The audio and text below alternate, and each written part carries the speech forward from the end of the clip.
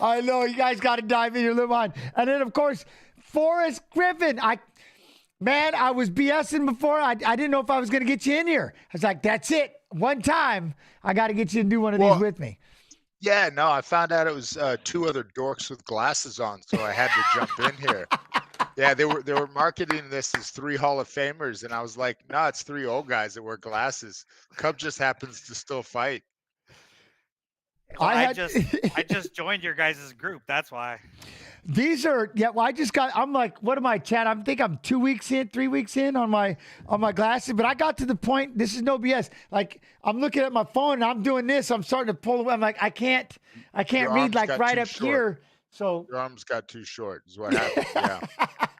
Did you guys increase the letter size on your phone? But see, I refused. I just went up 1 notch. I was like, I'm gonna start there. I was trying to I was like, no way. I'm going to keep it where it's at, and I'll go with the glasses, but I can't do both. You know what I mean? If you see that thing where they're magnified and zooming, I was like, I can't do that. And then I've got the braces. So Forrest, it's like I'm really going through.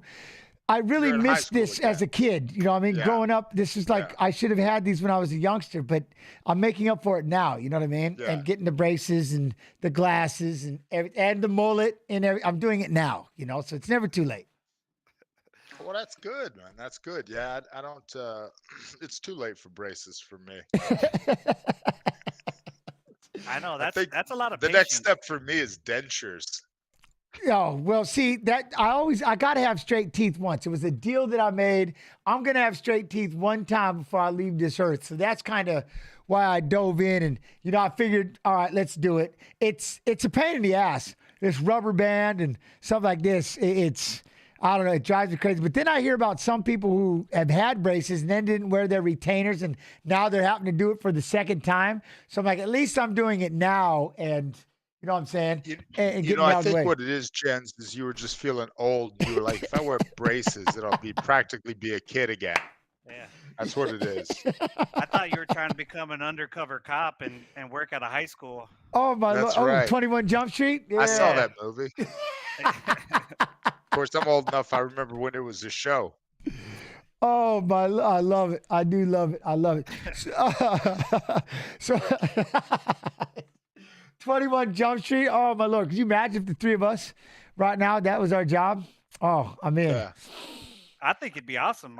That's a new show. I think we should pull that off. I'm 100% behind that. I'm 100% behind that. So have you all been watching a little bit before you dove in? What do you think? That last fight was good. The card has been great up till now, if you've had an opportunity to see it. Yeah, I was Song Kanan versus Ian Gary. It's good to see Ian Gary get that W, end up finishing Song. It was pretty impressive. He got dropped in the first, so he looked smooth though. He looked good. He kept it real simple. Jab cross, throw a high kick, move, do it again. But simple's the best. I haven't been able to watch too much. Kept telling my kids, "You guys got to be quiet. About to go live. Daddy's got to work."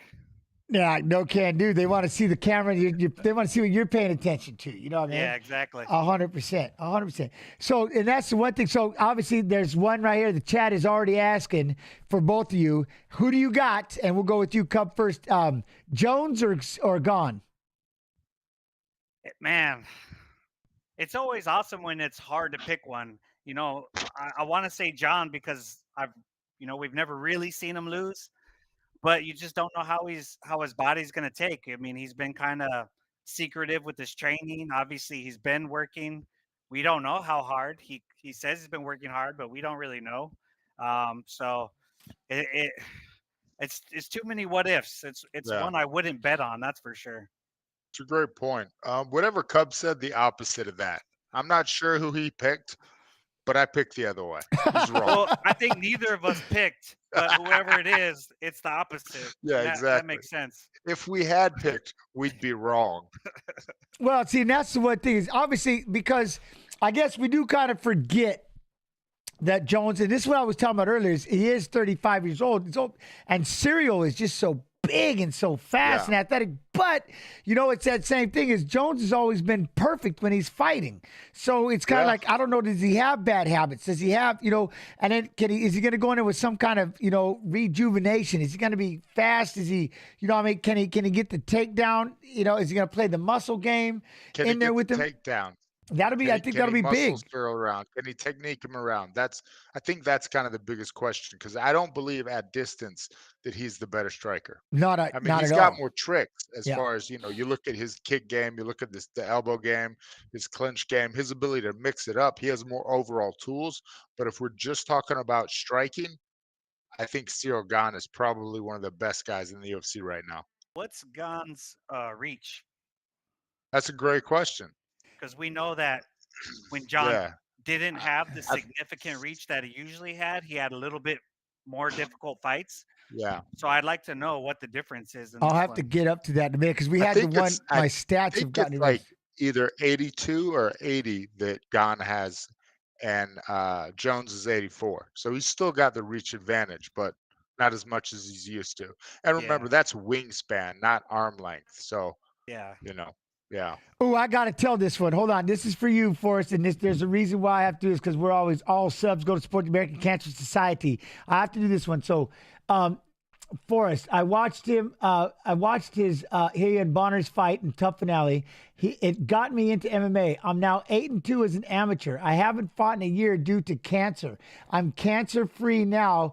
Praise God. But Forrest was my inspiration for fighting. I want to know who his inspiration to fight was. Also, Augusta, Georgia, in the house.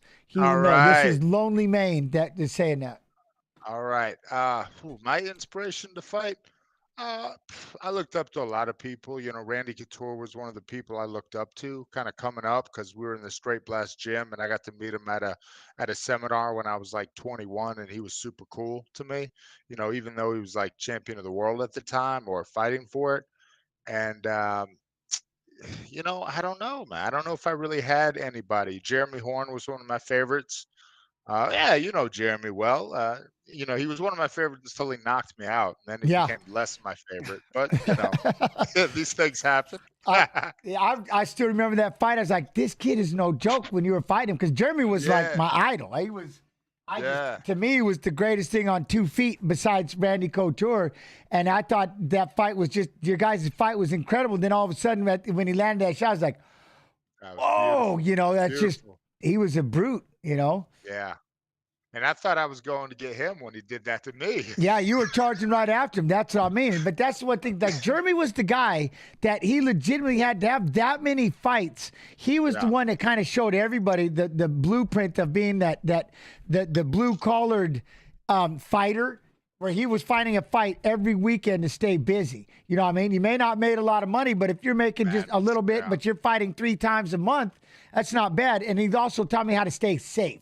A lot of his game was staying, was able to stay safe. I remember his fights. We were talking about that, his ring fights and stuff when he fought Nogueira and, Nog, big Nog for crying out loud. Exactly. That's out of control. Yeah, him and rings and stuff. It was crazy. But, then I've got one more question for you too. So will Cub go first, for us next? Who do you guys have between Neil and Rakhmonov, Cub? Man, that's a tough one too. I like Neil. I think I like the way he fights. He just comes and brings it. He's intense, but it's just gonna matter of how he does against the wrestling. I would say someone who's got a perfect record. They usually fight smart, so I'd have to say he's gonna fight smart and he's gonna get another win.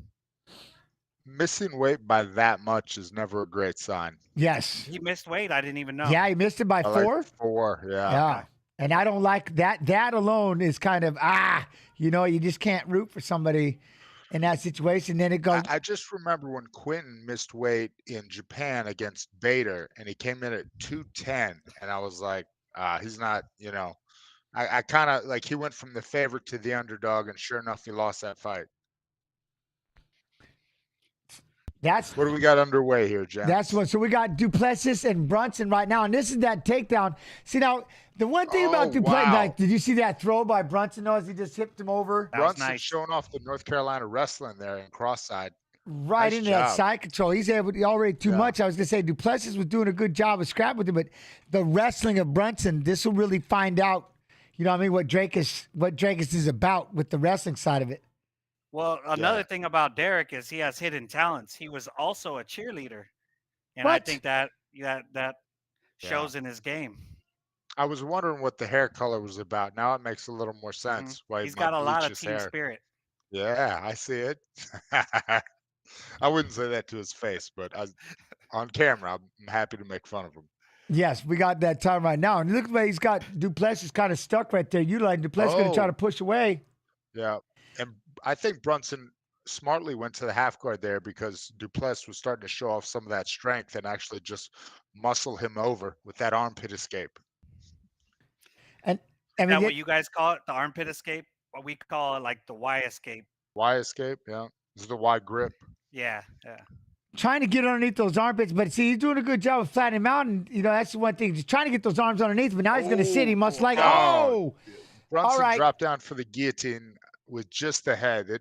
It looked like a bad idea when he did it. Now Brunson's on the bottom, a little bit tired with 3 minutes in, getting beat up a little bit. Now, as a coach, is that just no when they sit back for that? Don't do it.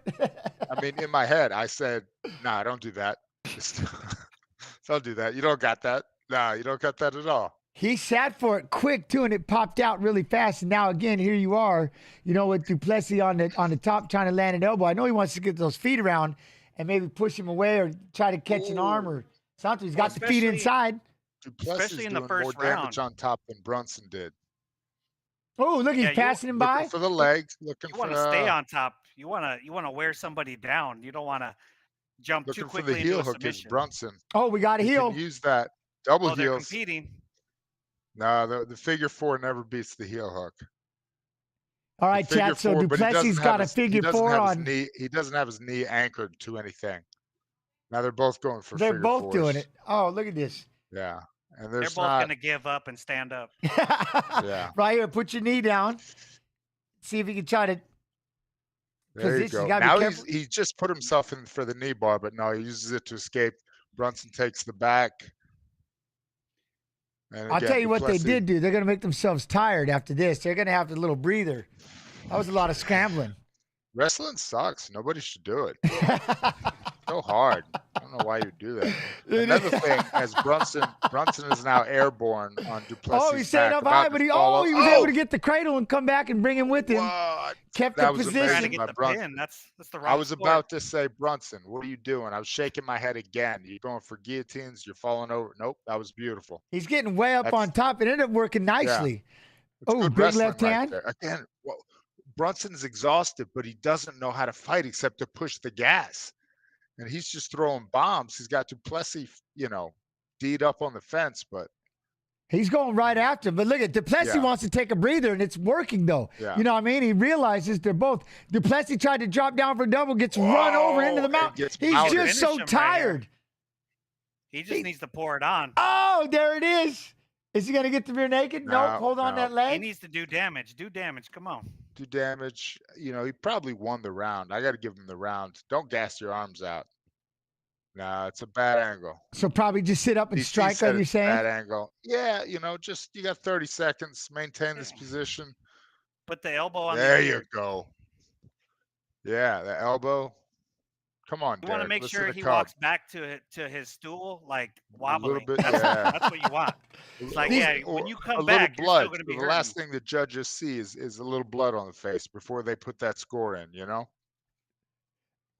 Oh, Plessis gets back to his feet, lands a nice Ooh. elbow. And a spinning back fist Yeah, at the bell. all right. So look how tired he is. I just don't think he was ready for the wrestling that is happening right now. And it's like, this is the kind of the conditioning I wasn't ready for. You know what I mean? I don't know how to say this in a good way, but to an extent, Derek Brunson fights a little like a guy that's had 3 fights. He fights like all out, balls to the wall from the jump. And I'm like, why? Why do you do that?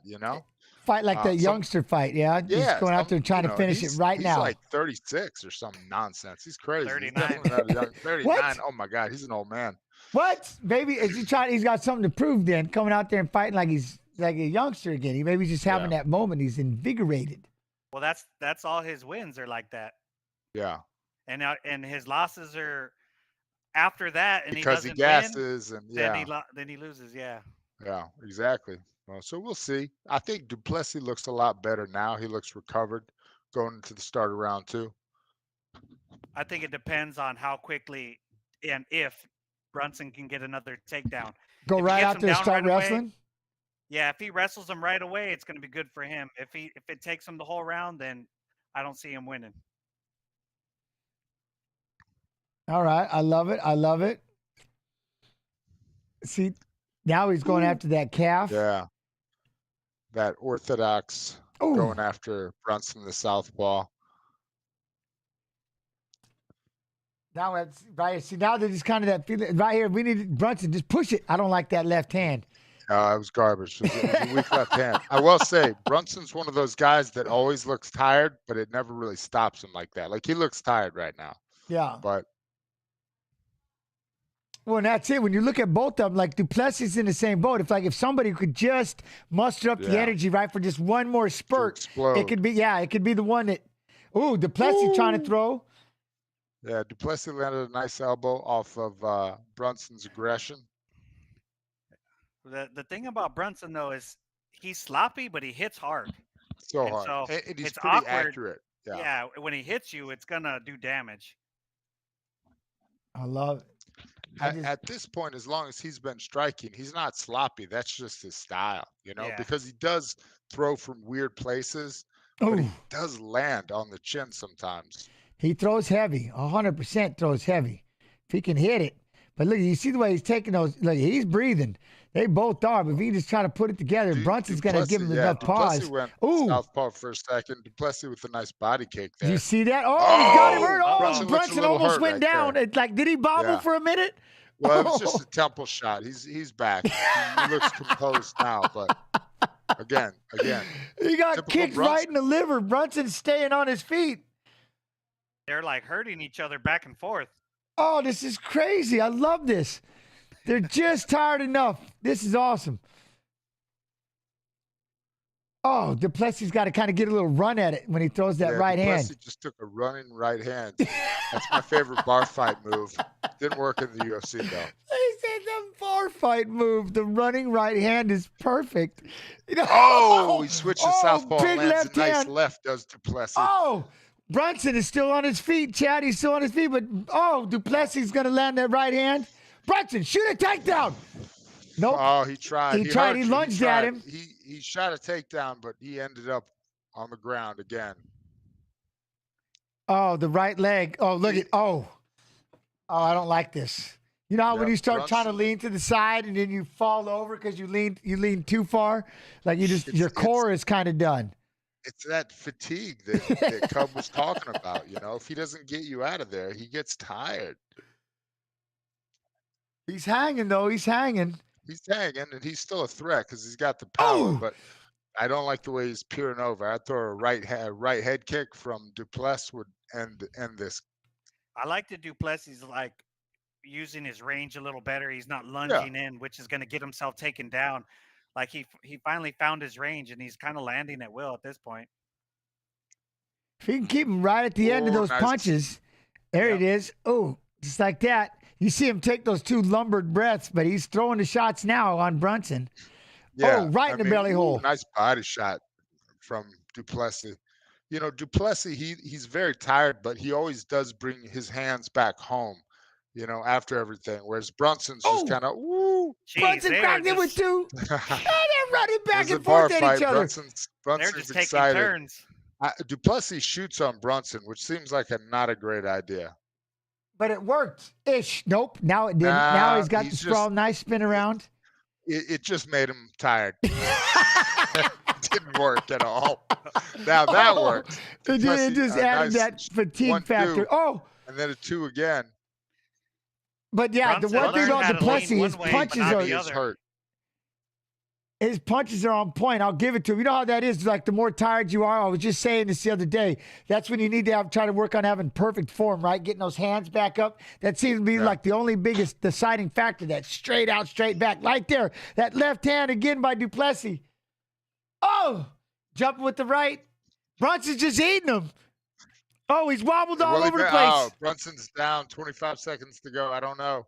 They better tell him he's only got 20 seconds. Oh, we got Survive. Big elbows. deep. Oh. Hands up. He's blocking him, though, ish. 10, Is 10, that 10. defense? We got 10 Yeah, seconds. yeah, he's got that defense, right? All We right. just kind of, I'm going to get in the way so they're not straight shots. He's inside He's blocking. doing Plessis the fatigued a little. YMCA. 3, 2. Oh, God. He ate a left to the Wow. face. The bell ring. Wait, did that he stop was so it? close to being With the stopped. second left, no. or was it the bell? No. That was the bell. All right, they're going to just bring it. They're That going to was bring the close corner being right to stopped. him. Brunson still laying on the ground. They waved Plessis it off. always made it back to the They corner. waved it off because he can't walk back to his corner. The corner said he's done. Ah.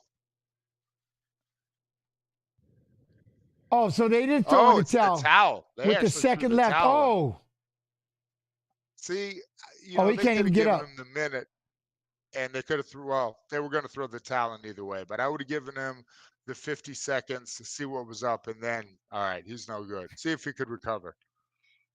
I think they could have thrown it in a little earlier. That last elbow was a little unnecessary, you know. oh, See, I love this thing. That's how us old people talk. Like, ooh, when I was young, I've been like, why are they stopping this fight? That's nonsense. Here we go. Here's the replay of Plessis landing the big shot. And it's right. That right, left, and he started just playing a Oh. drum. Look at that. That right down the middle, that left to the face. My man started kind of turking away. Yeah, well, he was so fatigued. He wasn't defending himself at all. His head was just laying on the ground. He was just laying there. His head was just laying on the ground. Oh, he was so tired, though. He was Both just of them. hoping it was already over. They went nuts into that point. By the way, chat, if you're enjoying the show over on YouTube, make sure you check the video description and hit that link to come over here to Twitch TV/UFC.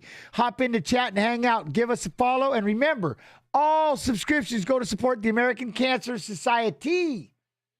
That's awesome. Awesome. Just throwing it out there. What a fight. I'm telling you what, these fights have been a blast so I tell far. you This what. card. This is nuts.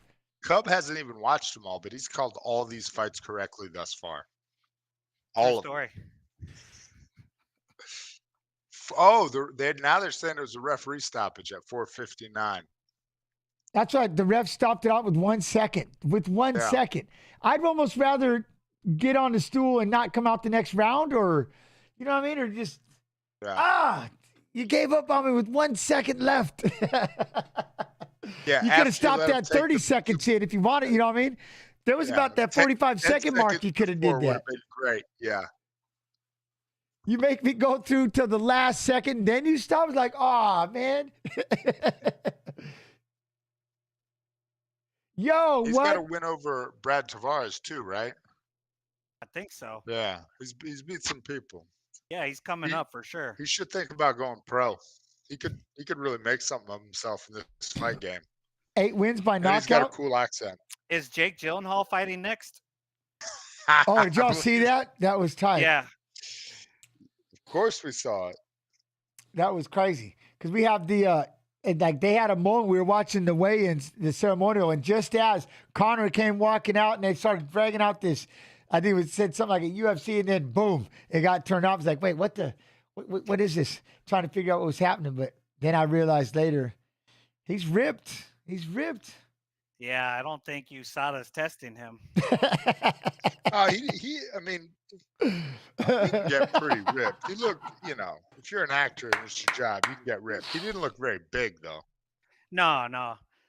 Just That's the usually abs. it, right? They look Yeah. ripped. They looked ripped when they're on the scale. Then you look at them, they're like, you 5'6", but they're probably they're my size. Yeah. Yeah. You 5'6", Yeah. 150 pounds. But on Yeah. TV, you look like a monster. They made Sylvester Exactly. Stallone look like just a machine. You know what I mean? He looked like he was huge. Then you look at him like, I mean, don't get me wrong, he's ripped. He's bigger than me, but it's like, man, they made you look like you were fighting these monsters over there. You know what I mean?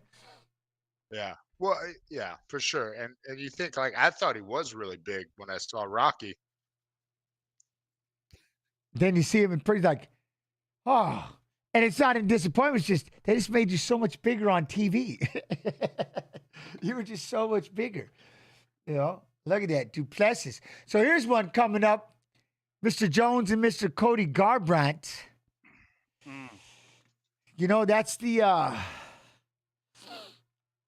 Cody Garbrandt. What do you think? Can he get I back? don't know much about the other kid. I know he was kind of a late replacement. Good, really good grappler from Guam, I think. Oh, okay.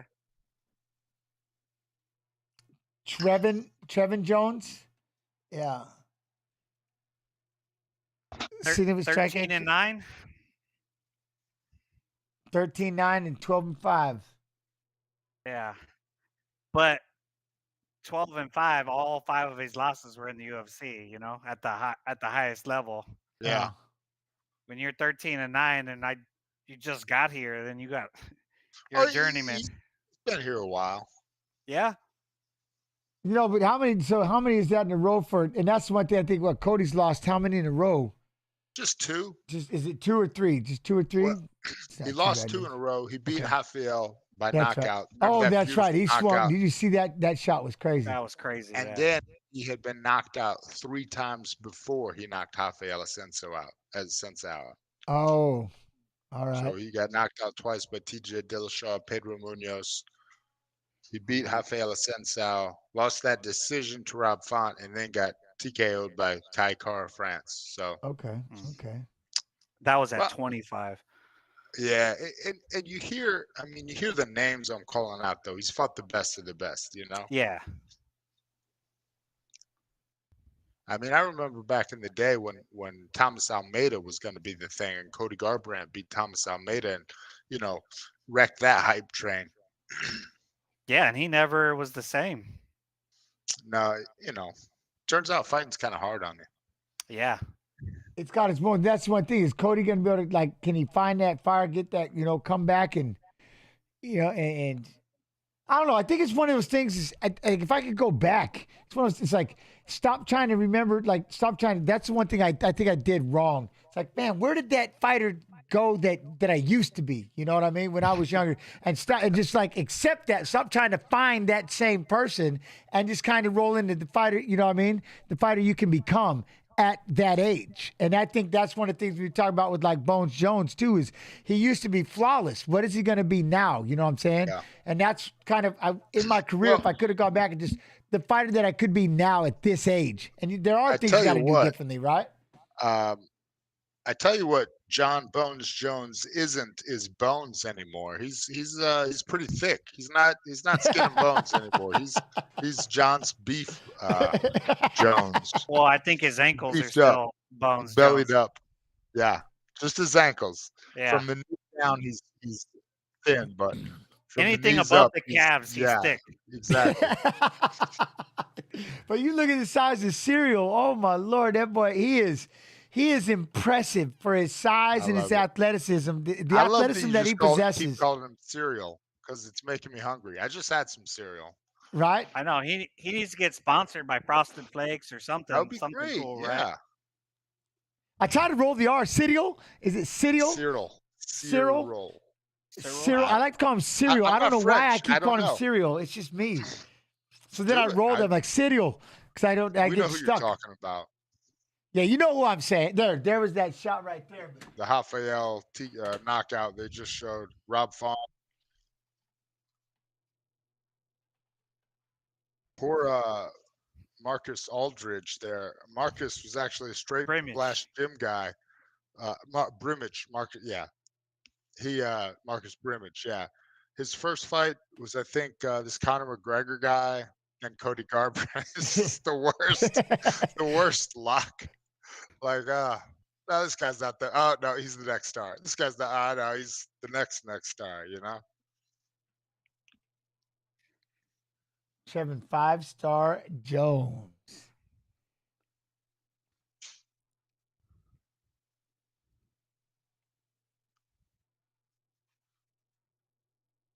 What? Jen's trying to be fancy, but actually memeing gone. No, man, Cereal. I don't know. That's all I've always been saying. I don't know why. I just do. I'm not trying to be fancy. Cereal. I don't know why I roll it. I just do. I think that's what I heard the first time. It's been stuck in my head ever since. Just blame it on the braces. I blame it on the braces. It's hard to say. Yeah, it's hard to say that. It's hard not to sound like that. And I mumble you could be saying sometimes. it wrong. I could be saying it. You could be saying it right. I could just be saying it wrong this whole time.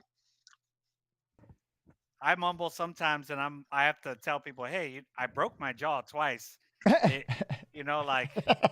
I'm lucky I'm still talking. I tell people I'm punchy. I mumble. I mumble. It's like, well, if you can hear inside my head, it sounded so much better. I promise. That's what I tell people when I can't remember their name, because you meet people all the time. I'm like, oh, I'm sorry, I don't remember your name, but see, it's I just get like punched a lot. It's like Execution says. I don't call it Target. The store, I call it Target. I'm always doing that. It's not Home Depot. It's Home Depot. I'm always messing around. I can't. So I mean, fancy. I'm always messing. So, but then you got to think about it. Like in here, there's so many names, and then I got to read all these chat names and people that put in Twitch. Sometimes I got to make sure I'm like I could be cussing in other languages. I have no idea. So I'm trying to pronounce everything once, and it's like I end up getting laughed at. But at least I try, chat. At least I try.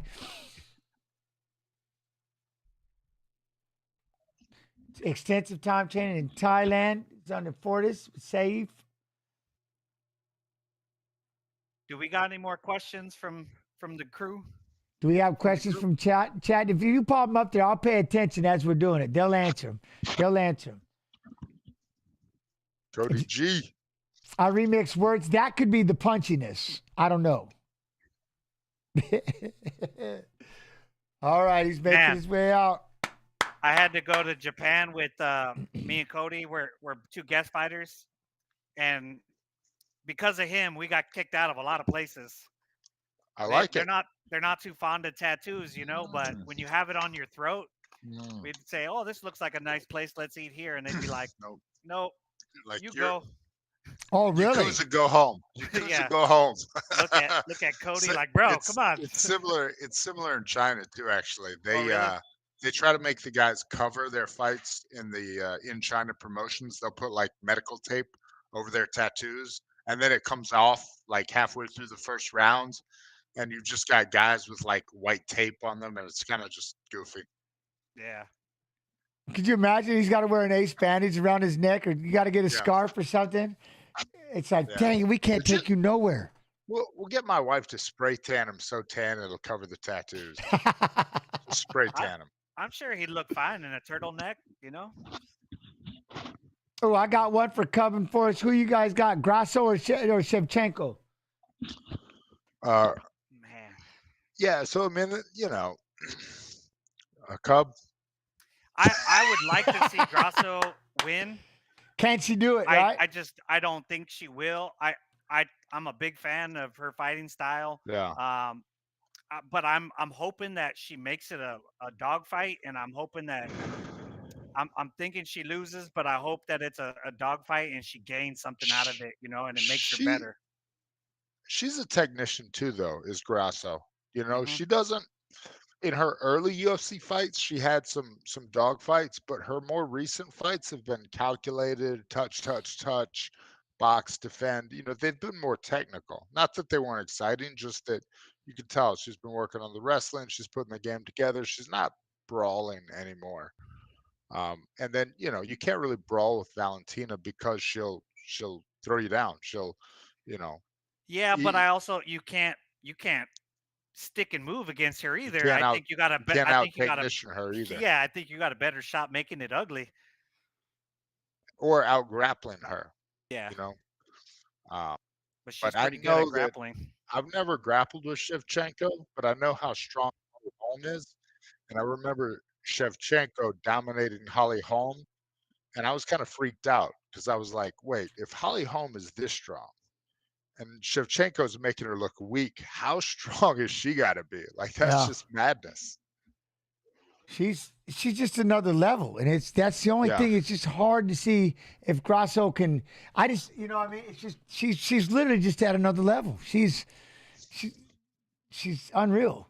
And she just comes down off the mountain real quick, goes, all right, here you go, boom, and just runs over the closest competitor and goes, I'm gonna go back up on the mountain and and just hang out. Y'all let me know when you're ready to try again. She just sits up there and just hangs out. You know what I mean? It's crazy. I think the last fight was probably one of the closest of her career, right? Yeah. Yeah. For sure. That's the only time I would say she's come close to losing at 25, and then obviously 35 against the Lioness Amanda Nunes. And it looks like Garbrandt and Jones are underway here.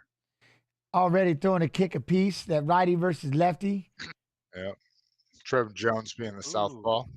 Cody Garbrandt just threw a ninja kick, threw a Street Fighter slide knee kick. exactly. That's what that is. The Street Fighter slide. I like it. I like it. I never played video games. You should but have to. You just have to spam that right to get that low kick on him. I was me just mashing the controllers. That's how I play video games. How many have you broken? I bet a bunch. That's correct. I love it. Oh, I love it. But that's the one thing. Is like, I think not bad. Calculating, moving around a little bit. Jones is trying to be the aggressor. Not too bad. I think the thing, because I've been with TJ in camp when he was getting ready for Cody, and their biggest thing was obviously Cody's a phenomenal striker, but I think his weakest thing is when he gets hit, he just doesn't care and just he wants to hit you back, and he becomes a little predictable. And I think that's always been his weakest thing is when he gets hit, you know exactly what he's going to do. He's going to want to hit you right back. And Get it back. Get it back. yeah, He yeah, doesn't have the chin to trade like that, Like that, some people do that. It's like a Derek Lewis. He almost wants you to hit him, get a little comfortable so he can start winging back at you. yeah, But, Garbrandt's got to stay like he was, when he looked amazing against Dominic Cruz, yeah, moving. Very slick hit and miss.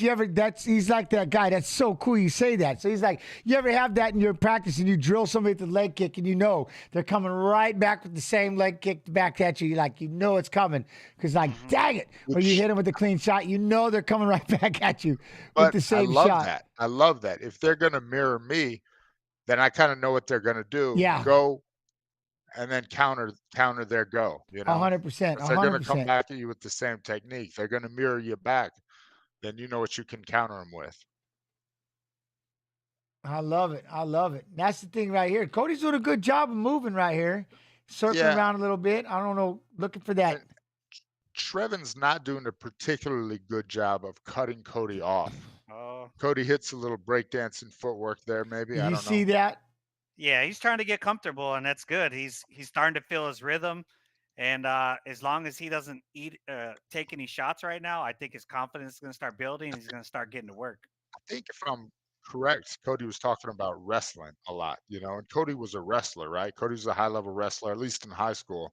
I don't think he's college people, but he was a very good wrestler in high school. And in Ohio, where he's from, it's good wrestling country. And Jones is not a wrestler. I think he's more of a jiu-jitsu specialist. So, he might want to try to wrestle at least the first round, wear him out, get a round in the books, and then you can start working, get a little more comfortable. A good takedown is also a great thing for him to do after a long layover. To get some of that a safe mat time down on the ground, kind of controlling things. Okay, let those nerves and let that gem, all those chemicals in your blood kind of subside a little bit. Makes absolute sense. Job. Yeah, he's doing a nice job with that rear kick. The only thing is the orthodox guy has the disadvantage because there's nothing valuable over on the left side, whereas the southpaw has got the liver kick. 100%.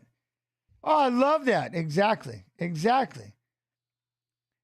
the one thing again. The way he's just moving around side to side. Nope. I think Jones is being a little. I don't know. He's not being too patient, but he's just. I'm curious what he's looking for. You know what I'm saying? He's kind of following him along, obviously. But what is it that's going to keep him? Why is he not pulling the trigger just yet? Yeah, definitely not an action-packed fight. They're they're getting their steps in, but the two heater big misses, on that right. Two big misses. Yeah. Dang. I think Cody's moving too much for him to set his feet and go. I mean, he's breakdancing is Cody, but that's about the most. That was kind of sick. Yeah, I mean, it was a good dance move. Next time he's at a wedding, he should bump that out. But it didn't score him many points. Now we have to see. Now we have to see going to the second round. He got the one round out of the way. Maybe he loosened up. Yeah. We got He had Dewey to- Cooper. Dewey Cooper cornering Cody Garbrandt. Dewey It kind of Cooper. looked like Shevchenko's victory dance, didn't Yes, it? Shevchenko's little crazy little dance she does. Yeah. I like it. That was awesome. That was awesome. But now he's definitely winning the dance off 100%. And now it's just a matter of, the shots. Like he's got to have to find. I think that's the problem, right? He's looking to land that one knockout shot. And so Trevor's just got to get a little busier, I think, just in general. Just keeping him busy, maybe try to. Cody's going to throw that one, that big overhand. You just got to make sure you're ready. And if it, you know what I'm saying, but it can freeze you up. It's like, I know it's coming. I'm just waiting for it. And then trying to throw. Trevor's he's got to move and start getting in there and start throwing some shots and just realize that big overhand is going to come and just kind of counter it and move on. He should have been trying to do leg kicks the whole round and to slow him down. Now he just wasted the whole first round, didn't give any damage. Cody's not going to slow down at all. So. Yeah. Cody probably won that, outpointed him just by a slight margin, just from landing some leg kicks and whatnot. Yeah, definitely outdanced him. Definitely. But the thing I was saying for Trevin is you go in hard, kind of like he is now. Oh, there's that wrestling. Cody, the big double leg takedown right into cross-side. All right, how all that worked. He threw a kick, spun it off. Trevin came fired in with the monster hook. Cody was able to drop levels, hits a double, lifts him up. Big takedown. Trevin's back on his feet, but that was nice. Trevin right to his feet, though. That was, it scored, but not a lot of damage done there. So the other thing you can do if you're Trevin and you can't find a guy and you can't get him against the fence, and he's not doing a great job of cutting Cody off, is you can start to pull back and try to get Cody to come to him. Yeah. Almost back off. And it's like, okay, you go. And you remember there was a time in that, like Anderson Adesanya, where they both were like, no, you go first. Yeah. I'm not dumb enough to do that. You come get me. It's funny you say that because that's what I was saying. What could happen in this fight with Jones and Gane is they both keep their range, and who's going to step in? You know what I mean? They might just kind of sit back. That's a long reach that Bones has. Pop that jab, throwing those teep kicks from way out. You know what I mean? You could almost see that happening, and nobody really stepping in and initiating. It could be a really slow couple of rounds. I don't know if that'll happen, but that's like kind of what you said here is, maybe I step back. All right, you come at me, and they're like, no, can't do. I'm not doing it. I'm going to keep my range. I can't help it. Sorry. The problem is this isn't a 5-round fight. 100%. You can't give a couple rounds away like they're doing, Yeah. Oh, right there, another big takedown. See, that's been the biggest deciding factor. He is into a guillotine. And again, high-level jiu-jitsu. Okay. Oh, he's getting his shoulder down. Now it's tight. Tight. He popped out. Cody pops the head out nicely, but there was a moment of trepidation. Again, Trevin Jones is pretty good on the ground. Jens, is Forrest your unrecognized older brother looking at photos or when he was fighting similar to me? Yeah. I don't know. I might be the older brother. I'm your older brother. I'm your big brother, man. I'm in. I'm that. Down. All right. Treat me with respect. I always have. I'd like to see, and then again, the round's going to just wear out right here. The one problem with Trevin is even though he sat back, these takedowns are really the deciding factor right now in this fight. You know what I mean? And he's getting nice, high, arced, takedown, but then it might take too much time for him to get back to his feet in the round one again. And like you said, it's a quick fight. Yeah. Cody's doing enough, right? He's doing enough to win. He circles to the back. Takes the back right here, throws a leg in as Trevin tries to get up. Trying to soften him up. Oh, wow, you're looking for the rear naked? Choke. No. Trevin's able to escape a little bit here. It's nice. Cody's got him against the fence. Got, I believe, one hook in. Oh, no, he's almost got the body. He's almost got the body. See, what I like about this is, like you were saying, like y'all were saying, it's comfortable. It's safe. This nice, good wrestling match, controlling the back. You're in control. You're winning. And, momentum-wise, you got to feel in control. And you just kind of, like I said, you're just holding on to that leg. Trevin's going to try to get up. And hopefully the panic and get all that garbage out of your head. And, so you can feel like the momentum is starting to really roll in your favor. Trevin gets up, breaks away.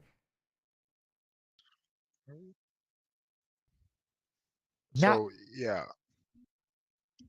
See, now here, Trevin Cody's did a got to good get his job of arms getting back. up, but yeah, Cody did a decent job. I mean, he's winning this round thus far, and he probably won the first one. And Yeah, I so, agree. now if you're Trevin, you can't do that fall back and make him come to you strategy because you're potentially down 2 rounds. So now you have to go at the counter fighter a oh, little hard. Shoots him with a so he takedown of his shoots own, him does with a Trevin. takedown. Yeah. Gonna try to, nope. See, it's just the problem is they get in this over under position right here, pushed up against the fence, killing time. And that time is in Garbrandt's favor, I assume, Right.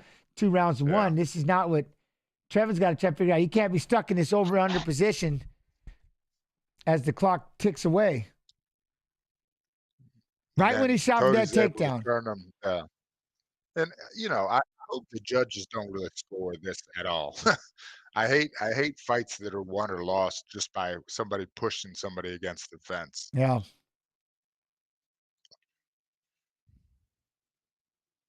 They're booing. Yeah. Fighting's hard, man. And if you don't come show your jam, then people get mad at you, People like, I paid a lot of money to be here tonight. This And is way watch you too slow bleed. for my liking, and Yeah, they just start with the exactly. You don't boo. lose cost these days, guys. Come on. I want a Cub Swanson Choi fight right now, at all times, at all times. You know what I mean? Exactly. Cub done got everybody spoiled. They're like, you can't even watch a fight after Cub fights. Like, that's it. Don't even do it. Come on. Everybody's way too fired up now. He got everybody all fired up. We had Forrest and Bonner to go at it like. Well, set the yeah, tone they had for to go the set a whole- bar. That exactly right. First 100%. time on TV. Here you go. This is MMA. Like, damn. It's all like They that, went and guys. set That's a what bar they do that every nobody's time. ever going to be able to keep up with again. It's like, thanks, Forrest. Nice job, Stefan. Hey, that for as long as it lasted, the Brunson Duplessis fight was all out, all action all the time. Here we go, round 3 All underway. right. Trevin, the biggest thing is just no urgency. I don't know. Like, even when he went in for that, it was kind of a half-hearted shot, and then he was able to just, again, they kind of ate up a minute on last time. I don't know if he can't feel like he's ahead in these 2 rounds. And he's being too careful. Yes. At some, what can that you break tells out of me? that? That tells me that he came into this fight thinking I can hang with him, not I can beat him. And he's happy with where he's at. That makes absolute sense. Like, I'm just here to try to hang with the former champ. Oh, look at me. Yeah. I'm still in here, but it's like at some point you should be winning this fight. He's not trying to do anything to get ahead. I think Trevin's coming into this fight with a couple losses as well. So, this for him is do or die contractually. I don't know much longer he'll be in the UFC if he doesn't win tonight. That's just a sad fact of it. That's the yeah. You're fighting for a job every fight pretty much. But if you're doing this, your output is not the highest. Like, where's your you know what I mean? Show the desperation, show the that you want to do this, but he's just too busy. I don't know if he's just kind of lulled by what Cody's doing, or he's just not throwing. I would love to see Cody shoot either after a kick or if Trevin punches. I'd love to see him shoot again. When he has shot, it's been pretty successful. And the only thing I'll say is for him not to shoot low so he runs into a knee or a kick, because Trevin's winging that left kick. But he can kind of shoot like a high double. And I think you think those takedowns is kind of what froze the hands of Jones. Every time he tried to step in a little aggressively, boom, he's been taken down kind of, what I mean? That and the footwork. Easily. The speed, yeah. And the footwork. And then the hand speed of Cody. And you see right there, when Trevin tried to throw that big lead hook, Cody went down for that takedown. Exactly, yeah. Good. I mean, Cody's fighting a great fight. It's not the most exciting, but it's smart. He's fighting a smart fight and getting a W. Smart. He's winning. It's kind of relaxing, but again, Trevin is throwing some heavy kicks. Lands a little right hand there. But again, that cost Trevin the space. And now he's back in the center. And you can see Trevin's winning the aggression, but he's not necessarily winning the octagon control because he's Yeah. never cut Cody off. He's not, put him in a situation where he has to fight. Just following along. Yeah, following too much. And then again, like Cub said, Cody's got good footwork. Yeah. If I was Jones, I'd be trying to throw same side strike. Throw a straight, he's gonna move off, throw the kick on the same Yeah, side. the you know? Leon Oy. Edwards, the straight exactly. left followed by the left kick, which is great if you're a southpaw on somebody orthodox or vice versa. Yeah, I mean you could run it both sides. Yeah. I love that. I love that. Oh, Trevin lands a power Better punch. hit the Big gas. right hook. Cody did not love that right hook. No. See, this is when you make it a dogfight and Cody messes up. And this 90 is where you got to seconds let go. left. You got to break away. See, once again, don't let him tie you up. Get those hands free. You got to start throwing, Jones. Right? Can we get a feint, maybe a little feint, and then punch? Add a little something into it instead of he's trying to throw that one big shot. Yeah, fake it and Oh! go uppercut. Ooh, Cody Landed doesn't a good look. one. Yeah, landed another one, did Trevin. Now he's got that overrunner, got Trevin against the fence. He's going to hold on as long as he can. Yeah. See, Trevin's got to be the one. You got to try to break free from here. And Jones, that's the heart. Oh, Jones with the Nice big takedown, takedown Trevin. into half guard. And, Jones has got some submission game on top, but we're at 45 seconds left, 43 seconds. So,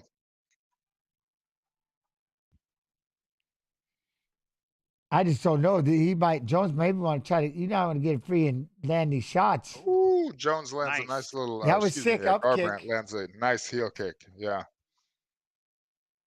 Got to get away from him. Oh, he tried to throw the feet by and land a big right That was a hand. big punch by Jones. Oh, you don't want to just hang out down here, though. It's not going to do enough. Garbrandt's going to hold on and keep it close. Yeah, still probably won the first 2 rounds, unless they gave it the other way on the first round, then he's 3 seconds from losing and just winning the 3rd round. You give Jones that round?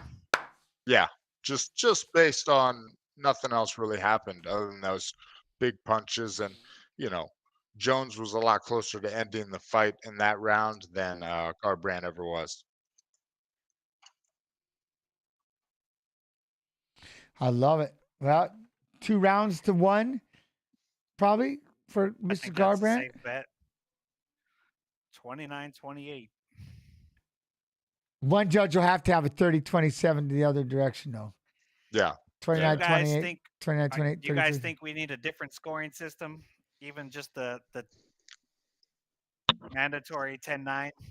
I think so. I think with some, they got to have, takedowns and reversals and maybe different kinds of scoring. I would prefer, if anything, just kind of live scoring, just for the fact that we know what's going on and a little more accountability, if anything, just so but it sucks when like the first 2 rounds of Cody, let's say the first round of Cody, let's say he mirrored that exactly and he barely won 2 rounds. You could barely give it to him. And then Jones came back and demolished him in the 3rd. Yeah. It sucks that you could. It's round by round. Round by round, rather than just going all the way to the end and finish it. And Jens remembers, because you fought in Pride, it was the totality of the fight. Totality. You can take it all in the last 2 minutes. 10 or 15 minutes as a whole, and that was either won or lost. Yeah, 100%. And that'd be something, too. If you come back in the last 3 minutes. Oh, my God. Trevin Jones won. What? Cody Garbrandt won.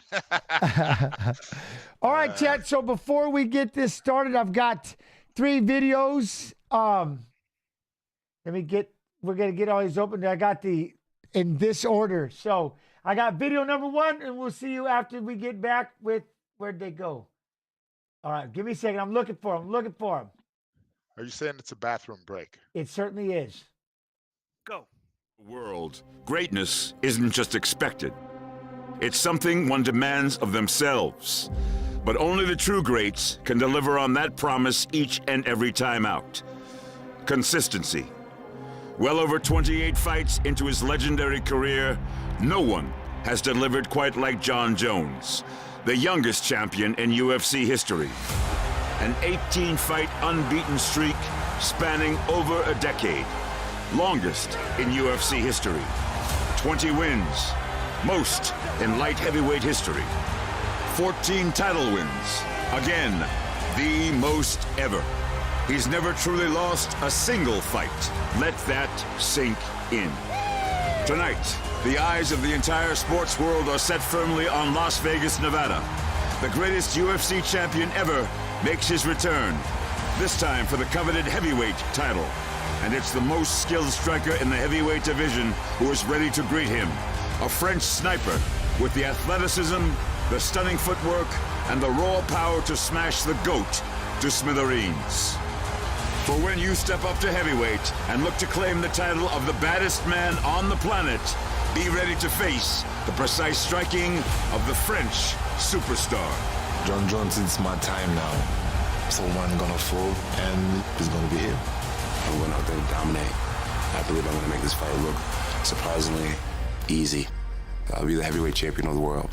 First, the most dominant champion in women's MMA history continues her march through the record books as the tyranny of the flyweight division with the most total wins, the longest active win streak, and the most title defenses in the division's history has within her sights the monumental distinction of being the all-time great. Yet, the challenge is very real, crafted in the warrior spirit of Mexico's finest. There are levels to nasty, and the top spot belongs to Guadalajara's own, who is made for war, deadly in a clinch, mighty on the ground, and forever coming forward. With the belt on the line, flyweights are playing with fire. Then, it's time to find out. What does it mean when an unsolvable puzzle, the UFC's most decorated champion, unbeaten in 18 fights as a light heavyweight, the greatest fighter the sport has ever known, returns bigger and better to conquer a new division. This time, looking to stake his claim as the best heavyweight on the planet. But will Cyril Gane smash his dreams and become the first undisputed French-born champion? Live from the sold-out T-Mobile Arena in Las Vegas, Nevada, it's UFC 285, Jones versus Gane, and it starts right now.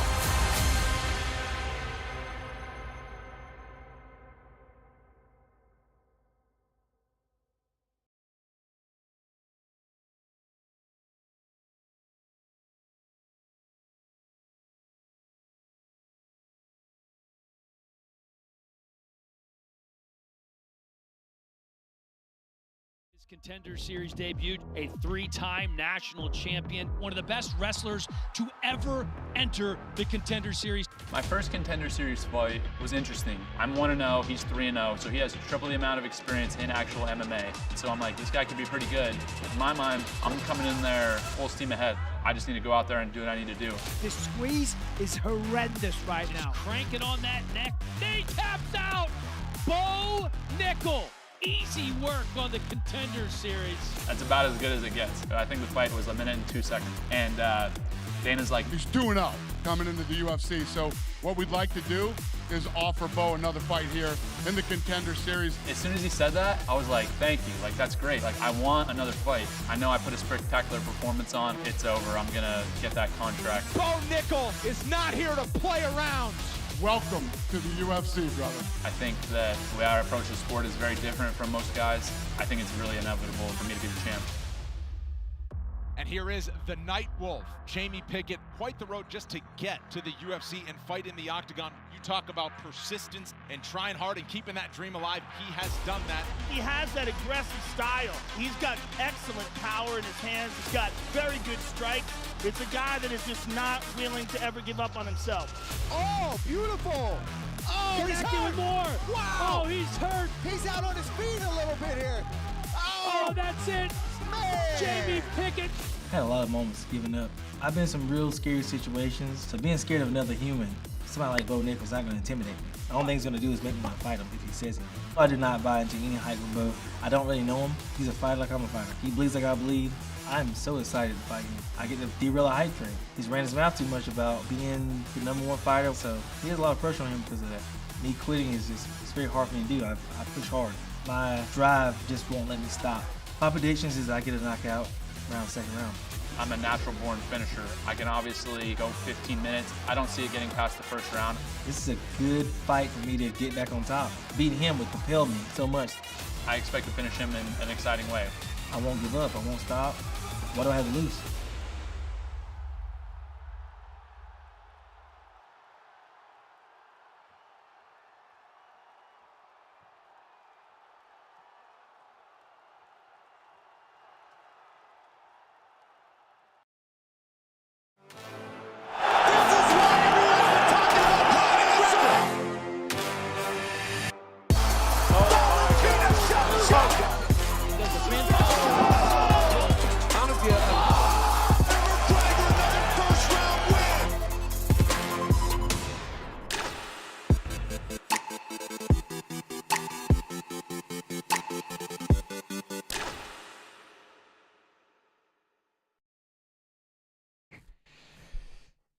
What's happening?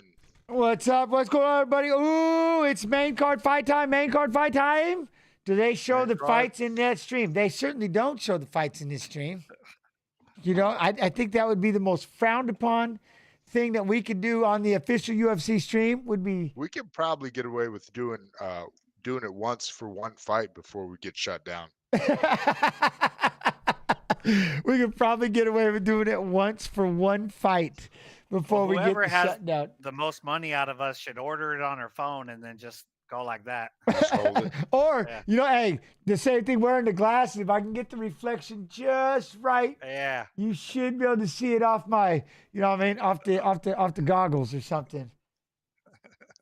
That's funny you say that because, you know, as I'm looking up fighters, I'm looking up what it says their net worth is. Mhm. I'm just always wondering, like, what's this guy? It's been fighting for a long time. What's Forrest Griffin worth? Well, I can tell you from that, they're not accurate. That's not accurate. No. That and Wikipedia. I don't know who does Wikipedia either. I've got no idea who's ever made up mine. I've never even seen it. I've never even looked at it before. I made up People mine. remind me. I got a black belt in judo, according to Wikipedia. I've Do always you? been happy about that. I've never done judo might in be my a- life. So. Right? I might be You're welcome, I think I have a Cub. purple You're belt welcome. in jiu-jitsu. And I've never Well, I don't even have I have one gi finally and it's a white belt. Well, you did submit a black belt. Yeah, but I've never had. But I'm saying, but I'm not a purple belt. You know what I'm saying? In MMA, it's different. I have never done a gi. You know what I mean? And things like that. That's the difference. I can't. I tried that gi. I'm terrible at it. Horrible at it.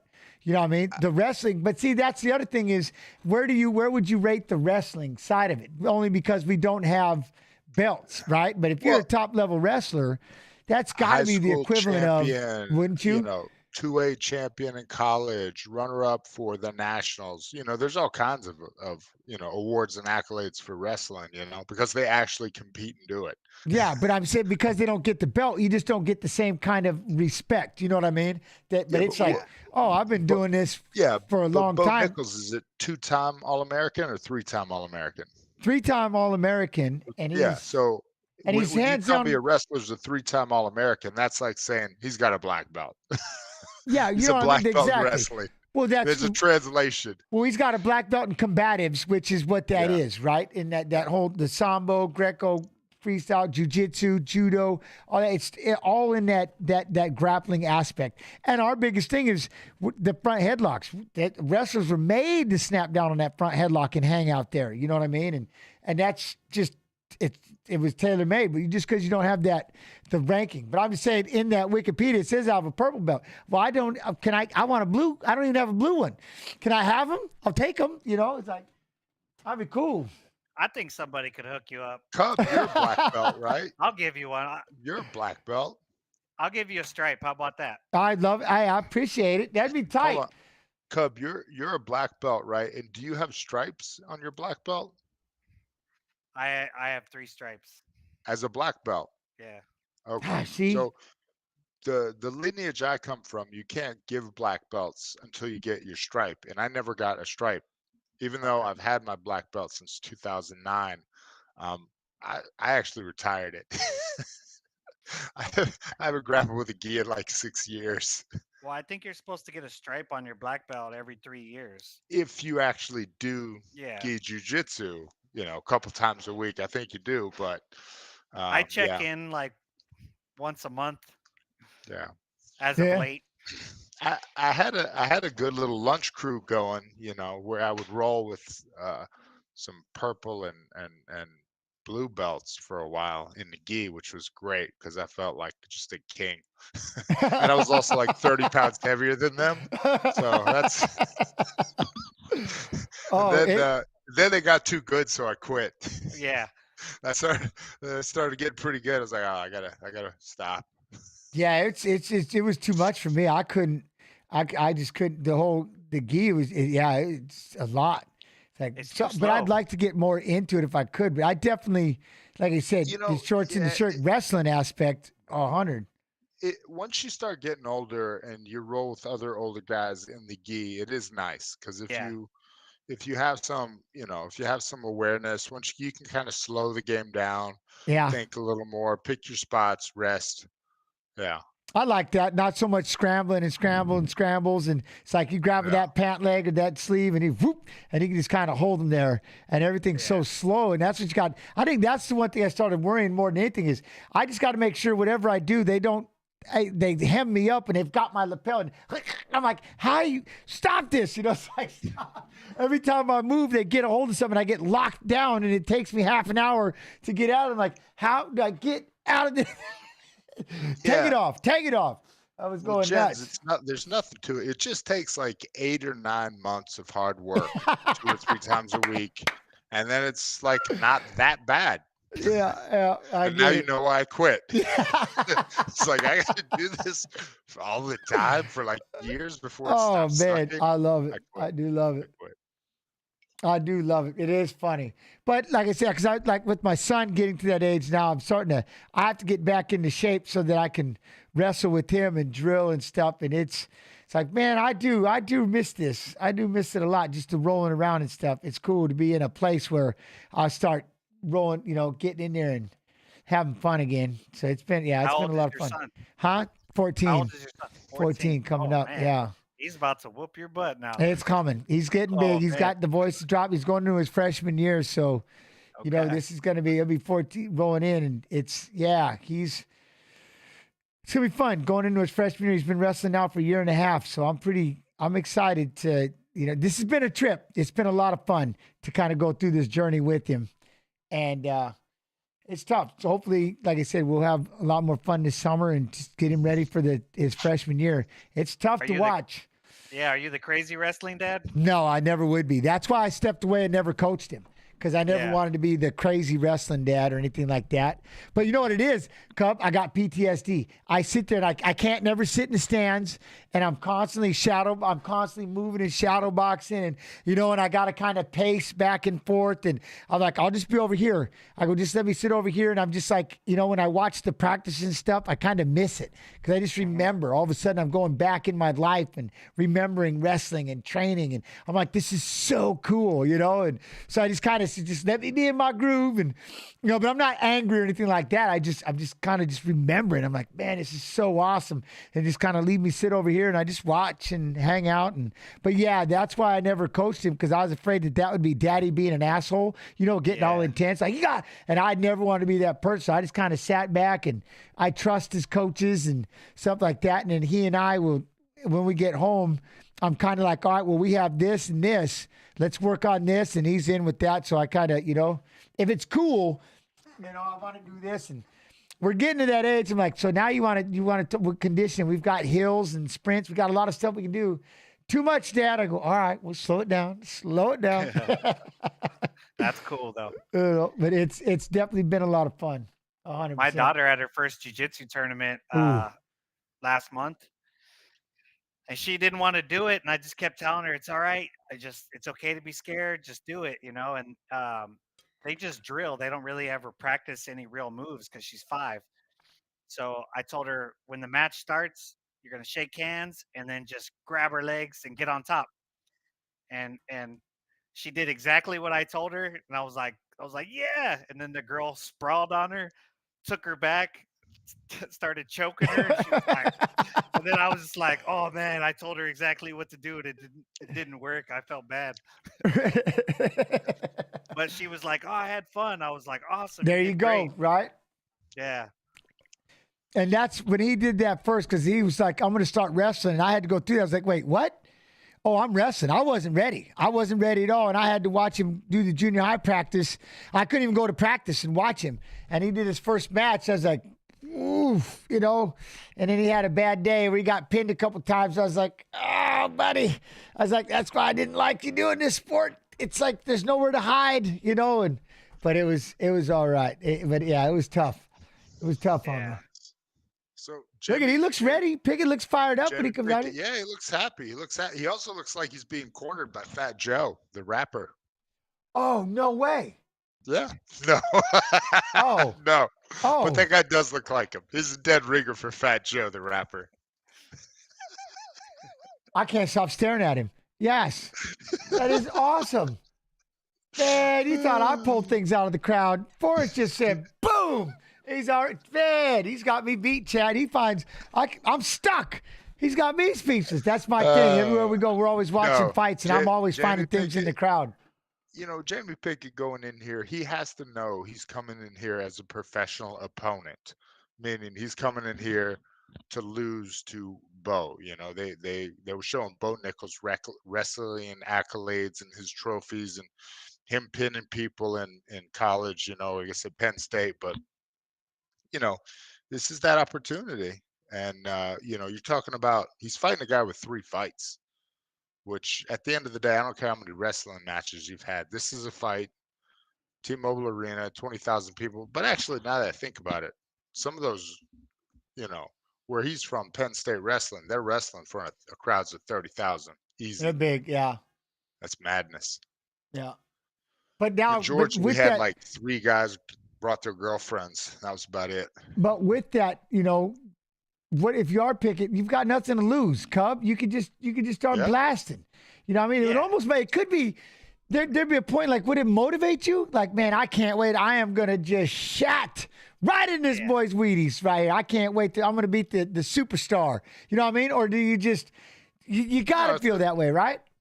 Yeah, it's a freedom, low expectation. I just looked at his record. So he's 2-4 in the UFC, and he lost 2 and then won 2 and then lost 2 more. So he's lost 2 in a row.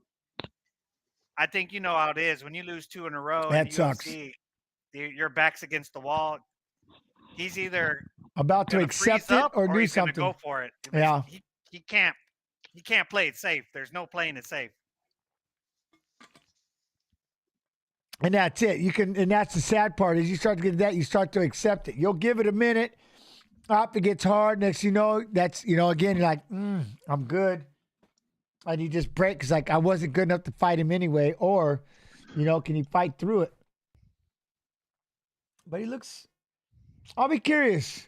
Bo Nickal Day. We'll see what he does. Closing the distance. I'll tell you this, man.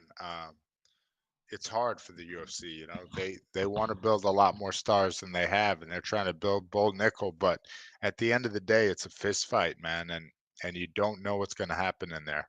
Yeah. I think they wanted me to win a lot more than I did. You know, that reminds me of that reminds me of Forrest, you're supposed to win that. Yeah, that reminds me of Dana White when he said back in the day when somebody brought that up, he goes, I almost wish it was like the WWF because at least I could script. You know what I mean? Because we start building these fights, you never know what's going to happen. And sometimes you've got this kid, he's about ready, just like, oh my Lord, he's the next greatest thing. And then boom, this journeyman just pops him with the heel hook and whoop, and down he goes. It's like, ah! How did this happen? It's like, you never truly understand. And that's part of the maddening thing. And so when it does happen, like, you got to give Conor McGregor his due when it comes to something like that. He was rising at those right moments. And what he did to Jose Aldo. And like, you can't storybook those things for most of the time. And that's, you know, and here we've got this kid, Bo Nickal, same thing. He could just roll through the ranks right now, this monster star. That's a lot of pressure because you're just one punch a kick. Go ahead, Cub. Yeah, well, you know, there's a difference like when you're getting fed killers every fight or they're giving you a guy that you're supposed to beat. I think it's nice to have that. Because I know for me, they literally would say, hey, we think this guy's going to be fighting for the title soon. Will you fight him? All right. Okay, this guy is going to fight for the title for sure. Will you fight him? All right. I would get that every time. You know, some guys get the easier route, like Patty Piblet to fight with Jared Gordon. He was supposed to win that fight, no problem. My man pulled out the Patty Piblet. I love it. Yeah, that kid ain't as good. The problem is he's not as good as his following. You know, he's a lot more popular. His storytelling goes well past the skill set. Yeah, you know, and at some point you got to start going against those real fight. And I say that wrong. Not real fighters, but you're just gonna the higher level. You're gonna have to go against those levels. If you're on the pay-per-view card, you start fighting people that are really good at fighting. Yeah. Oh, the so, clock. With all that said, let's see what happens. Here we go. Here we go. It was a hell of an intro. I think Bo Nickal first round. I think the fact that this guy said he didn't know who Bo Nickal was makes it even more likely that Bo Nickal's going to get him. See, this part right here, though, that closing the distance out there, throwing those punches in that level change from so far out, throwing the kick and missing. But there we go, James. For a takedown. He actually meant to fall down on that kick. That was how he was going to trick him into the takedown, into clinching. Bo Nickal clinch, put Pickett up against the wall, and there they stand. You know, and he's trying to go down there and pick that leg. He wants this to the ground so fast. And that's, again, the comfortability. You know, it's like you got to be comfortable standing up, even just a little bit. Now he's got the front headlock. Pickett's doing a good job of trying to battle out the back. But you know what I mean? It's like he wants to force this ground so fast. He's got to be careful. He's got that front headlock. But he had the lock. Yeah, he kind of a darce. The transitions to the back. He rushed it. Oh, he still got it, though. He got those hooks in so nice. Yeah. He got it. He's going to be able to sit back. That looks like he's got the rear naked. That's it. Nope. Crossface. Pickett, if he can give up his back. There you go. Looking for the head and arm now. Arm triangle. This is a safe place to get this arm triangle. Pickett's wise to it, but there's only so much he can do on his hip, you know. It's already tight. He hasn't even locked it yet. That arm triangle, look at Bo is squeezed. See, again, I can see the nerves. Now he's going to come off to the side. It's going to get really deep.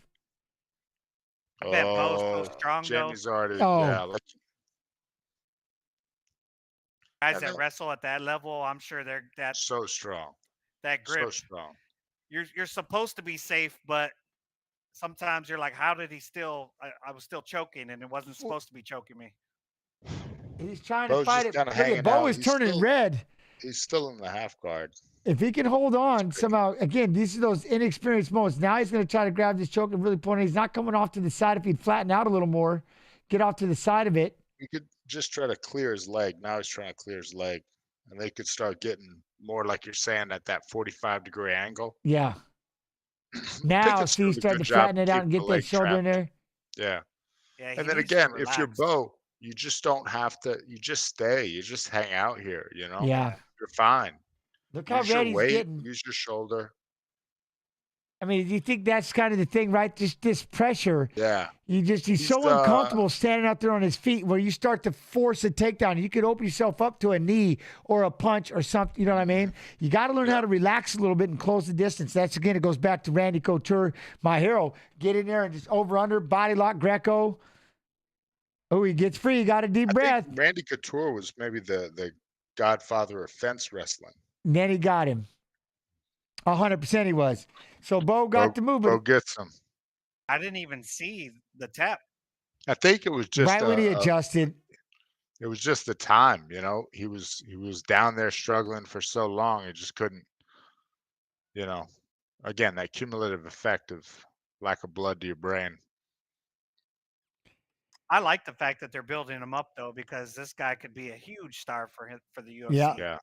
And I'd hate to see him get thrown to the wolves too quickly. I mean, they're giving him the right fights. I like it. It's hard to build though at this level, you know. Like it really is, you know, because No, you can't. You just have a hard time finding them. There's a couple of fighters that have that same situation. It's like, all right, well, we got to try to find somebody. But when you're at this level, they're all good fighters. They all got it's hard to find. Well, where's that one fighter that's doesn't have a black belt in jiu-jitsu or doesn't have isn't a world champion in Muay Thai and sprawl and brawl and everybody's so well rounded this day and age that it's. But look, I think he just held on to that arm tag for so long, but he just couldn't let go. You think the fear, you know what I mean? There it was. Yeah. He kind of gets the ninja choke or the rear naked choke grip. But he had a beautiful, beautiful knee pick there. Far side underhook. Yeah, it's what he was going for. Pick, and then he goes straight from the knee over the head and start working his head. His head's, again, like you said, good wrestlers always have that good front headlock series. They love to be out to the front. Yeah, it's all day. That front headlock that's just home for a lot of those top level wrestlers, just hanging out in that front head and like when Matt Hughes choked out high level black belt Ricardo Almeida. You remember that? He did just that front head. That was nuts. Front headlocked him, choked him unconscious. And, all he did was just kind of move to the side a little bit to drive that shoulder into the one side of the neck, and they were out there in that front headlock. It was perfect. And that was illegal in wrestling, right? Locking the hands, because did he have the? You can lock the hands if you have a head and an arm. You can lock the hands. Yeah. But you had to have the head and the arm, and they had to be like in that front headlock. You can lock from there, or if they're on their back, you can lock the hands. Look at Bo Nickal. We got to get him Hamzat. Yeah, they're building that fight. I feel 100. They're building it. Let's take it easy. Let's give Bo Nickal some development time, because Hamzat is an animal. Hamzat can box. He can kickbox. He's working on it a lot. But like I've seen him spar over at Extreme Couture, and he can box. He can kickbox with people. He's legit. I've never seen Bo in the room, so I don't know how good he really is. And if you're an amazing wrestler, grappler, why take the chance of kickboxing with somebody if you don't have to? I love it. Like that. Everybody's talking about it. He's predestined. No matter what anybody says, he's predestined. It's him and Hamzat. They want to see the wrestler against the wrestler. Well, why isn't he fighting very often? Because when he came on the scene, he was fighting like boom, boom, boom, boom, and then we haven't seen him forever. I know. What has happened to him? I think he was bouncing around. Not sure of the weight class. Mm-hmm. What's Bisping doing in the crowd? Bisping in the crowd. Now, Matthäus Gamrot and Jalen Turner. What do y'all think about the size of Jalen Turner? Yeah. 6'3". Can we just talk about how well you said his name? Say it again. What, Matthäus Gamrot? Matthäus Gamrot. That's pretty good. Gamrot? Did I roll the R? Gamrot? I'm always rolling R's. It gets me in trouble. Sounds good. Sounds good to me. I appreciate Jalen Turner, the tarantula. Again, Jalen Turner is fights at 55. He's about a quarter-inch taller than I am. So, yeah. 77-inch reach? Which is the exact same thing I have. Dang. Crazy. I fought at 205 in heavyweight. So that gives you an idea. Let that sink in. Let that sink in. Yeah. I've known Jalen for a long time, and it's how it is when people have a real complex, like a whole tool belt. Yeah. It takes a while to get really good, and I feel like now he's just killing it because people have been using him to emulate Anderson Silva for a long time. Bisping used him. I know a bunch of other people have, but he's been around. I've known him for a long time, and now he's putting it all together. It's like terrifying to fight him. Well, that's the same thing with Chidi here. People would use him for, that Anderson look. Chidi that fights at 185, who's just a bad dude. I remember thinking, oh, man, I gotta go spar. You drive into the gym thinking it's sparring day with him. Whew. Yeah. I'm supposed to be the bigger man. He fights at 170. Dang, that sucks. Yeah. Well, I remember him back in the day, too, because his brother was in WEC. Yeah, that's right. Anthony Njokuanu. That's what. Okay, that movie. So that's one thing about with Gamrot. He's so good. Like he was able to out wrestle Sarukyan, which again the fight was close. He ended up getting the nod. It was an incredible fight. Sarukyan is that's my favorite fighter. I love that kid. He's 25 years old. You know, the way when he went with Makhachev, he took it on short notice and it went all 3 rounds. He could have won it, in my opinion.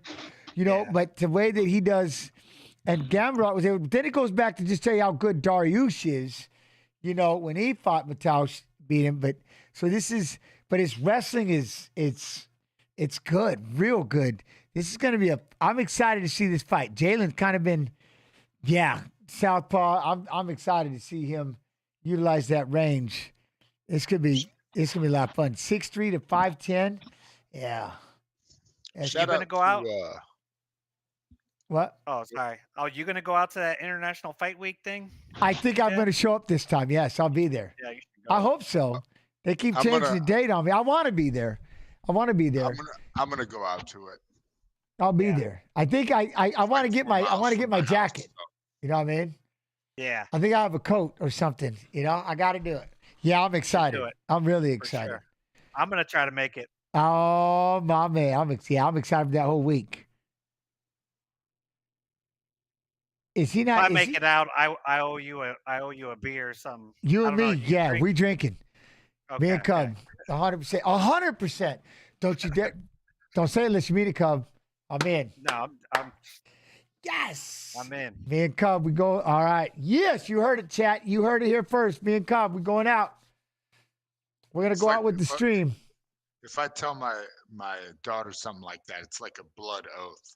And like, you know, if I break it, I have to like kill myself or something. Like, oh yeah, no, I have to. Something gets. I got to cut off a pinky or something. Yeah, it's a life pact. It happens. Now, Forrest, if you want to jump in, International Fight Week, we're gonna have a bar night. You say. I think instead of going to a bar, I think we should go play golf and drink. Okay. I want to see you two golfing. That's what I can't play it all, but I'll start practicing. We can hit some balls at Top Golf, maybe. You know. You want to top golf, or you want to be out on the course, Cub? We gotta go out on the course. All right. I don't got time for that real golf. I don't got time for that. I do. No. I'll do it. Cub, I'm in. We're all right. Okay. I'm in. Okay. We'll do the UFC stream. Cub and Jens, we'll get a couple others. We're gonna do a golf outing, and then we'll stream it. We'll have to talk to the powers that be, but the UFC stream. We'll have a big golf outing. Oh, I'm in. Oh, I am in. I don't even golf. I got to get clubs. To the driving range I go as soon as I get back from Thailand. It's happening. Just rent Happy Gilmore. It's easy. It's not a hard game. Don't worry about it. Just rent Happy. 100%. Oh, I'm in. I imagine, Forrest, you got like a Charles Barkley swing. Yeah, more or less. Yeah. I got 4 hitches. My shoulders don't work, so it's kind of like this. Oh, man.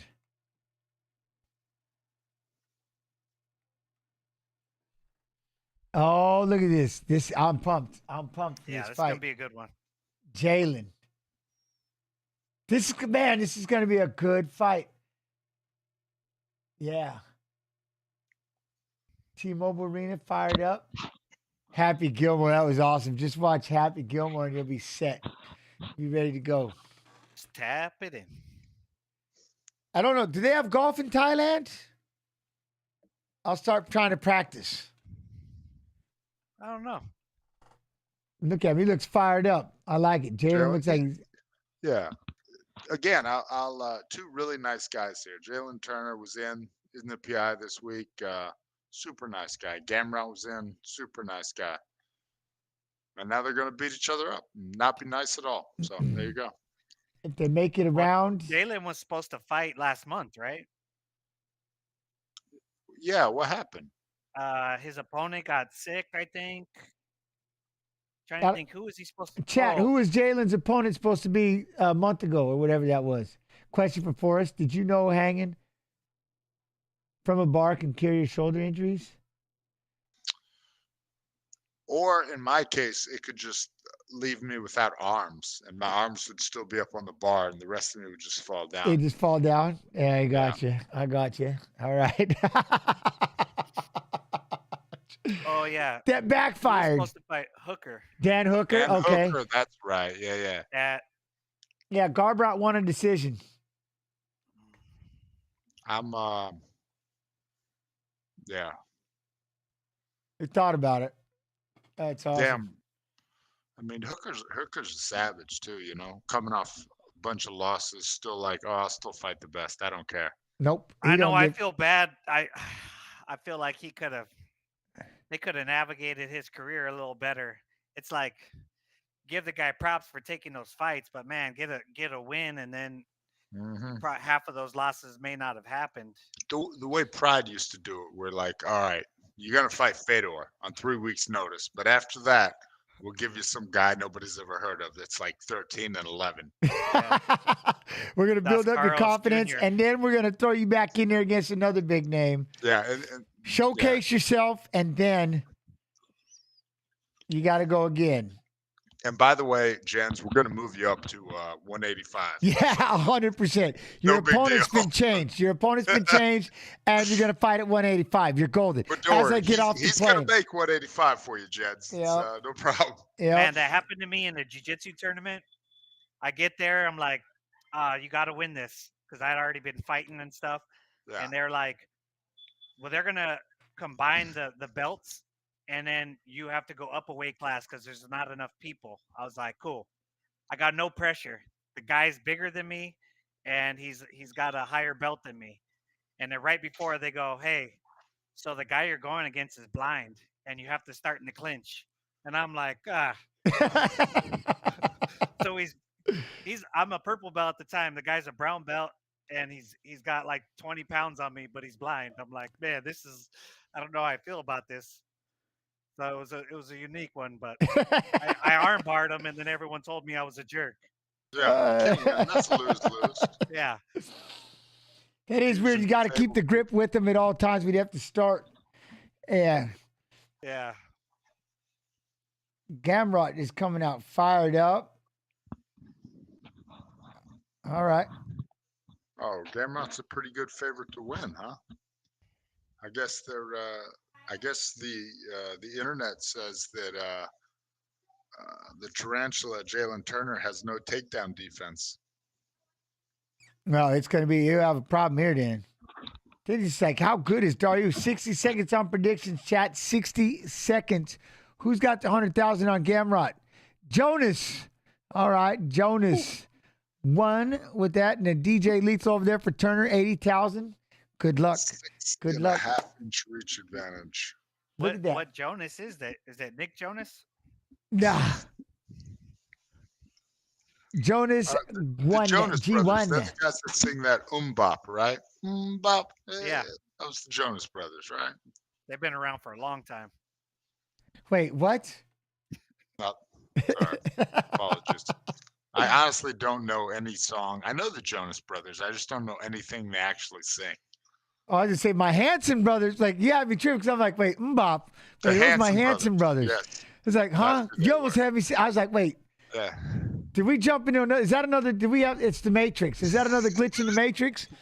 Is that something that the Jonas brothers? Because where I'm from, the Hansons were singing that. I just wanted to give you that earworm, and now you can't stop saying bop. Mbopping. I got it. Yes. Has anybody ever walked out to that song? I don't You're know. gonna get everybody on your side. That's for sure. Just confuse your opponent and get in their head. Oh man. But if you doubt my dude, oh my lord, I can't stop. Hanson. I'm gonna have to go on YouTube and find me some Hanson music. That's it. It's happening That's now. unfortunate, Jens. What are you gonna play their two songs over and over again? Yep. We're gonna hit that thing on just on repeat, you know what I mean? Even though you yelled at me on Facebook that one time. Huh? Did I just get yelled at? What? I love this. That is awesome. Hey, there's Referee my wife. Mark Smith. We're about to Even though get you yelled at underway. me on Jalen Turner. Facebook 8 years ago. That's the kind of comments we're getting. Oh, I don't know what y'all did to this. Nice job. And as advertised, Turner is a large man. Very rangy. Yeah.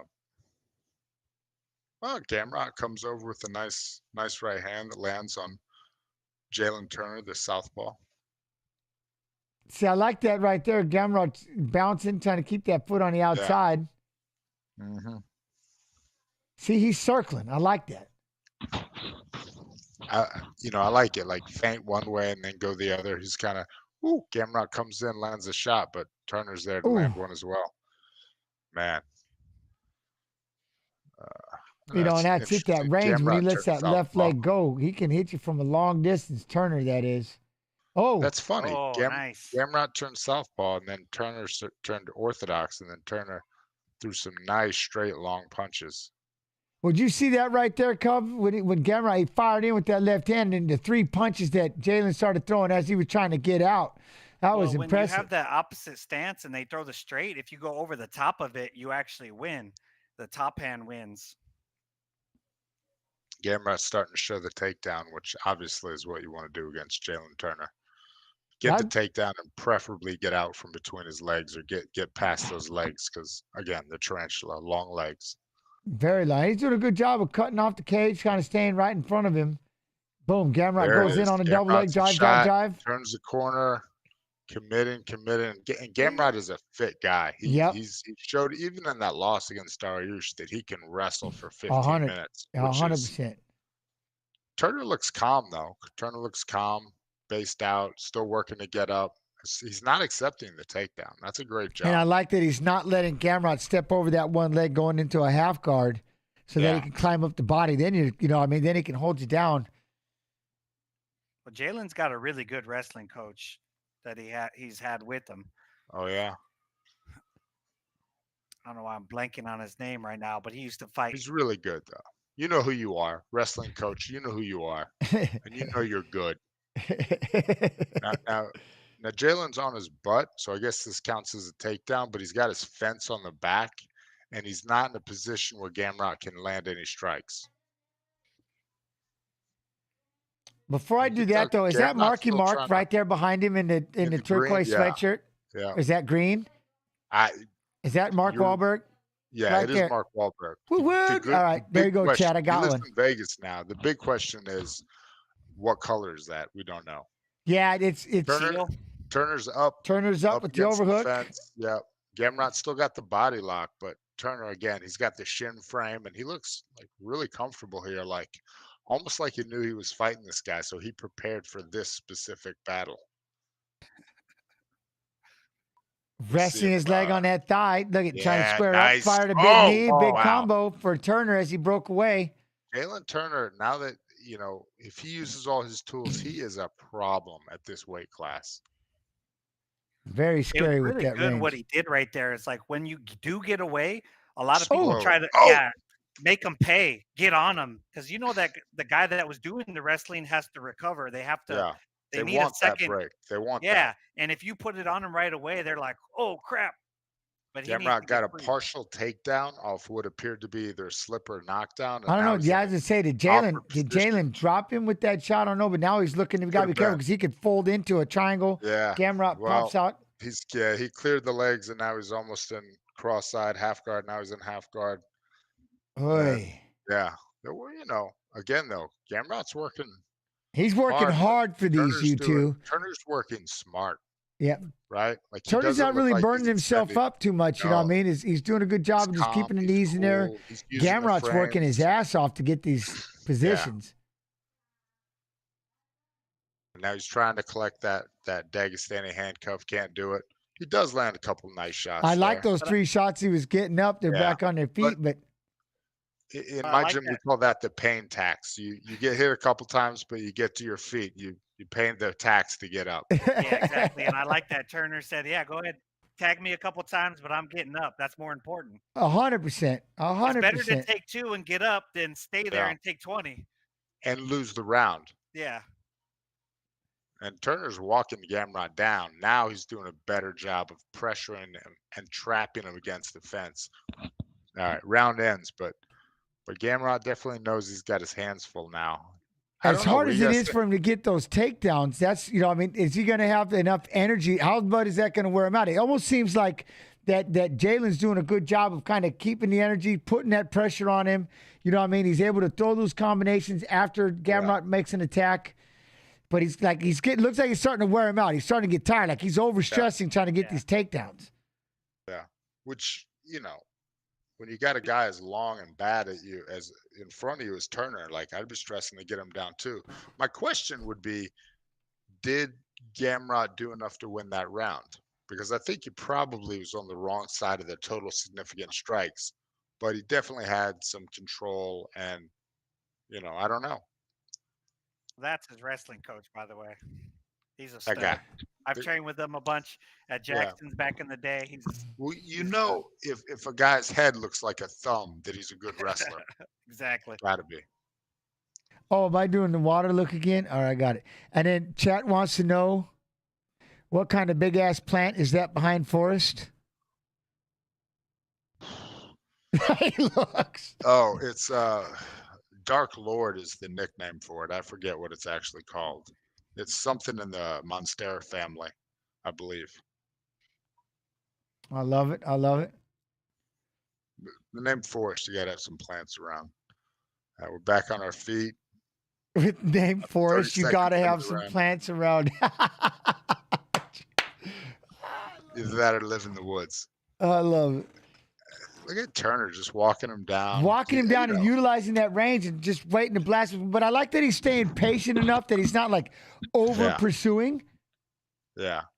God, He's throwing what I call shallow punches. You're letting him know that I could touch you if I Turner want to, is. but Yeah. I'm not committing. Which is good because if you try to counter punch him, you're gonna walk into something. And then even off that, when you're doing that, you can turn him into real if need be.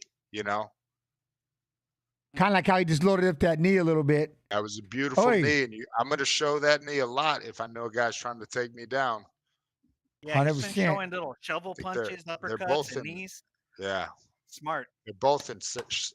Man, Gamrot is landing some punches, but they're having no effect on Jalen.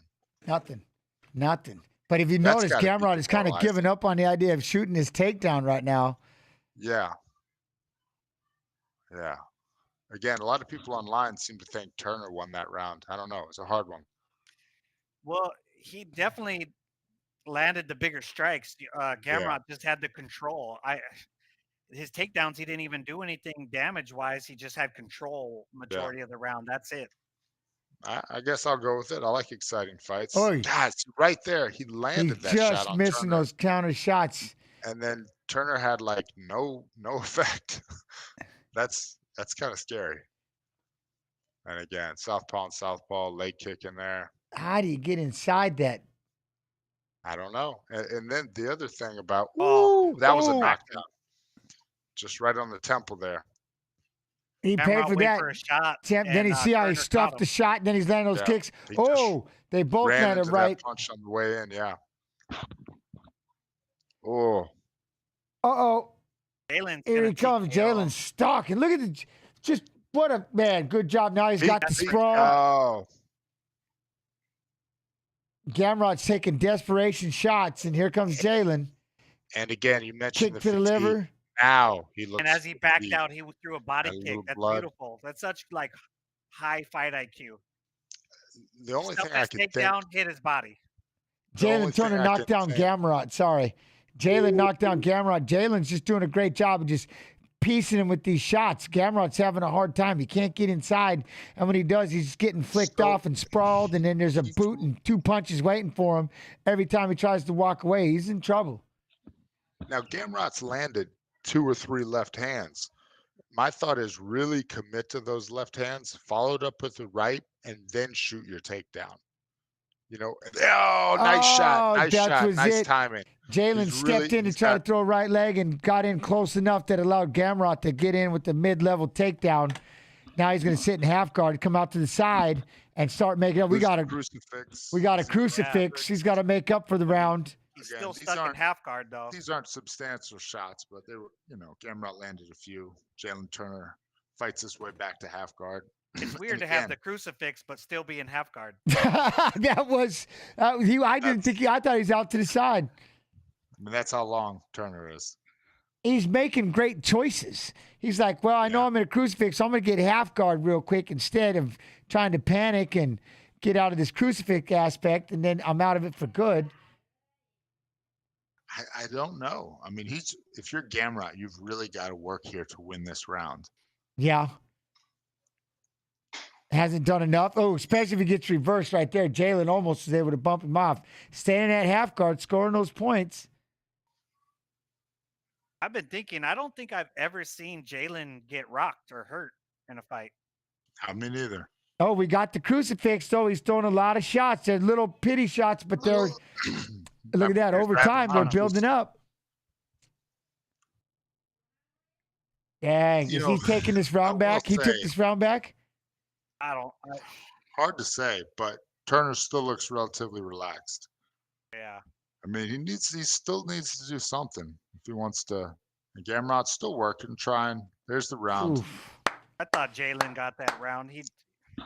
Even with the 94 seconds on the ground, he may still have won me. He was doing pretty good before that. He was, but then he was able to erase it. You know what I mean? Erase it with that last minute of.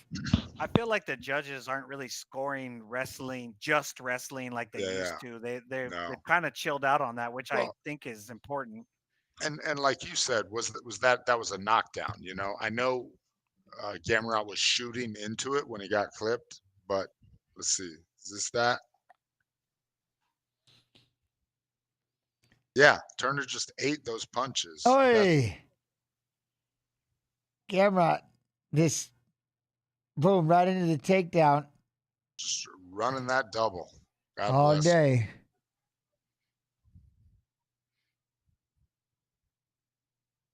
See, Jalen's coach telling me he's down 2 rounds. I don't know about that, but I don't know. I'd say one apiece. One apiece, maybe. It looks a little different on computer, I guess. I think though when you're cornering somebody, you don't want the guy to get off the gas. You know what I mean? Yeah. I think I'd be honest, say, look, we don't know. Don't do anything stupid. You're not down 2 rounds, but we don't know. We're in a situation where you have to win this round. Yeah. See, that's why I wouldn't mind. So right here, would you like live scoring so you know where you're at? Or you just make the assumption yourself? You know what I mean? Because it'd be cool to know how these judges have you go, like if they have it down 2 or if it's 1-1. I'm for this live scoring for that reason. I got some different thoughts about it. It's a bit of a soliloquy. I'll give it to you after this fight wraps up. I like it. Oh, right there though. See, again, Gamrot landed 2 punches. Boom. And Jalen Turner just walked forward. And he was able to see, now he's able to get in on that takedown. He gets the double.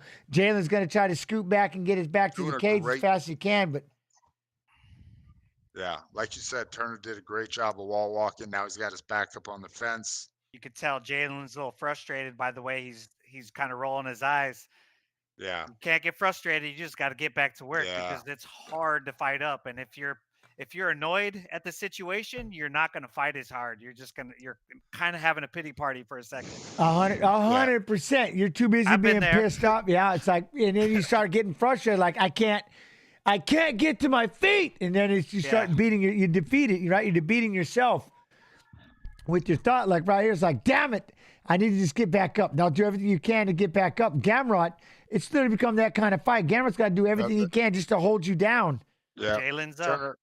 Turner doesn't look as fresh as he did, but he did work his way back to his feet, up against the fence. Oh, did he try to throw him? He tried to go for that body lock, that soft. Everybody knows lateral drops in MMA are the worst. Don't do it. That's a no-no. Everyone pulls them out.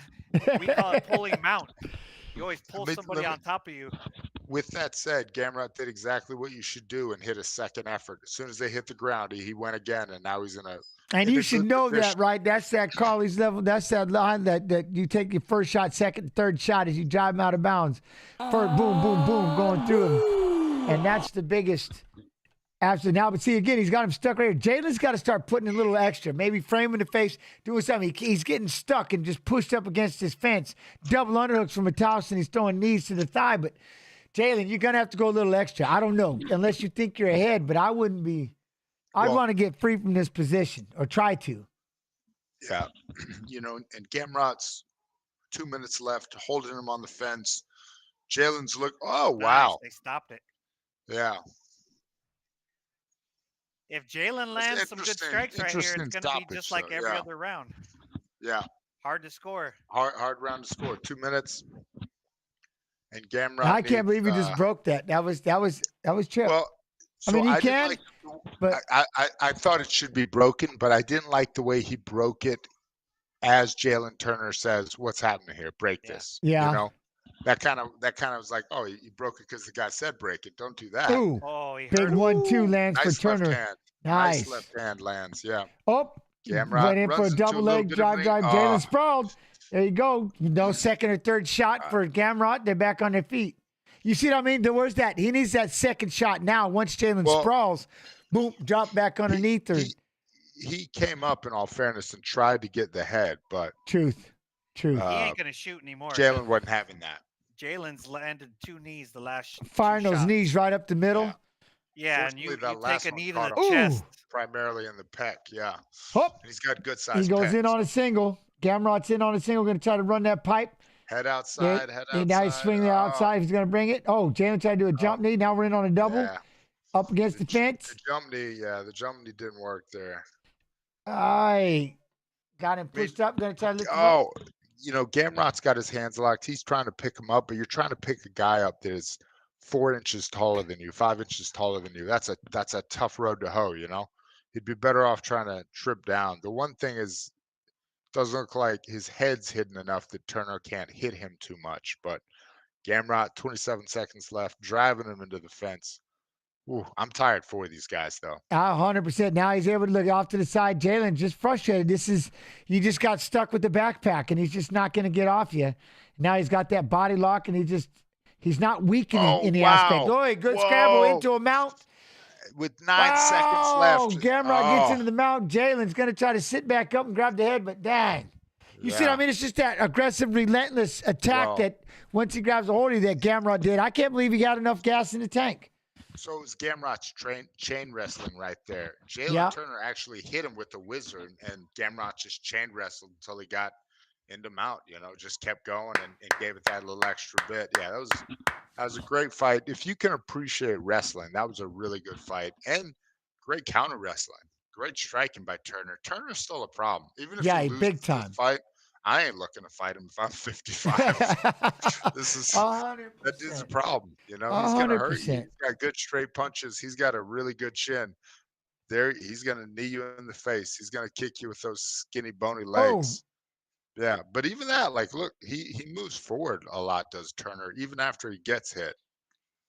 And that was the only thing, was that moving forward was really the issue that kind of, like I said, how he got caught right there when he fired that kick, allowing Gamrot. Yeah. He works in on his sprawl game, which he had going. If he just keeps it up, Jalen's going to be a legit problem. He's a big-time problem. Yeah. Like Cub said, he's got a good wrestling coach. Yeah. But, this is a lifelong wrestler, is Gamrot. Yeah. Lifelong wrestler. When you out-wrestle Sarukyan, you know that, which goes back, though, the one thing I can't get over is how good is Dariush? He's quietly, he just sits to the side quiet, but the way he beat Gamrot, he's bad. The way he's been doing it for over a decade now. And because it's just kind of silently there, you know what I mean? I remember when yell those scores out. I will. He's got that salt and pepper hair now. Right? Looking all non-threatening, but right? That power silver fox hair. Uh-huh. What do we got here? Let's see. 29-28 Gamrot. Split decision. 29-28 Turner. And of course, here's the 30-27, which has to go to Mataus. Which has to, because he didn't lose all three. You said there'd be somebody that had a 30-27. Yeah. How is that even possible? 29-28, 29-28 together, and a 30-27. On the whole, I'd give it to Jalen. But if you score it round by round, then maybe Gamrot. It's kind of stupid. Oh, he took this fight on 10 days' notice. There's a boo-boo number one. Why would you take Jalen Turner on 10 days' notice? You're crazy.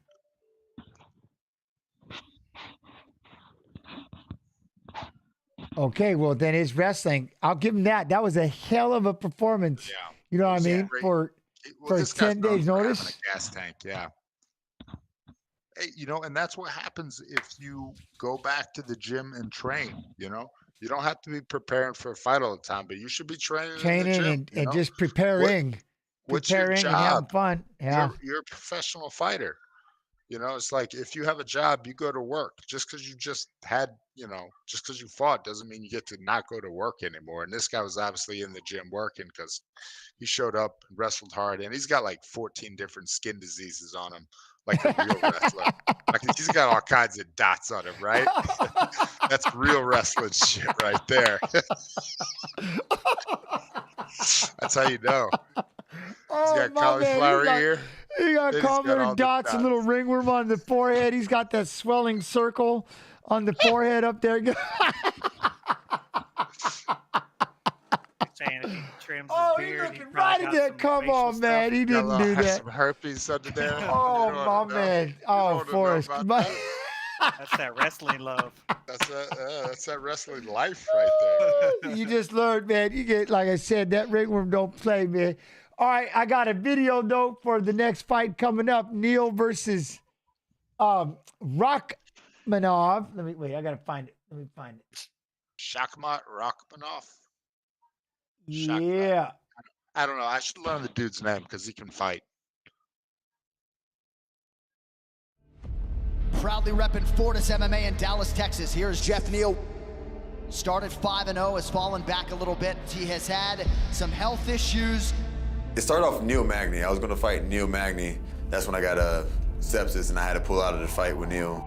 Eventually I got admitted to the ICU and then my gallbladder was swollen, had a dialysis machine in my neck, had a catheter, had congestive heart failure from the sepsis. Pretty much like on the brink of death. That sepsis thing really did take something out of me. You know what I mean? I could make an excuse and say those were factors, you know what I mean? But I'm just gonna take that L. Dwelling on the past doesn't do shit. At times, the doubt starts to creep into your mind. Geoff Neil said that he has dealt with that. He still feels he can be who he wants to be. Feels he's coming into this recharged, hungry, energized, bigger, stronger, faster than he's ever been. Oh! Geoff Neil with the 1-2 wobbles. Luque has him backed up. You know what I mean? I had 2 minor setbacks and people forgot who the fuck I am. Neil starting to put it together. Oh! Oh, that's gonna do it! Hands of steel indeed. Geoff Neil has never looked better. I'm Geoff Neil, and I'm back. Representing Kazakhstan, here is Shavkat Rakhmonov. As bright of a prospect as the welterweight division has right now. A lot of hype around Shavkat. 15-0, all stoppages. Oh, guillotine attempt, John. Oh, it's deep. Oh, wow. There's the tap! Highly polished in every single facet of mixed martial arts. Oh! Spin kick sets him down. Big ground and pound here. And now trying to end it. Oh, and that's gonna do it. Shavkat Rakhmonov. Wow. бұл оңай спорт емес, осындай жетістікке жету де оңай емес. Бәрі бұл еңбекпен келіп жатқан зат. Oh, he's trying for it here. There's the tap. Wow. Still undefeated and still a huge problem. Мақсатым, мен негізінде өзім мақсатымды бұлайына UFC белбеуін алу жоқ, қазіргі мақсат. Осы қарсыласымды жеңсем, титулдық белбесуге тағы да бір қадамға жақындаймын. He'll have his time, maybe one day, but right now it says, this is my time. I am the better fighter. I'm stronger, I'm faster, I'm more athletic. Oh! Head kick! Walk-off KO for Geoff Neil! The journey to get to where I'm at has been hard. It's like one of the hardest things I've ever done in my life. But keep going forward, keep moving forward. I really feel like at this stage is set for me to go out there and get this win and move on to the belt.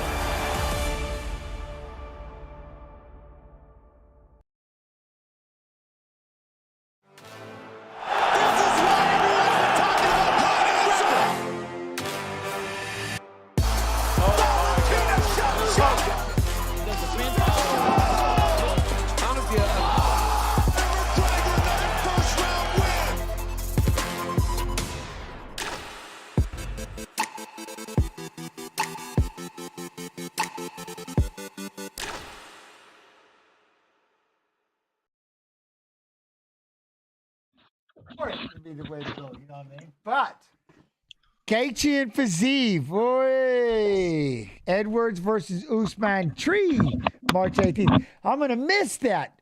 All right, you guys going to have to run the stream while I'm gone. I leave it in the hands of Cub Swanson and crew. 100%. 100%. I'm in. Don't say that because it'll happen. Because I'll still be in Thailand. What's the date first before I'm... Wait, it's the 18th, right? The 18th.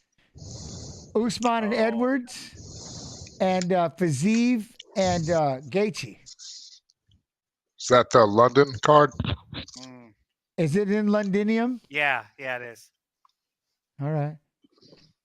I'm just throwing it out there. I can't say, but I'll be on. That was the one I set it up last year to go on vacation to Thailand, and I've got Why are you going to Thailand? What are you doing there?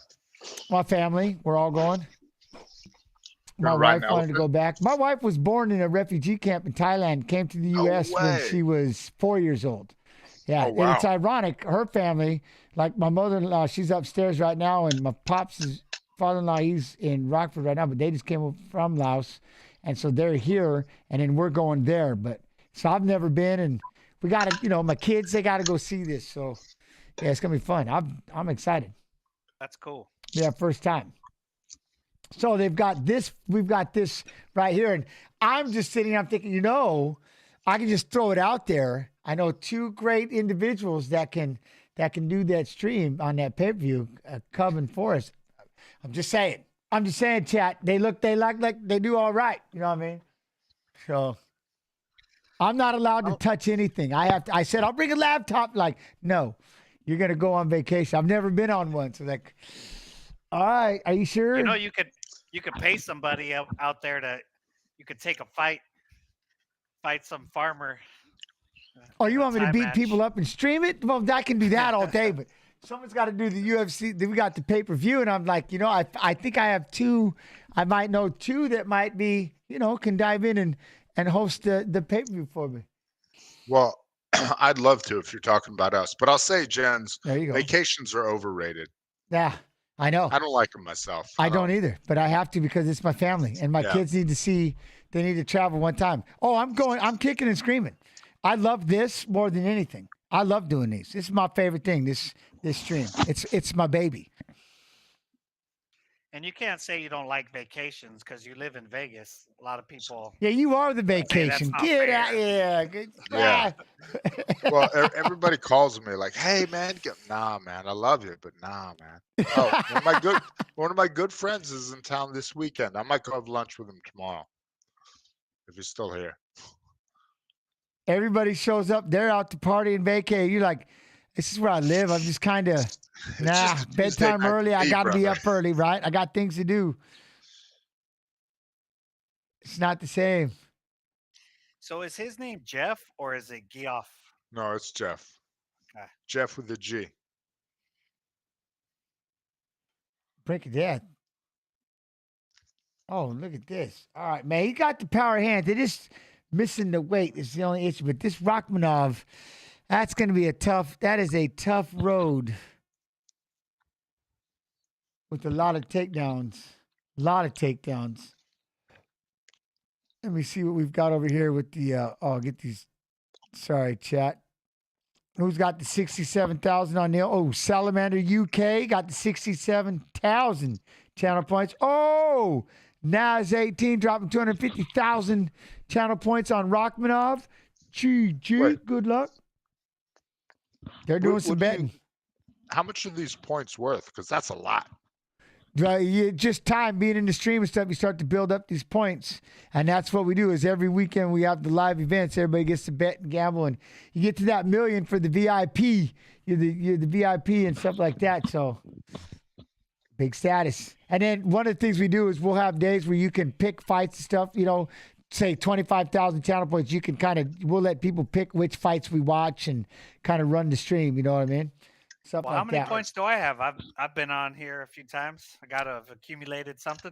I have none, so I have no idea. I got zero, I think. But I'm looking over here on this chat. I think this might be my chat, and I see 41,000. So I don't know. I'll have to look, but I'm getting heckled by James Wilkes. You guys remember James Wilkes? why do I remember that name? He was the Ultimate Fighter Britain winner. Okay. Yeah. Oh, I just watched yeah, it. yeah. We just watched it. What did we just do, chat? Season 9, right? Wilkes. yeah. That's why I know the name, because we just had DeMarcus. John, we were just talking to DeMarcus.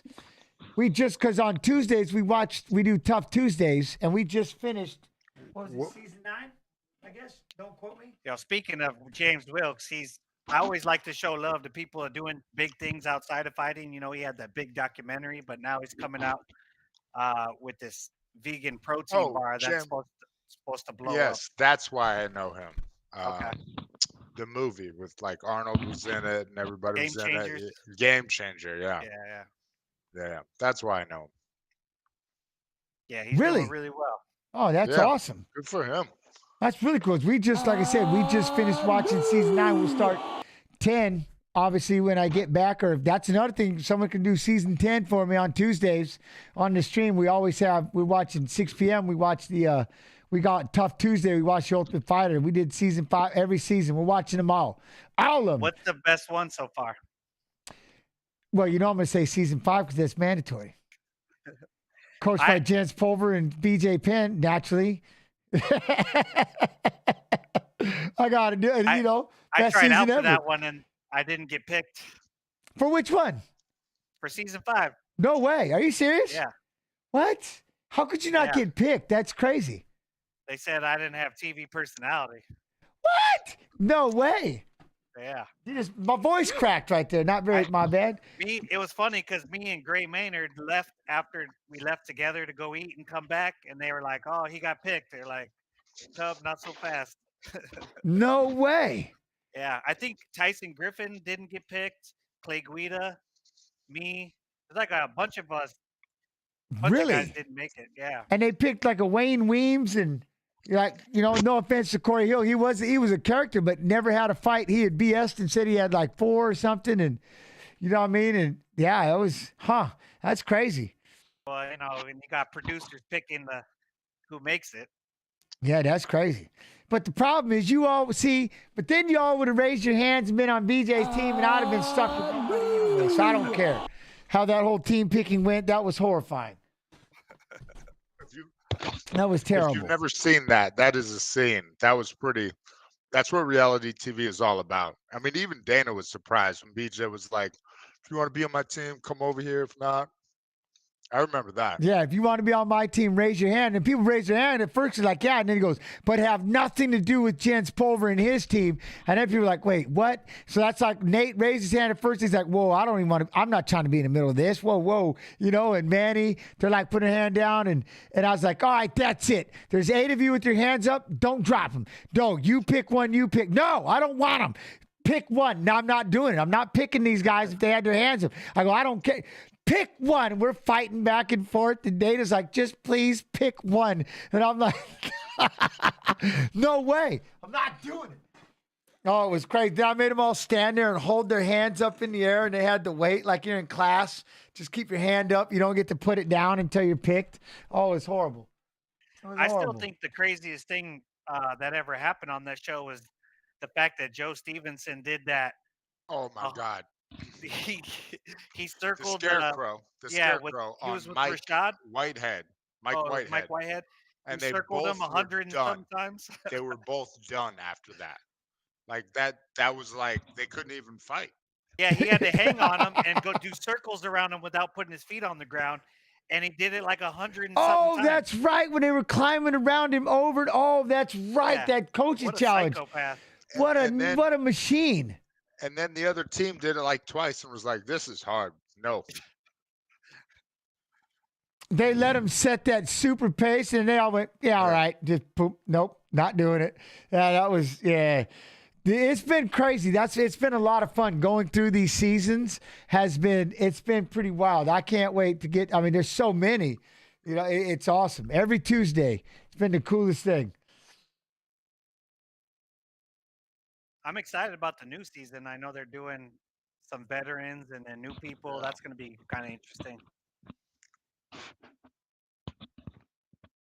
But he looks good for missing weight by 4 pounds. Neil does. Yeah, well, he's got a good physique. He looks thick. Shavkat, though. So Neil's the one that missed weight? Yeah. 175. He's like, I make my own weight class. Yeah. Oh, shit. We're going to make a catch weight. I'm coming in this weight. It's Kevin Lee. It's like, I wanted 165. It'd be great. 175, See, this is what I don't like either, is because they say he missed by 4 pounds, but he actually missed by 5 pounds. Well, you get a pound short allowance. So. Yeah, you get a You pound get allowance. a pound allowance, but you still, that's a pound allowance. That's 5 pounds. That. So Yeah. you missed by 5. You didn't miss by 4. You already had a pound, and then you missed by 4 more than that. So you missed by 5 pounds. Yeah. I got into an argument about that with one of my students fought. Rafa Garcia fought, and the guy was, if he would have been a half pound more, he would have been able to negotiate more of the purse. Oh, wow. And I'm like, yeah, but the pound allowance, you're not counting that. That's part of it. Like, that's a grace period, and that's part of it. So yeah, I'm sorry, I'm frustrated with that. That was awesome. Rafa, though, man, I love that kid. He's the nicest kids ever. I got the interview. I did get the interview, Rafa. Did you? Yeah. Right? AK soon. I got the interview. That was Rafa. You remember that? It started with like every Tuesday we interview different people all the time. Okay. I'm almost positive it was Rafa. Yeah, I did. Because of the cut. He lost like 20. He lost all of his blood. He cut the artery in the side of his head, which I couldn't even believe you could do. Yeah, it took 2 hours. The UFC doctors backstage. Yeah. I was kind of like, are you guys going to take him to the hospital? And they were like, I literally was feeding him cookies, and his head was smoking because they were cauterizing it. And I was like, his head was smoking. Yeah. He was like, why? Is it bad? And I was like, no, you're good. No, it's good. It's good. It's You're not all bad right. at all. It's being soldered, and there's smoke coming off. Don't. You're all right. Can I see it? No, don't see. You're good. No, You're just good. eat this cookie, bro. Eat this cookie. Yeah, You're good. eat this cookie. Eat this cookie. That is awesome. I do remember rapping with him afterwards. We're 30 seconds in, and Geoff Neal. Geoff Neal was able to reverse it and push him against the fence. Yeah, they're clinched up, and Neal's been able to reverse. So that's a good sign for Neal early. I like it. Look, the other thing is keeping the head in the pocket. Then he broke off. Some people might say that Geoff missed weight on purpose. Oh, knowing that wrestling was going to be the advantage. So it's like, hey, all right, I'm going to be heavier. I don't know, Take but 20% of my purse. I like that 2-3 he just fired. That left, a 30%. right.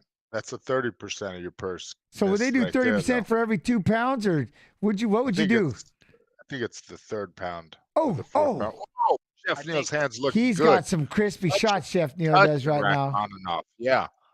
It's like, put some respect on my name. I'm telling you what, the way he rips that. He's a big underdog, too. He rips that left.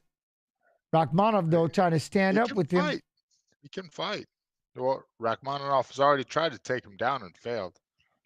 Oh, big 1-2. Rakhmonov, get that clinch going. Over, under, try to push him against the fence. Going for the trip. Yeah, he comes in with his head straight on line, though. Like, boom. Comes in really open to be hit. Yeah. Let's see, if he can see pummel inside, he's doing a good job right there, controlling the head, keep the head in the pocket on the underhook side. Had a boy pushed away. He's out again. Yeah, he's out again. And I love what he's doing there. You were mentioning earlier, he pushes off from the clinch, and then he immediately comes out after you with strikes. Yep. Catch you while you're trying to readjust with those hands down. And that left hand has been beautiful. He just touched him with it there. Geoff Neal looking comfortable. Oh, he went high kick. Oh, got that. He's going to pay for it. Rakhmonov caught the foot, but didn't get the takedown. Man, Plumb the head. He's landing some big shots. He's landing. Oh, that right hook. I'm telling you. Landing big shots. And Geoff Neal's got a good chin, too.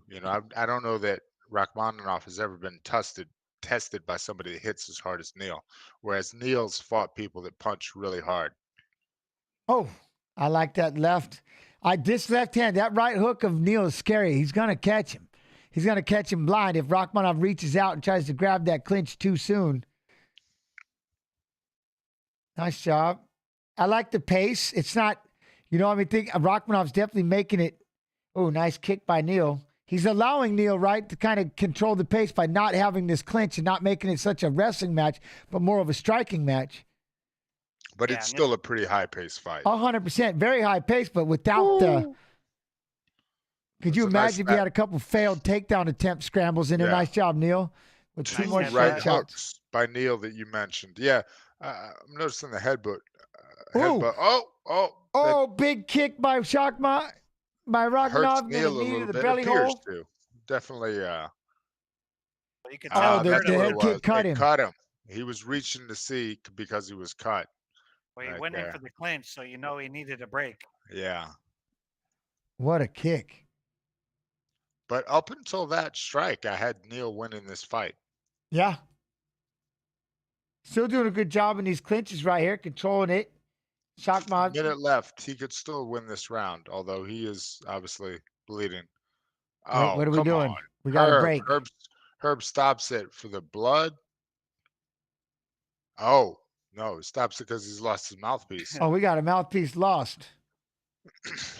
That was weird. He asked him where his mouthpiece was. Oh. Big right hand and then a knee. Neil got out of the way. Yeah. Ooh, Fortunately, Rakhmonov the knee throwing his missed. knees. Yeah. Pushed up against the fence. Rakhmonov is bringing it. I mean, he's coming. Oh, right hands. His knee is no joke. Neil catching with the left with these punches. I tell you what, Neil's wearing some punches and damage now, too. This is a hell of a fight. I like this. Yeah, I'm in. I like that he's still bouncing. Nice jab. And then now he's chasing him down. 7 seconds left. Rakhmonov landed is a bunch chasing in a Neil row. down. And and he's been hit a bunch, but he's Dang, what a fight. What a round. Good round, you two. Now the question will be, can they stop that blood? That cut looks like it's over the eye, which is where you don't want. you don't want cut. that. What a fight. I like it. He said it's on the side of the head. Who is his corners lying to him? It's all right. You fight. You fight. Everything's perfect. No, he's telling him stop chunking. He's standing right in front of him. You got it. You backed up. I don't like that backing up. advice. Huh? I don't like that advice. He's telling him, don't sit in the pocket, but that's when he was doing all the good work. Yeah, you're hurting him in the pocket. Don't back up because then he's clocking you in the back up. It's also where he was getting a little bit of damage too. Oh, that mouthpiece was out for a Oh, while. there's that right. See, the problem is you can stand in close, but you can circle. There's nothing wrong with circling. There's that hook, and it's he realizes he's cut immediately. See, but I think if you're going to trade shot for shot, I'd go Neil. But when Neil's evading, he's getting hit on the exit a lot. Yeah. And it's not shot for shot. You're only getting hit. So Ooh. I like him better in the pocket. That's like stay in the pocket, come and just start circling. Yeah, Pick a stay in the hip and pocket start and circling boom. and just keep popping. But you can circle off instead of going back out and make that like we don't see any. You don't see too much of that. Stay in close and then just hit that circle and just start picking that hip flexor and just cut that angle constantly, staying on that side. Watch, I guarantee if we're going to count shots, he's going to get hit more on the outside than when he's on the inside. You want to make it a boxing match without falling into a wrestling match, which you just did right there. But he got out of there. I like See, it. and every time they're in that outside clinch, he's landing those big shots, and that's what have been some of his best shots, I think. Well, that's because Rakhmonov is reaching out for the head too. Yeah, he's trying to pull and too hook. far out. Yeah.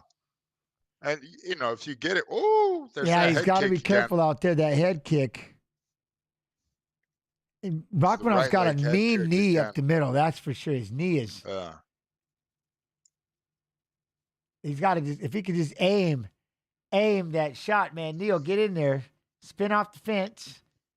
Left elbow, left elbow, left elbow. Oh, nice knee by Rakhmonov. Yeah. Look, he's going to go in on the legs. Like, that's it. We're going to the ground.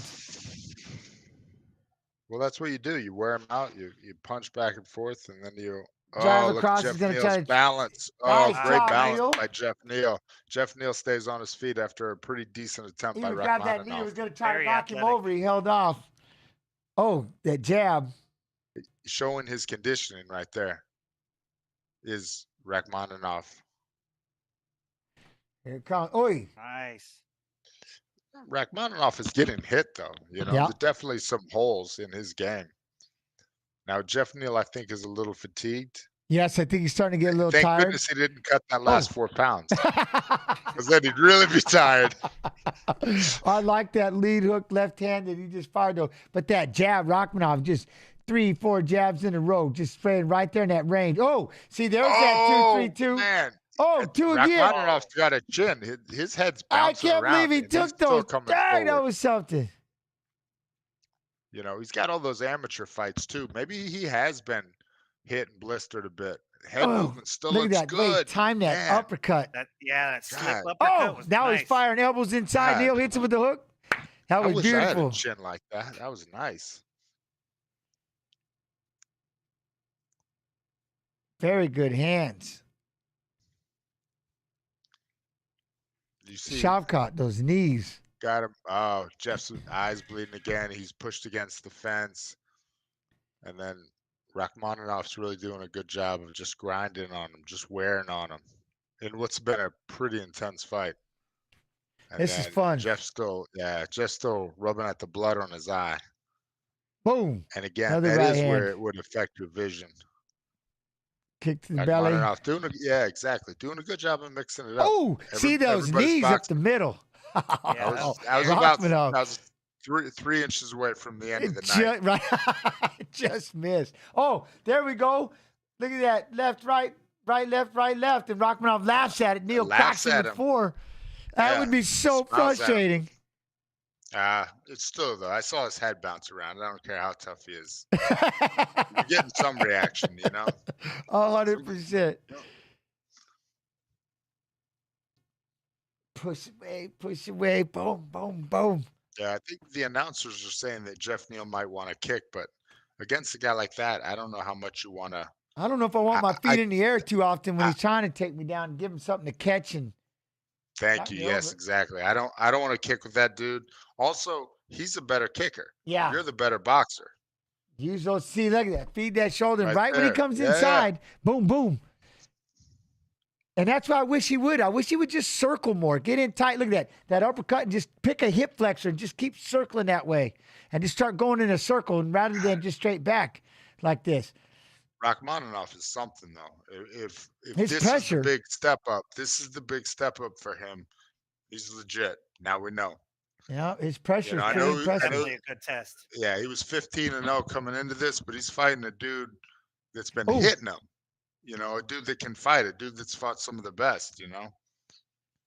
And I feel like Geoff Neil, you know, like when he fought Wonder Boy, he just started being nice. Like he was doing well, and he was just like, "Oh, let's have a nice competition," and kind of lost. Well, on the stats, it shows that he's outstriking him on double. Yeah. Who?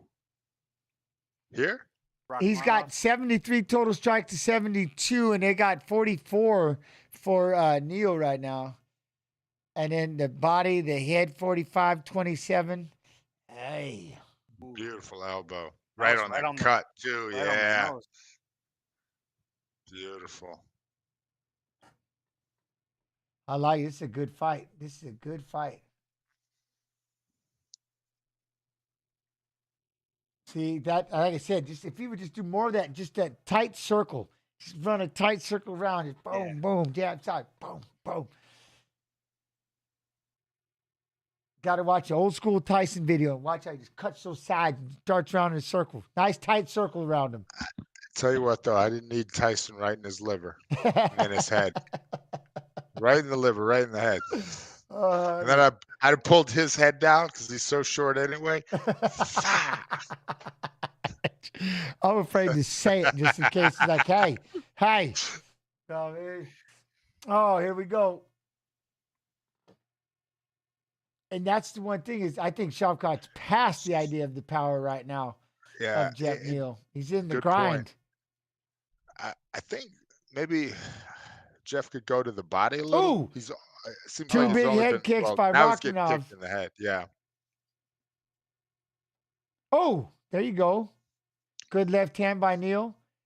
Oh, he spun one off. Did that heel catch Neil in the back It of the looked head? like it caught him in the back of the head, It but he certainly didn't show. did. But you see what I mean? It's, oh, wow. Oh! Oh, there it was. Okay, Rakhmonov went for a big uppercut, chat, but it brought him in close, and Neil ripped the 3-hook. Boom, That's boom, what we boom. talk about. To Buswell. Rakhmonov's holding on for dear life right now. That was perfect. He went for that monster Hadouken and got hit with 3 hooks. It's a great You fight. got him, Neil. Yeah. Oh, there it is, that left all That day. left hand, Geoff Neal's left hand has been touching all day, like you said. Man. Oh, yep. Here comes Rakhmonov, the big one, too. I mean, and that's just such a testament to Rakhmonov's cardio to be able to take these strikes, clinch up, and then still be grinding, you know. Ah, he's still pushing it, which is crazy. Yeah. He can't help himself. He's got one gear, you know what I mean? Just pushing forward. He's got him pushed up against the fence. Oops, somebody's cussing. Geoff Neal's coach. Is Saeed screaming? Yeah, he's trying to motivate him. Well, I mean, this is, if you're going to do it, 3 minutes left in a fight that's been pretty close. And you heard him. You staggered him. Yeah. You gotta. There's a reason why he's hugging you like this. Oh, almost. God. You know, again, Rakhmonov just has no pace. He just goes. And he's beating him to the punch a lot. Rip him up. They want him up. They want him up and get him off there. And he is. These are allowing him to hang on you. You're going to have to put in that little extra, right, you two? You got to put in a little extra, try to get free if that's your game. You know, you just can't let him hang on you like this. I know you're probably tired. Look at Herb Dean telling him to hurry up. Like they haven't been fighting their ass off the last 13 minutes. I'm going to break this. I'm going to break Hurry this. up, guys. What do you guys think? Nice knee on the break. Again, though, Geoff Neal. Geoff Neal's taking some shots too, and let's give his chin some credit. You know. Oh, right there. See, every time he gets in those 3 punches, yeah. Speed and power still there for Neal. I love it. Oh, Whoa! Rakhmonov cracked Neal. He's stilted. He's on stilts. Oh, he's going to try to throw it back. That's what happened. I talked knee about up the Geoff middle, Neal's hurt chin. bad. Wow, Rakhmonov that with the knee was up the an middle, amazing peel off. right hand. Yeah, it was just good timing. Beautiful. Oh, we got big elbows. Big elbows. Neal's still trying to stay in. But I think Rakhmonov stole this round back. Oh, he just busted him up, didn't he? Now he's going to get this trip. You He's got the back. He's going to try to take him down. 90 seconds left. Neal needs to fight for dear life with Rakhmonov on his back. This is you're too Fight the tired and hurt hands. to go to the ground right now. Oh, yeah. Fight of the night. Honored right now. Yeah, there's been some great fights though. Yeah. It's like the matchmakers know what they're doing or something. They should go pro. These matchmakers need to go pro. Telling you. Herb Dean's in there telling him to go. I'm going to break this. Fight Pick it some up. more. Herb, calm down, brother. And usually he doesn't interfere very much. He's one that usually doesn't stand fights up or talk much. Today he's like, "It's not enough." Oh, wait, is he trying to go for? He's trying to choke him. Oh, he's gonna try to bulldog. He has Is a Rakhmonov? He go That's for a why bulldog. He got it. choke. He got tapped it. him. He tapped him with the half bulldog, half rear naked. Geoff Neal. A standing bulldog rear naked ish. He just grabbed it. Fatigue, man. Unreal. Fatigue and Also guillotines. known as the schoolyard choke. The schoolyard choke. 100.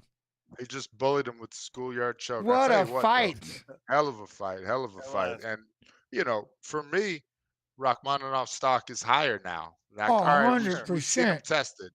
We got to see, we got He to took some see big shots. Yeah.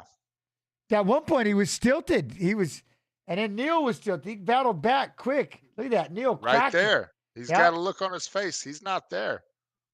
That's the that one. right hand That coming is back the by one. Rakhmonov. That's beautiful. Hit him like right in the nasal. And and Neal didn't fully see it coming either. You know what's There he crazy is. when you watch? Look at that. The way he plumbed on the head, knee to the heavy, body, those just knees bent up him the in half. middle. Then right here, it's just crazy. He just locked it. Like he didn't even think he was in trouble until you know what I mean? I wasn't in trouble until I was. He goes in front. He stepped in front with the one leg and just locked it up. Neil's like, I didn't feel like I was in any kind of... Face him. Yep. See his coach screaming, face him. You got to turn and face him.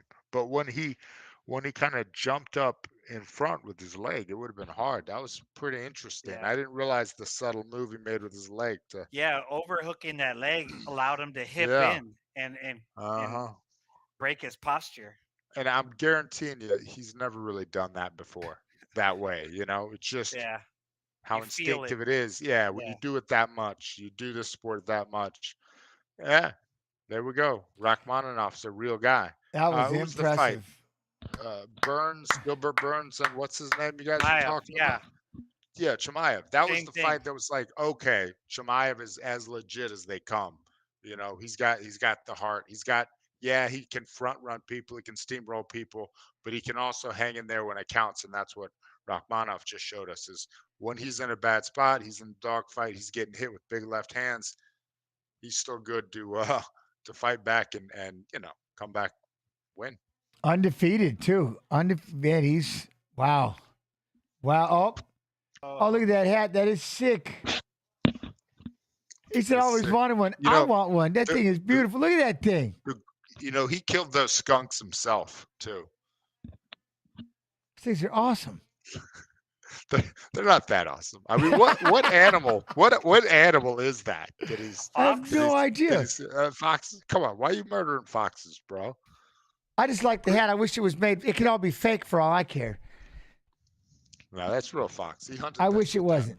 He killed those foxes with his bare hands. Oh, did he? Well, that's only fair. If you're doing it barehanded, then we'll give you that. Yeah. if you're doing it barehanded, all right. I mean, Where is he from? Is he Kazakhstan? I want to say yes. where's Rakhmonov from, chat? I don't know. Oh, I got a video for y'all too. One sec. Hold on. Let me see here. I don't know how much time. Kazakhstan. Kazakhstan? I should know that. That blue flag. They just showed it. Yeah. Thank you. Thank you, Kazakhstan. Appreciate you. Very nice.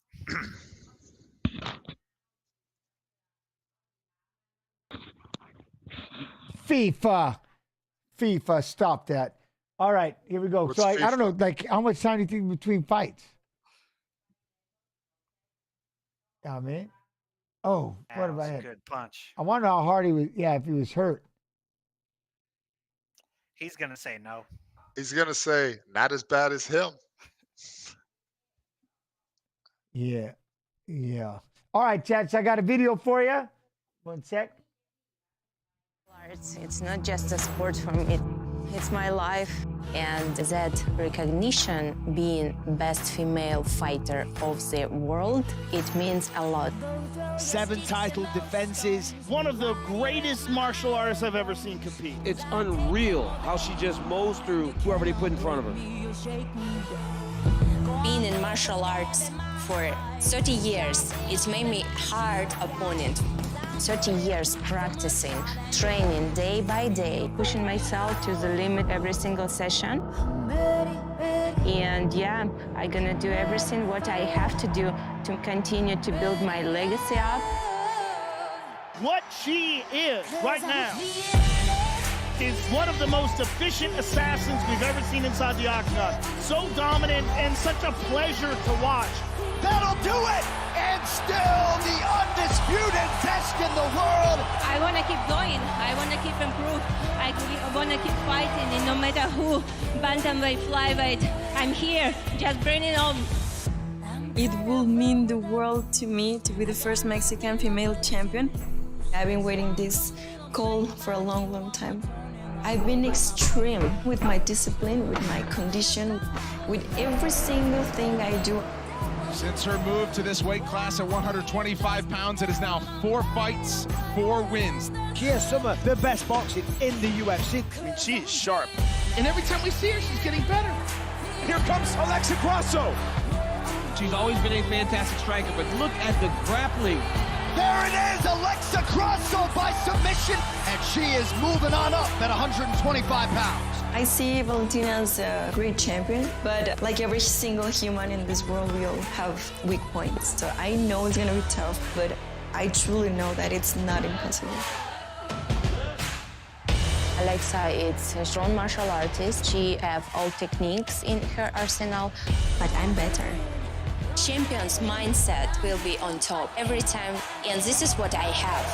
Is there anyone who has anything for her at 125? Mexican fighters, we are warriors. No matter how hard it is, no matter what position you are in the fight, we give it all. Grasso showing that Mexican fighting spirit. And look at this, she's dropping for a guillotine. I'm bringing a fire inside me. I'm ready for war, and I'll be winning this fight. Maybe they can think they can beat me, but they cannot. I'm on a mission. Keep bringing them all. Oh, head kick, it's in. Oh my God. Valentina Shevchenko! She's setting the bar for the sport for mixed martial arts, and she's showing women this is where you gotta be, this is how good you have to be. You're gonna see my hands raise up, your seat belt on my belly.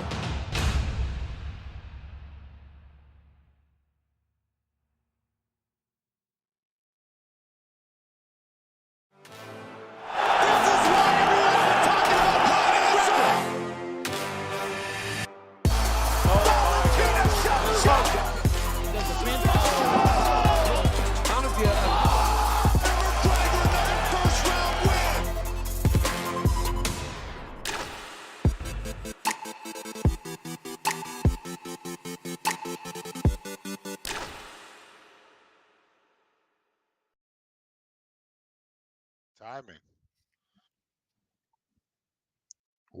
We're back for the co-main event. I was eating. Yeah, I just ate some pizza. It was delicious. Supposedly it was healthy. I don't know. Supposedly it was healthy. So Me too. that's it. Mine wasn't healthy, but I was hungry.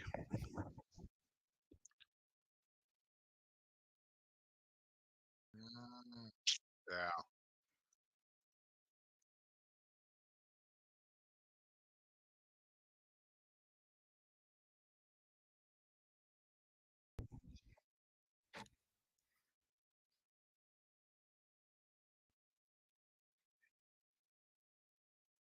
Where does she live in the mountains?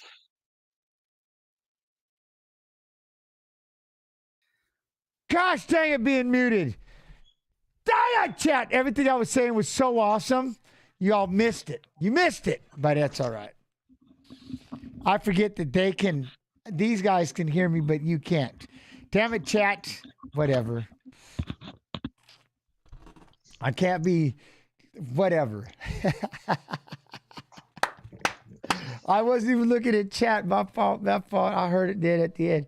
I was having a full conversation. I was going nuts. Obviously, you can hear me. Whatever. Y'all think Grasso can do it? That's what I'm still curious about, right? Get down, shut up. You know what? There's a part of me that just wants, it's just like, you know what? Yeah, let's do it. I think, can she be the one? I don't know. What about you two? Can she be the one? Even a little bit.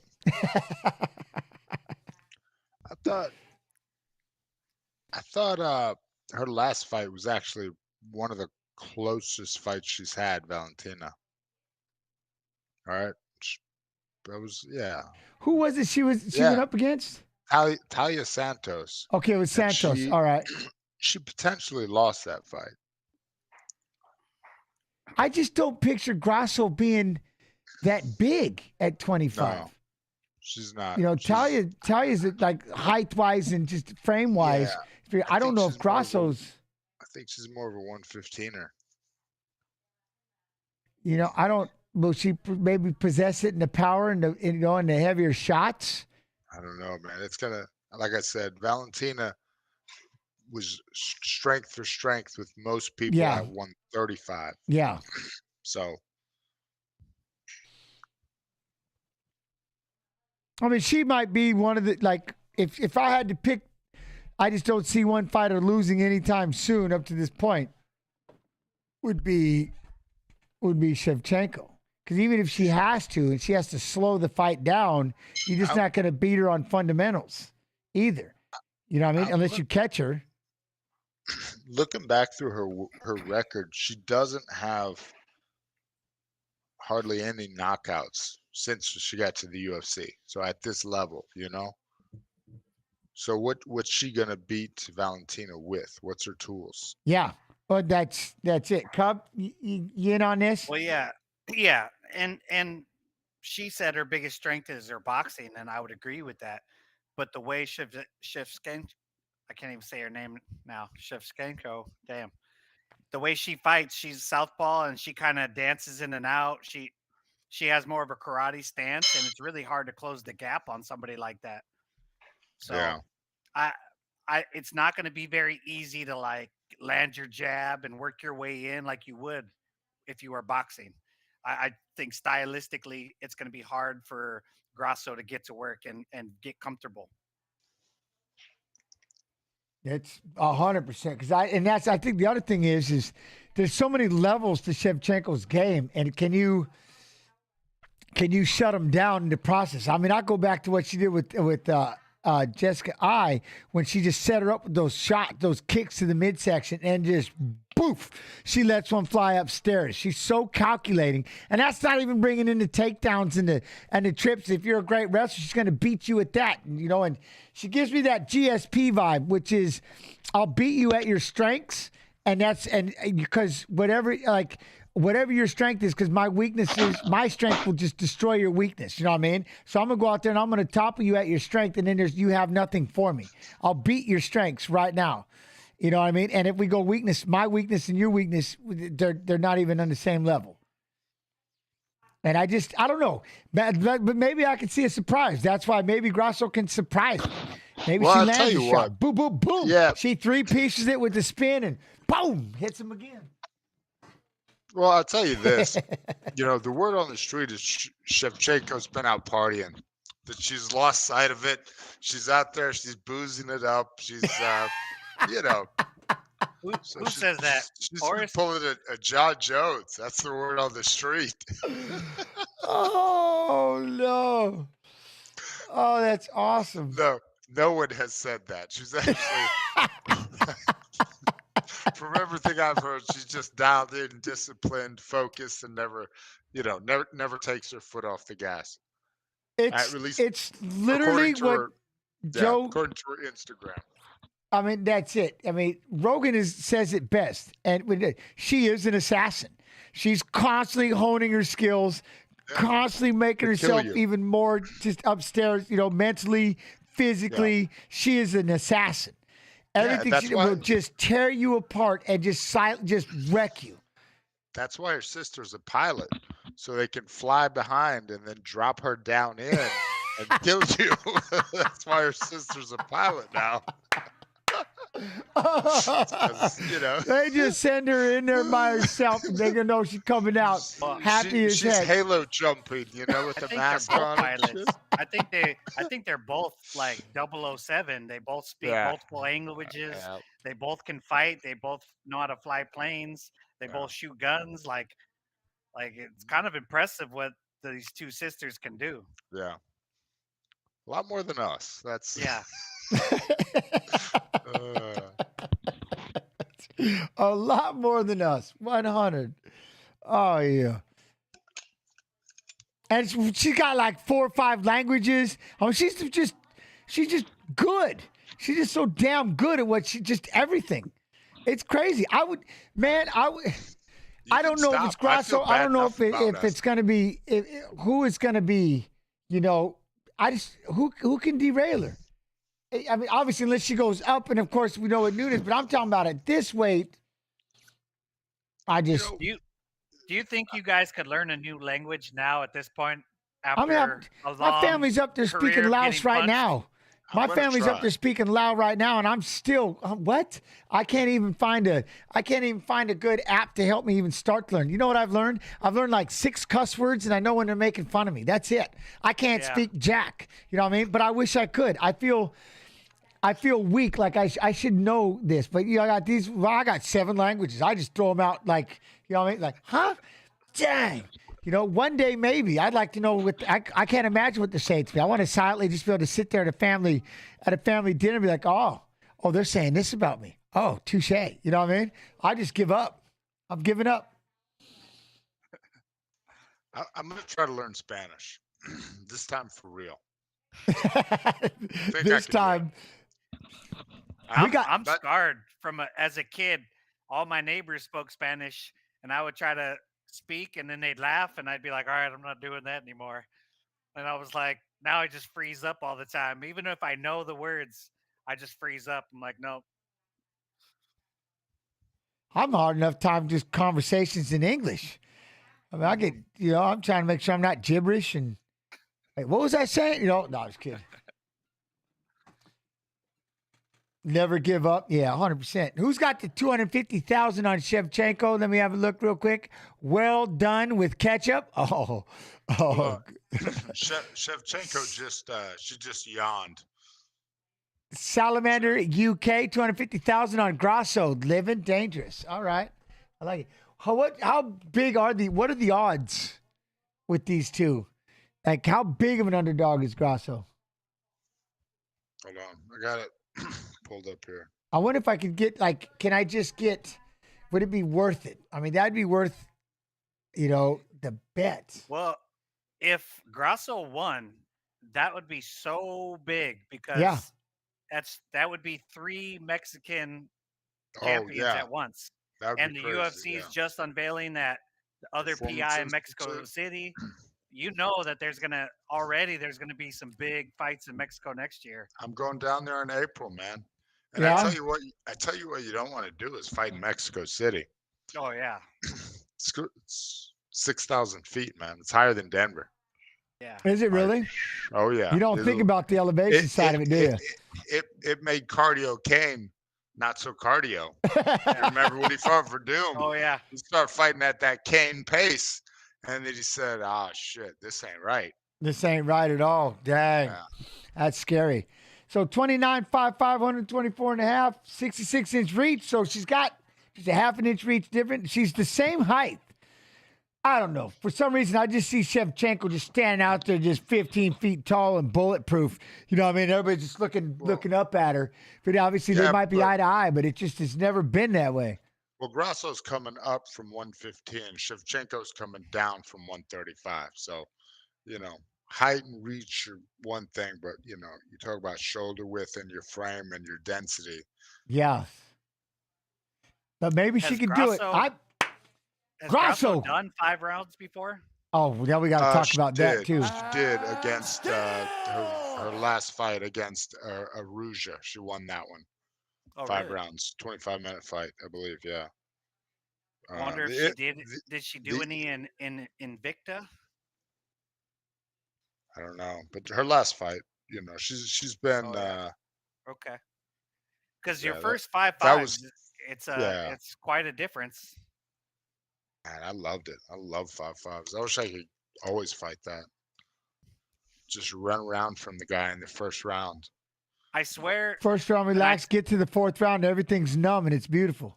Yeah. You just plan for the first 3 and then really the first 2, and then you just go on autopilot. Yeah, it's a thing but of after beauty. Doing 5-5s, I felt like I could do anything in life.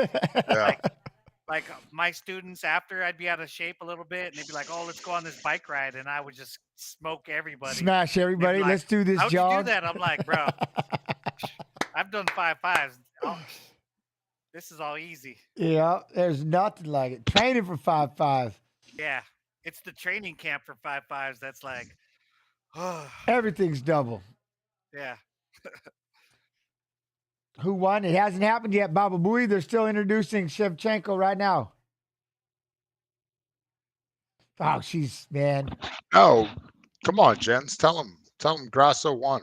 TKO, first round. It was amazing. We'll find out. Maybe I can't say that here in the first round once it starts. Look at her. Grasso looks tall. See, I just picture being so small for some reason, but she looks, hey, all right. She was, it's like, chest out.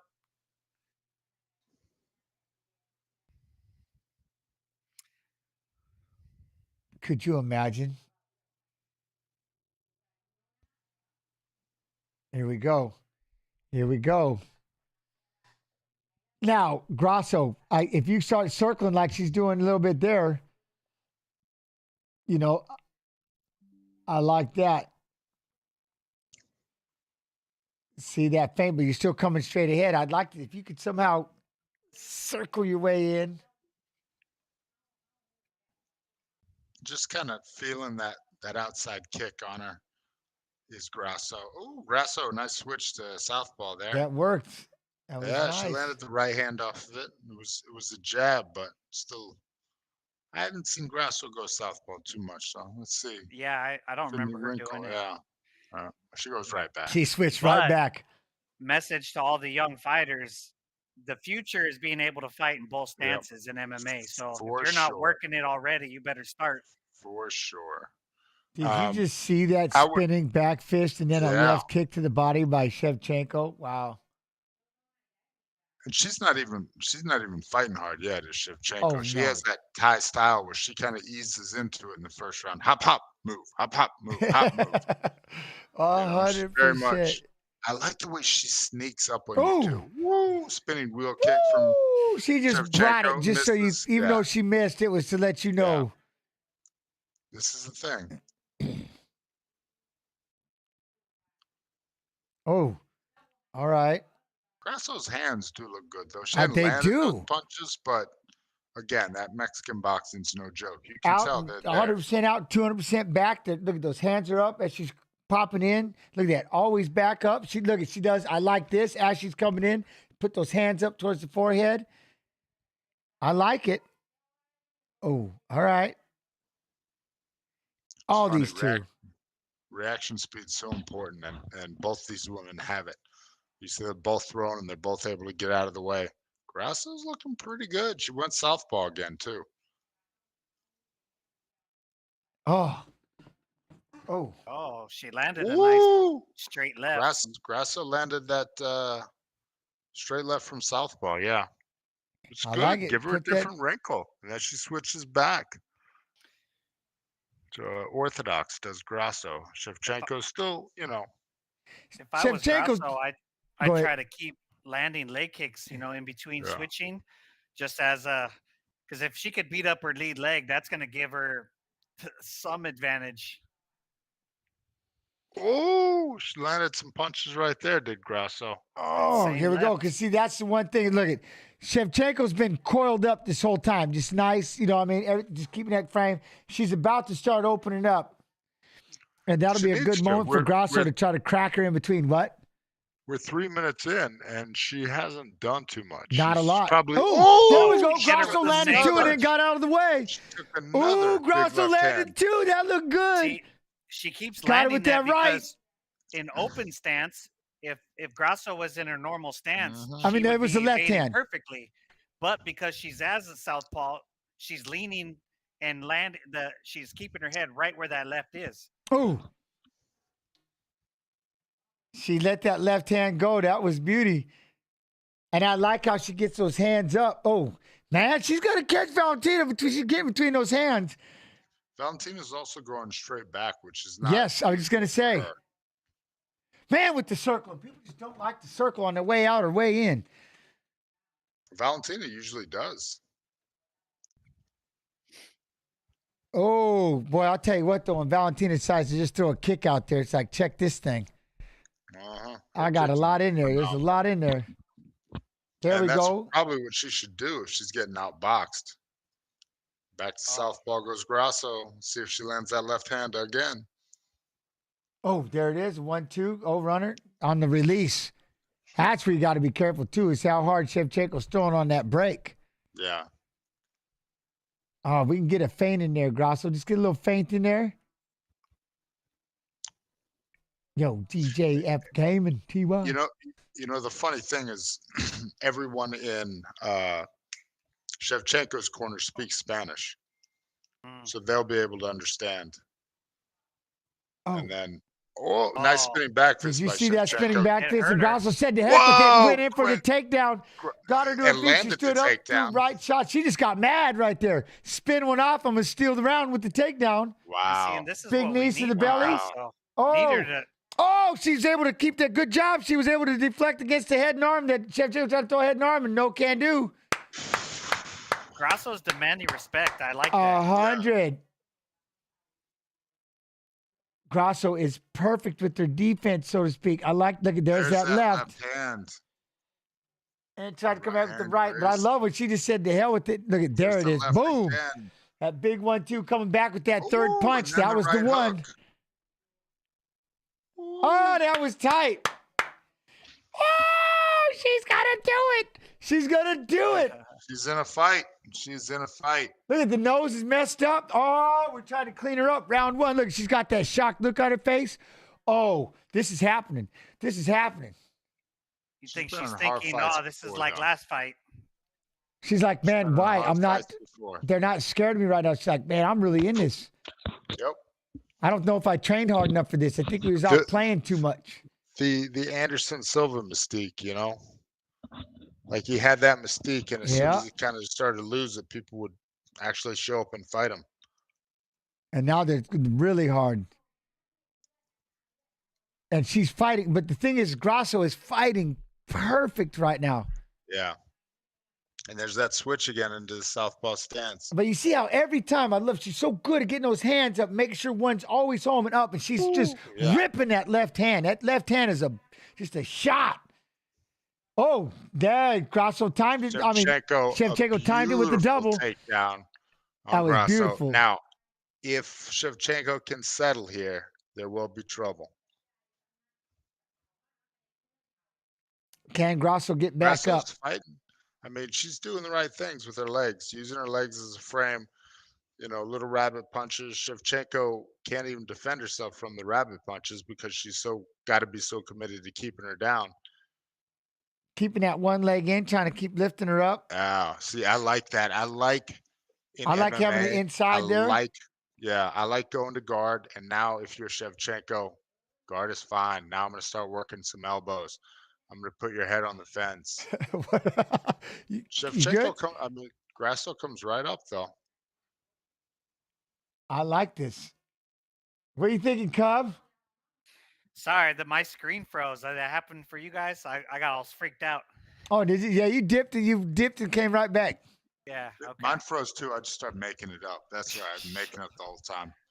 It sounded good. I'm with you. I'm with you. Now she's going to try to pass. And now we've got an issue. Shevchenko's out there in side control.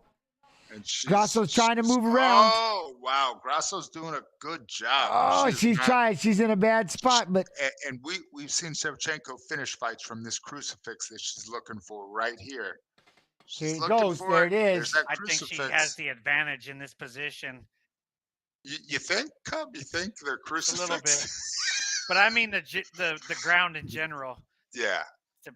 First, you know, when the strength that you were talking about. Well, that strength that you were talking about before, you can see that. Like Holly Holm's stronger than women are supposed to be. No offense, but you know. And then I saw her hold Holly Holm down. I said, "Oh shit, she must be really strong." Well, that's it. I mean, look what she's doing here. Grasso is just helpless. She's found her way back into this fight, though. Has Shevchenko? You know, she lost that first round. And in the highlights, man, she got hit a little bit. Nice sit out. You know, she's transitioning nicely. She did a really good job of timing that takedown when Grasso tried to say, but Grasso was able to walk around, get back to her feet. Oh, Grasso's up. 2 minutes left. Here we go. She finishes with 2 big shots on the break. See, now this would be the hardest part is right here is the way that if she gets too aggressive with her punches, Shevchenko's able to drop that level so fast, right, and get that takedown. So does that make you kind of slow down? Go ahead. Well, you can tell both women that session on the ground took a bit out of them because they're both, you know. That was a lot. A little more labored than they were. Again, Grasso in that southpaw stance. But I like she's still stepping forward. Challenge, man. Yeah. I don't, because otherwise, other than trying to time that punch for Shevchenko, you're not really seeing any offense from her right now. You know what I mean? No, I'd love to see the left high kick when she switches to southpaw with her, right? I don't care who you are. If you don't go southpaw a lot, your defense isn't as good. I'd love to see her throw that left leg to the head next time Grasso, like right now when she's southpaw. Or she could throw it to the leg. Oy.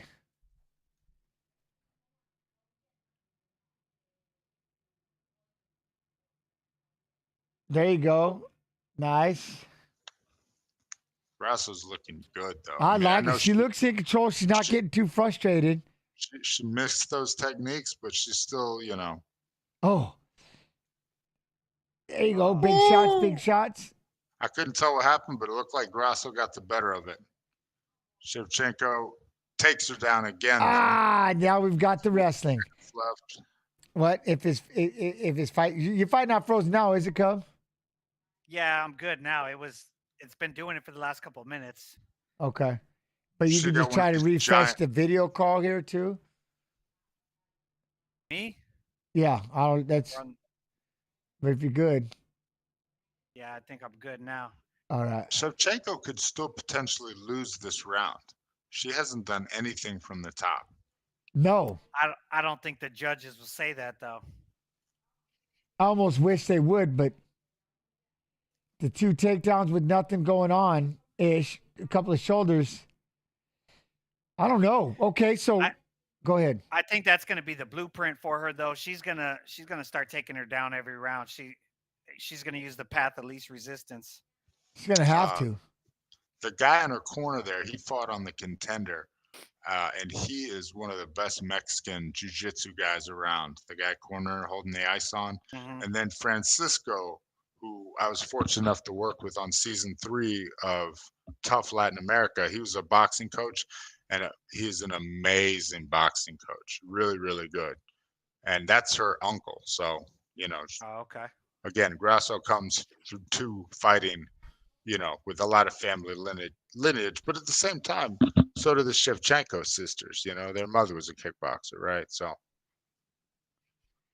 She's Some just great get, insight. she's just getting one of a Grasso. It's just if she could just somehow just stop this takedown and make it even a scramble.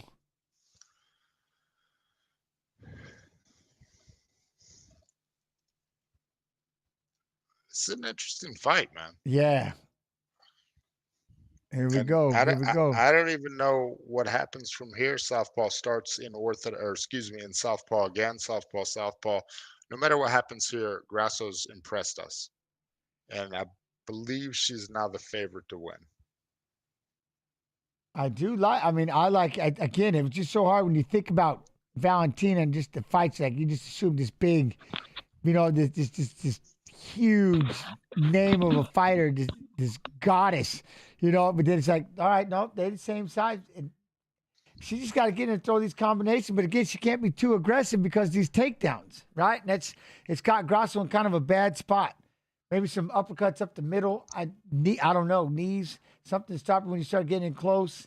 Again, it's obvious. We're not going to circle. Go ahead. I think Grasso's clearly the slower striker at this point. Yeah. I think it was a lot closer, and now it's not. I think that grappling and her having to get up is really. I could see the fatigue in her. She needs to make it. She needs to make it ugly. Oh, Like wow! that. Valentina lands a couple of. Valentina landed a couple of two good shots on the after Grasso closed the distance at 1-2. I would like to see Valentina's left hand more when Grasso stands southpaw. Oh, there we go. Putting those 4 That one punches landed. together like that. Nice. And the kick goes right missed over the the top of first- Grasso's head. yeah. But I like that. See those 4 punches by Grasso. They look good. She missed the first 3 and landed with the 4th. 100. And you can see every time they clinch, Shevchenko looks for that head and arm throw. That could be another thing like Grasso just tried to do right there. Punch, punch, punch. You shoot the takedown. You initiate the body lock. Well, she got her down once, But strength for strength, Valentina might still be stronger. Yeah. Oh, for sure. Grasso, let's go. Valentina, look, but again, Valentina's still frozen. She's not. Oh, there it goes. She just went in for the double, and it's just so easy. I tell you what, man. The minute Grasso about stepped her. in, boom, takedown. Everybody was always so amazed at how good Ronda Rousey's striking has got in her career. Look how good Valentina's wrestling has. I mean, that was like a low single with her knees were on the ground on that one. Yeah, That was a straight wrestling level change. double Boom. there, yeah. Perfect. Well, that's why I keep saying. That's why I keep saying that Grasso's got to make it a dogfight, because you give Valentina enough time to think. She's a chess player, right? She's just gonna pick you apart. And when she goes high low, she does all these crazy things. That's why I'm saying I feel like Grasso's just got to get in her face, but not let her clinch. Throw volume, make it ugly. Yeah, and walk her down, right? You can't, the way she's kind of jumping in, that's getting timed. Boom. So now you're just going to have to walk in and just start throwing. And again, I'm going to keep saying it over and over. Pick a hip flexor, pick an ankle, and keep hitting that circle. Nice, tight circle around it. Changes up everything. And there's not one fighter that's done it yet. Not one has moved in a circle to change up the rhythm of the fight, because right now they're stuck in this rhythm, and Grasso kind of sits out there, and when she steps in, boom, she level changes and drops, and they meet. But we're like just that every time you step, it's constant circle. Like I want to see you do 3 circles around her in this next one. Get in close, put your head on the chest, and just circle. You know what I mean? I do. What? Did we just stand it up and got her punched in the face in the process? Yeah, that was like an odd stand-up. That was out of nowhere. Like, they didn't let him know ahead of time. Hey, we're going to get ready to stand this up. He just came in and stood him up. The thing, too, is that Shevchenko had actually started to land some strikes, but, Grasso's walking Shevchenko down. Shevchenko, another double leg, lands it again, gets the back. Grasso tries to roll, Grammy roll. She's not quick enough to get to her feet. Those are illegal. These things happen. Oh, we just hit the back of Grasso, threw in the legs. Here she goes. Shevchenko's got her back.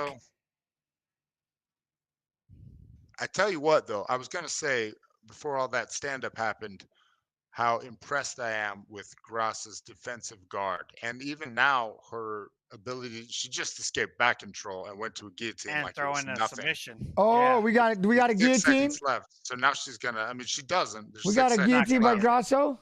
Oh, hey. Hope y'all doing well. Great to see Cub here. Better. Oh, you met Cub at the NAM Fans Academy? Oh, V-Dog, GG.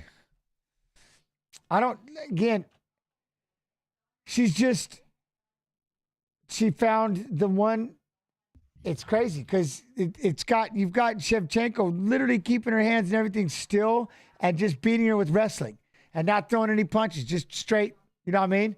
She'll do that jab, and then it's just, as soon as she can, she's just going to hit that takedown. Yeah, out of the way, jab. I like that. Oh, Grasso.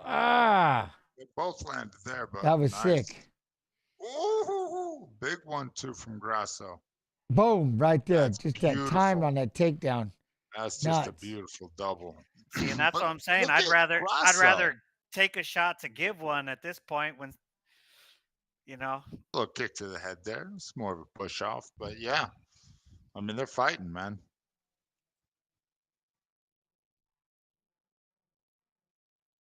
What's that? Do you think Grasso needs some urgency? Like, the problem is with the urgency. The problem is she can't be urgent because it's going to you're just going to fall into that takedown. I think like what Cub was saying is she just needs to plod forward, but with busier hands and just really, like I said, I'm going to keep saying about the circling, but she's going to have to plot. She can't just jump in because when she does, she's getting timed. But what do we know? We're just 3 old guys watching fights. Yes, 3 old guys with glasses trying to figure out what's happening in this fight game. Oh. As I see, that's a takedown stuff. But you see how she Grasso. shot? That was a good stuff that time. Yeah. Nice stuff by Grasso. But I would like to see some circle. Like, you just don't see no circle. I'm going to keep crying about it. I realized that I didn't do my homework on Grasso because I had no idea she'd be so good from the southpaw stance. And I knew her boxing was good, but I don't know. It's she looks great here. That jab of Shevchenko, as she's backing out, boof, boof. She's stuck those a few times when she gets in. It's boom, boom. And then I'll get Grasso come forward and she'll drop into that double leg. But she's keeping it really simple right now. Where's the left behind it though? Where's the straight left? Yep. Well, I think Behind that would. I think that would. But then you put too much commitment into that, and maybe that'll get you taken down. You know what I mean? It seems like Shevchenko is keeping it nice, very simple. A couple of jabs and a drop level to take. You know what I mean? She's not really doing a lot to mix it up. She's just keeping it nice, simple, waiting for that takedown, and not trying to mix up the hands too much. Well, she never really overcommits. That's Yeah. what makes her dangerous. Yep. Hopefully, yeah, because I don't know if I'm relaying it the right way, but she's just, you see how she's just kind of standing there. She just keeps popping that jab. She's just keeping it really simple so she doesn't get caught out of position at all. And Grasso, Shevchenko is, yes, sorry. Yeah. I mean, at the end of the day, she's more of a counter fighter, and she's not having success with that. But yeah, that's why she stands there like that. You know, hop, hop, move, hop, hop. Yeah. You know, she takes the 2 bounces and she picks a direction. Yeah, she could just, like I said, just keep getting these takedowns. To boom, she tried right there, but again, that time she tried to change it. Grasso was able to kind of level change with her and stopped her right in her tracks. She fell on her butt a little bit, Shevchenko did, when she's dropping that level. So she's starting to figure it out a little bit. But again, see how she's just kind of plodding forward? Walk your way forward. Don't jump in so you can't get caught. Keep walking your way in because you know when you get to that spot, she's going to level change on you. And twice now she's been ready for it. Yeah. Well, I will say Shevchenko is coming back in this round just on the jab. Grasso's shot drives Shevchenko to the fence, but I like that. Push up against the fence, keep that head in the pocket, control that biceps, try to score some points. you can see the she's got the body lock. She's got that sucker locked with 1:40 to go, muscling around the fence. This is impressive, man.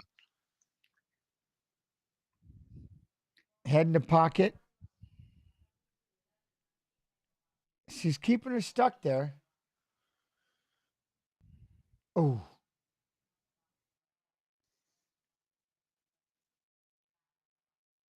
All right, here we go.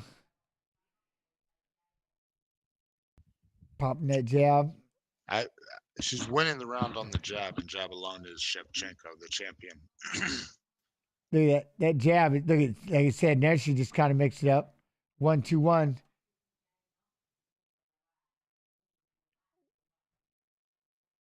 Oh, she tried to spin. Alexa's got her back. Alexa jumped up on her back. She went for a spin kick. Alexa got her back. She's going to go for the rear naked choke. She's got the legs in. Oh, she got this left. in. Oh, she's got this locked up. No way. No way. She got this locked. We can't She's tell. got it locked up. She's going to try to fight her out. She's got it. Oh, she's got it in deep. She's got her chin. She's doing everything she can to bury this. She's got it above the chin. Oh, she's got her chin. It's the only thing saving her. Give it everything you got. Grasso's got it locked in. Look at 30 seconds. She's tapping. Oh, it's in deep. It's in deep. She's padding. She's not. She's tapped. tapped. She tapped. Wow. She got her. Viva Mexico. Wow. Somebody just made a lot of money.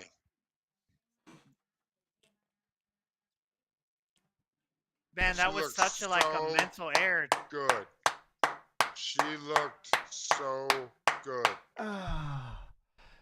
Oh, that was crazy. She locked that in so quick. Oh, she did it. Yo. She went for a spinning kick and gave up her back and got choked out. That is crazy. Yeah. The way she took that back, that was unreal. Unbelievable. Who had the 250,000? She just beat the one. That's you mean the 600,000 now? Oh. Wow. Unbelievable. I called it, Pulver. There you go, Sage. GG. Yeah. That was awesome. Congrats. That was unreal. Look at boom. She tried to do it. Look at she tried to do a spinning back kick. A spinning kick, and she just took her back. She caught her with that shot to the back to the temple there too, you know. She plodded forward, just got inside, boom, and got her back. Look at that. Boom. Grabbed a hold of it instantly. Hoof. That's the dangers of throwing that kick at close range. It's Yeah. You miss, gave up your back. That was unreal. Unreal. Unbelievable. And look at that. Look, she's even like she's using her leg to keep it out there. She tried so hard to fight 30 that. seconds left. There's not so much time Look, left. that thing was so deep. Oh, that was something. That was it. That was wow. Wow. Wow. AC Slater going ham. Look at her. That has got to be the feeling, man. The person who bet 250,000 on Grasso, go ahead and brag it up. Celebrate. Yeah. Tell you what, it is 3 Mexican Redeem your VIP. LOL. Your payout must be massive. You what, Grasso came in confident too. Like yeah, she did. That was one thing. She kept a great game plan. She kept it going, and even after getting taken down a couple times, she found that will in that way. Unreal. Look at that feeling. That's pretty impressive. Immediate rematch. It's got to be pretty immediate. Who else is there at 25? Nobody. I was like, where'd this one come from?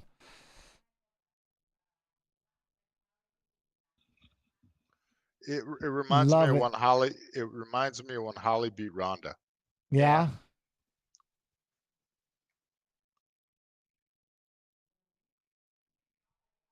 She dreamed this moment for so long. That is unreal. I love it. Unreal.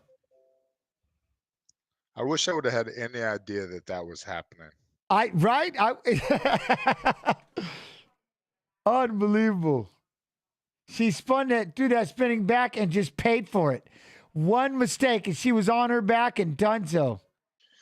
And Valentina's not one to take a lot of chances either. Unreal. She trained for that, she said. Didn't hesitate. It was so fast. Not often. She must have trained it a lot because literally once she spun, she just said boom and jumped on her back so quick. Unreal. That was awesome. Look at, she trained it. Shevchenko went for a spinning back kick and she missed it. She stepped off the side and Grasso jumped up on her back, threw in the hooks, and got the rear naked choke. Done. I did not do my homework on this fight. You can do the main event. Oh, okay. All right. Now we still got a main event. Woo. I'm already exhausted, man. I'm wore out. That one got me. All right, one sec.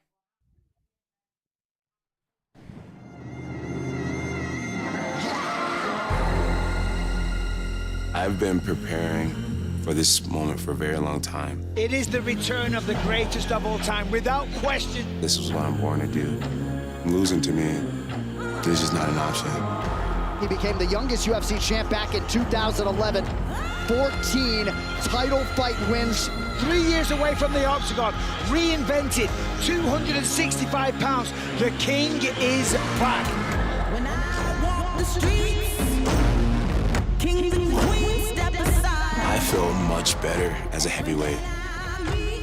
I feel like now I get to experience my true power. I believe I'm one of the more physically strong heavyweights in the whole UFC.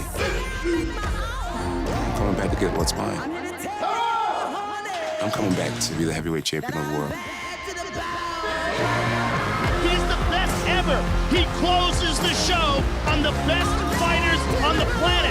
He's beat every world champion, every great challenger he's ever fought. He's beaten them all. He is the GOAT. I have an obligation to greatness, to leave my body out there, to leave my talent out there for the world to see.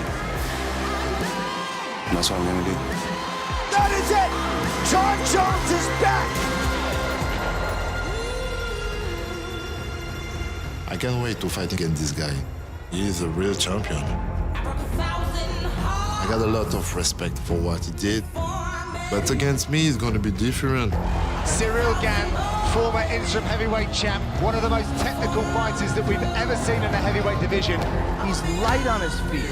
He moves like a welterweight. This guy's an elite level athlete. He is so fluid with his movements, and he literally just breaks people down. Cyril Gane isn't your average heavyweight. This man is a problem. Oh, huge shots from Gane. Lewis covers up. Total domination on the road tonight. I'm confident and I'm believing myself. Jon Jones, it's my time now. Your time is done. Oh my God. What a finish by Cyril Gane.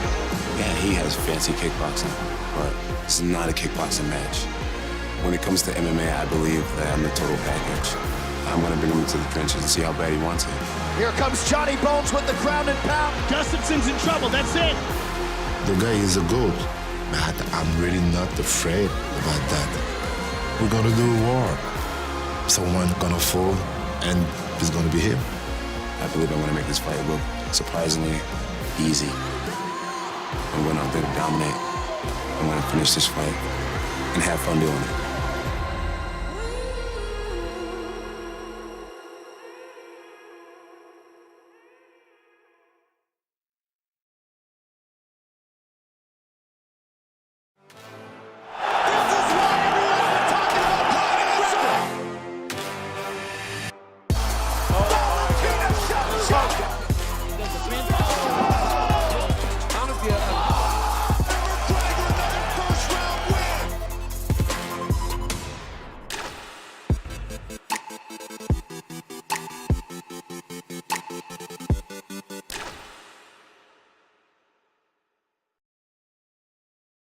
Greatest of all time. He's beaten every human being he's ever competed against. He's the GOAT. The greatest mixed martial arts athlete we have ever seen. What you see with Jon is unprecedented talent. The youngest champion in UFC history. Dominated everyone. He took out generations of fighters, legend after legend. This next chapter will be where I show the world how great I can possibly be. I'm coming back to get what's mine. Jon Jones, the heavyweight debut, 3 years in the making. Going up against Cyril Gane for the undisputed heavyweight championship. Cyril Gane has become one of the best heavyweights in MMA. So dynamic, and that's what really sets him apart. You don't see that from heavyweight. He's a problem for them all. Jon Jones, let's go. Cyril Gane and Jon Jones, I'm very interested in that fight. How does Jon perform at heavyweight? Can Jon close the distances? He is fast. What is the 3 years off like? Is he better because he's fired up? Y'all must have forgot. You do not know what's going to happen until they step into that octagon. The greatest pound-for-pound fighter of all time. Jon Jones is back. But he has a very difficult task in front of him with a dangerous man. Cyril Gane. This man's absolutely terrifying. He has his eyes set on a heavyweight title. The kingdom is mine. The greatest flyweight champion in UFC history. Shevchenko. She is a straight-up assassin. Alexa Grasso. A serious title challenger. She has all the tools to match up with Valentina Shevchenko. 2 championship fights. Let's do it. The kingdom is mine.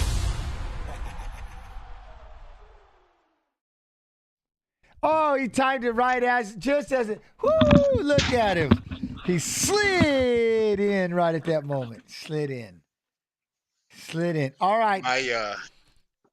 Hold on. You got your 250K on Serial. All right, Serial. Oh, look at this. Let's see. Oh, the 250,000 Salamander UK. I know Salamander just went and VIP'd it with his million. TG Bradshaw crew 250,000 on Jones. All right, chat.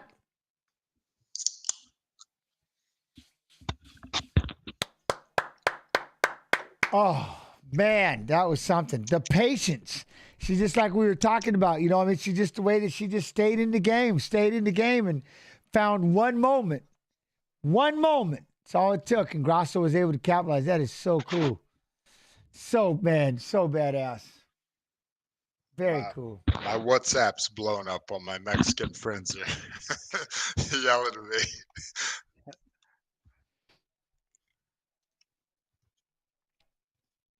There he is. He's Just back. think how how big of a fight in Mexico they could have right now with the three champs. My God. The Amazing. three champs. Oh, They got to do it, man. I don't think they could wait till next year. That would be awesome. That would be awesome. Medi won. I like it. I like it, Medi. We'll see. We'll see. That's the thing. I mean, think about that. You know, it's just Gane has an opportunity to just beat Bones. That alone is, he gets a chance to. I wonder how pumped he's going to be for this. You know what I mean? It's just, got to be pumped. And I'll be curious again to see what Jones does. You know, what do you think? I'll let that marinate. Cub, dive in. Tell me, what are you thinking going into this fight? And then we'll grab Forrest after that. But what are you thinking going into this fight with Gane and Jones?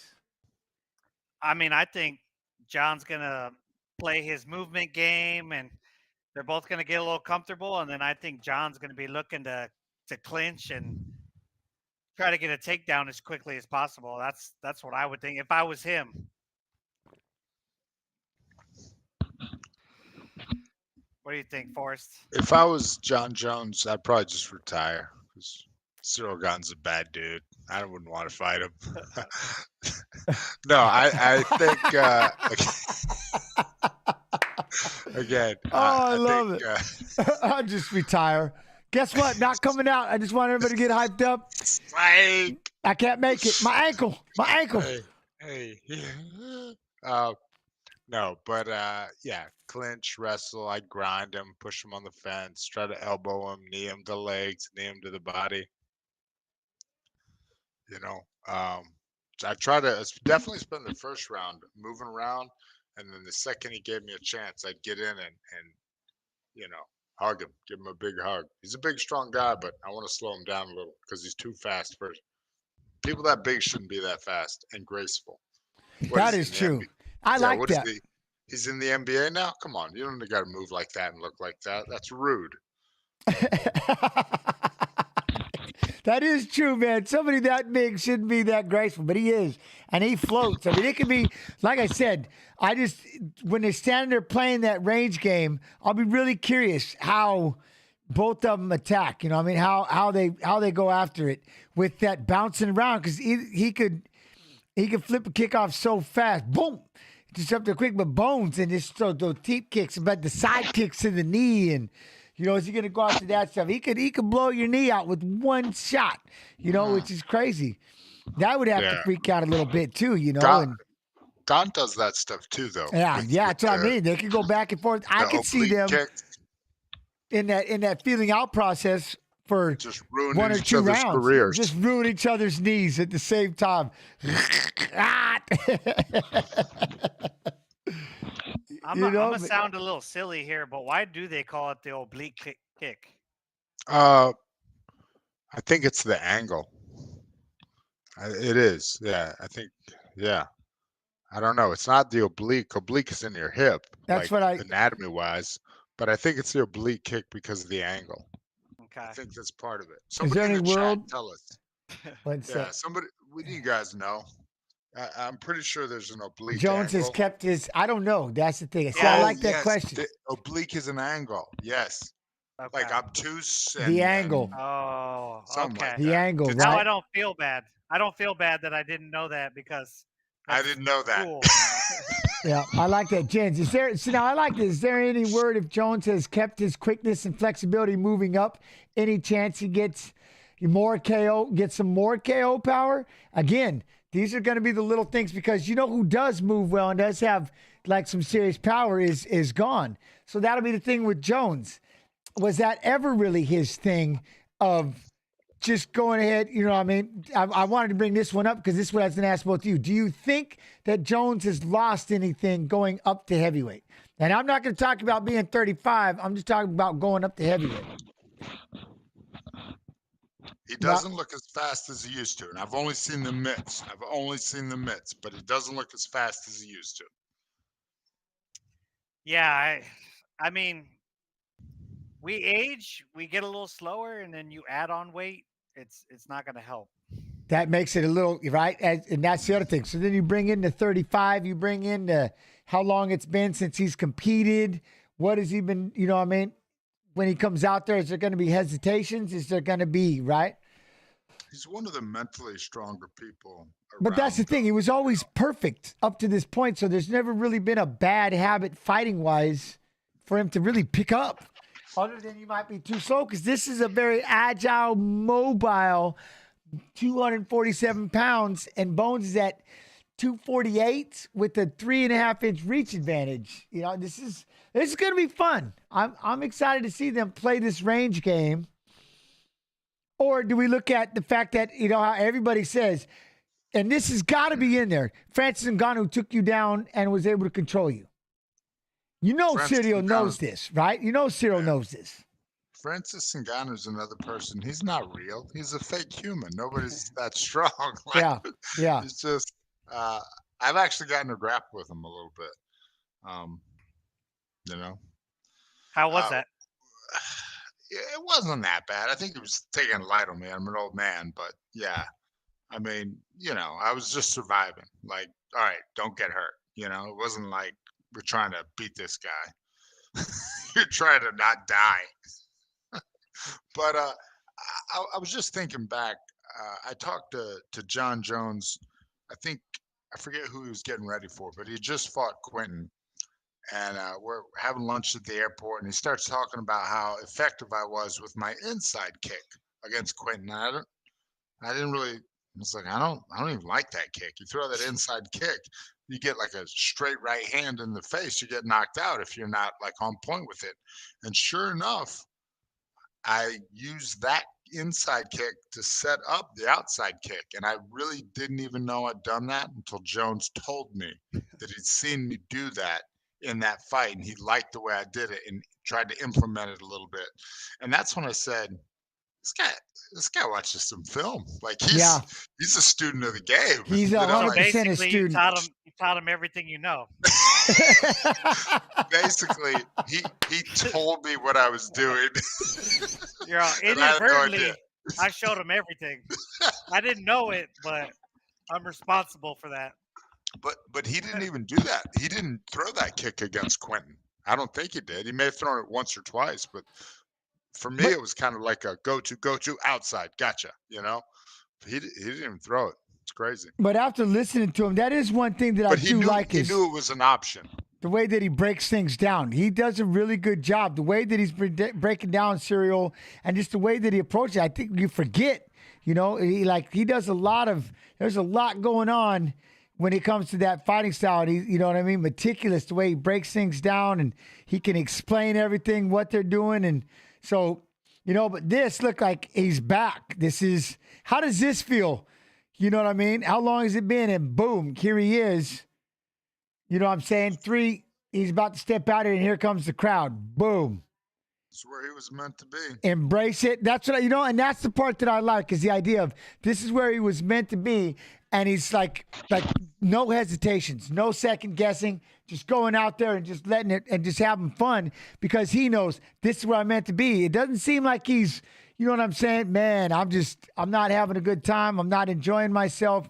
You know, like, he looks like he's in his groove and ready to go. And I like that. I like he shaved the head since yesterday, right? Giving his brothers a hug on the way out. And also making Cyril wait even longer. Let him sit for a while. Ice the kicker, baby. Take your time on this. Take your time on the waiting. It is. Go ahead. I'll talk it while I can, while my stream is allowing me to. Dive in.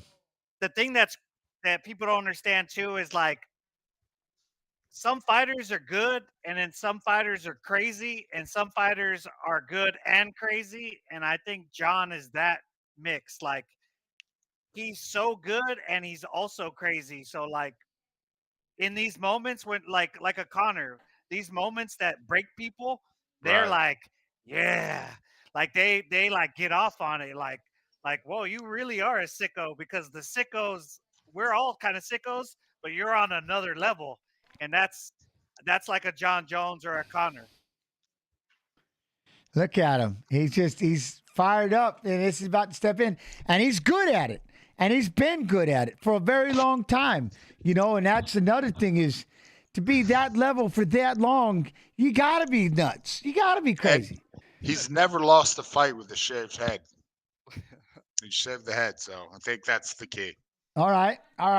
Dang, yeah. Predictions are closing soon. Look at this. Look at this. We're literally at 287 to 220, 3.6 million points on both of them.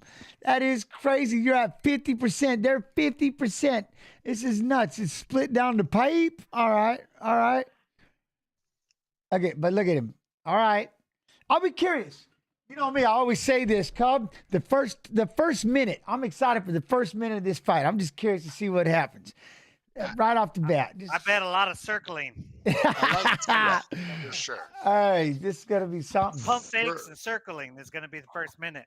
For Jones, I like seeing his old, some of his original coaches in his corner, like Greg and I forget, Brandon Gibson. Yeah. Kusa, the jiu-jitsu coach. Yeah.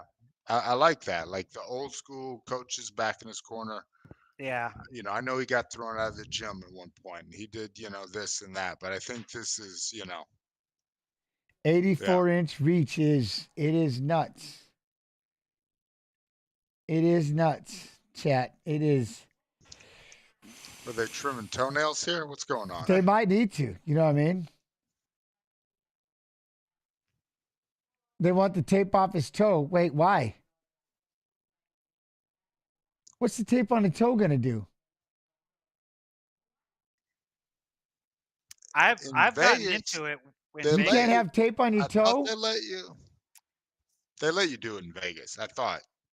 All right, so the deal is it had to be cut with neoprene. He wants to fight, and they're making him take the tape off his toe.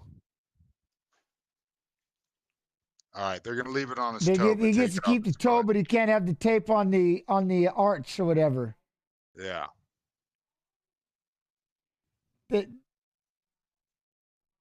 They made him take it all off. Just off the foot. Yeah, I think that was probably the right move. They left it on the toe, but took it off. Oh, did they leave it on the toe? Yeah. You can't have tape on the knuckles, even the toe knuckles. Apparently. Okay. That's him. 84.5 to 81. There you go. There's that reach. These are large humans. Both 6'4" with the reach. 1 pound, they're half-pound difference, and a 3-inch reach advantage for Mr. Bones. And tape gate incoming. Oh man, don't do it, Snoo. He said tape gate. Toe tape gate. Dude, I had a commissioner. I can't remember the state, but he told me if you have to wrap your ankles, you shouldn't be fighting. And I was like, we tape our hands. Why can't I tape my ankle? And he was like, don't argue with me. Oh wow. I was just like, come on, it's so stupid. We wrap our hands, but I can't wrap my ankle. Like, that doesn't make any sense. If you have to tape your ankle, you shouldn't be fighting. What? Yeah. Really? What? If you have to wear a mouthpiece, you shouldn't be throwing down. Get out of here. Man, what the heck's wrong with you? If you have teeth, you're too smart to fight. No teeth. Hey, I wonder, does anybody know the story behind Cyril's tattoo? It looks like the Raj sun god. Oh, look at Buff is going ham. Chat, does anybody know that question? The tattoo that Cyril's got on the chest? Oh, been waiting for. Look how many people are in this bad boy.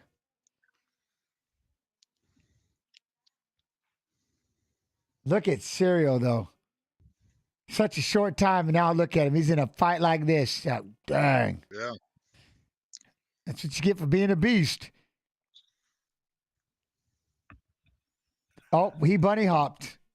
We got a buffer bunny hop. Yeah, we did. All right. Don't blow your knee out again, Buffer. Yeah, Good don't, Lord. right? That's why. Don't do it. Don't do it. That's why he's in his fields. If he bunny hops, you know it's real. You think he's going to do something crazy for UFC 300? He's going for that. He's going for a handspring. Yeah. He's got to. Sit up on the rafters or something, come flying down. I'm surprised he hasn't brought in like backup dancers or something. Right, yet. come in like a wrecking ball. Just come down. No, Boom. He wouldn't want anybody in there, Cub, taking his shine. There's only room for the buff. Cupcake in his shot. Oh, I love it. Hey, this is how funny. He's awesome.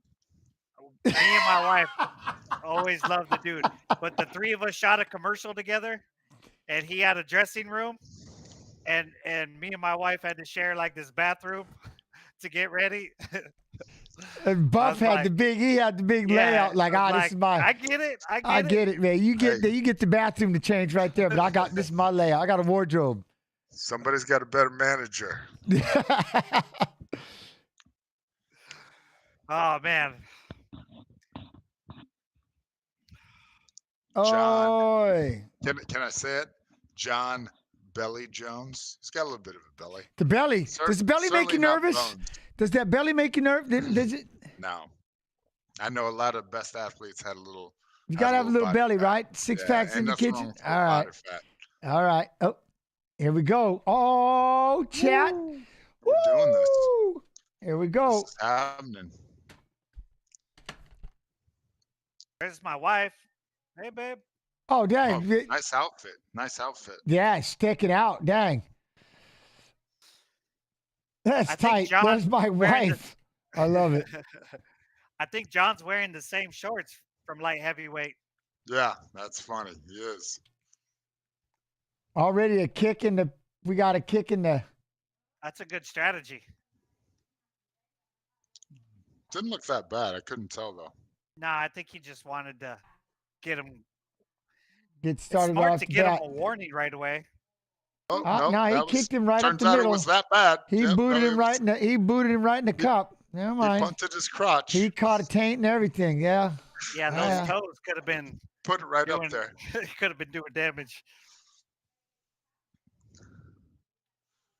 All right, Cyril Gane. All right, here we go. Southpaw. John is. See, now this is the other thing. Is see that John's range. Engaging. Yeah. Well, John's looking to, throw that right hand.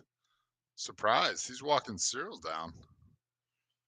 He's gonna walk right in front of him, you know what I mean? And then Sergio, now see right there. I don't like how he's trying to hold on to that leg, or maybe he's trying to go for that takedown, or what it is.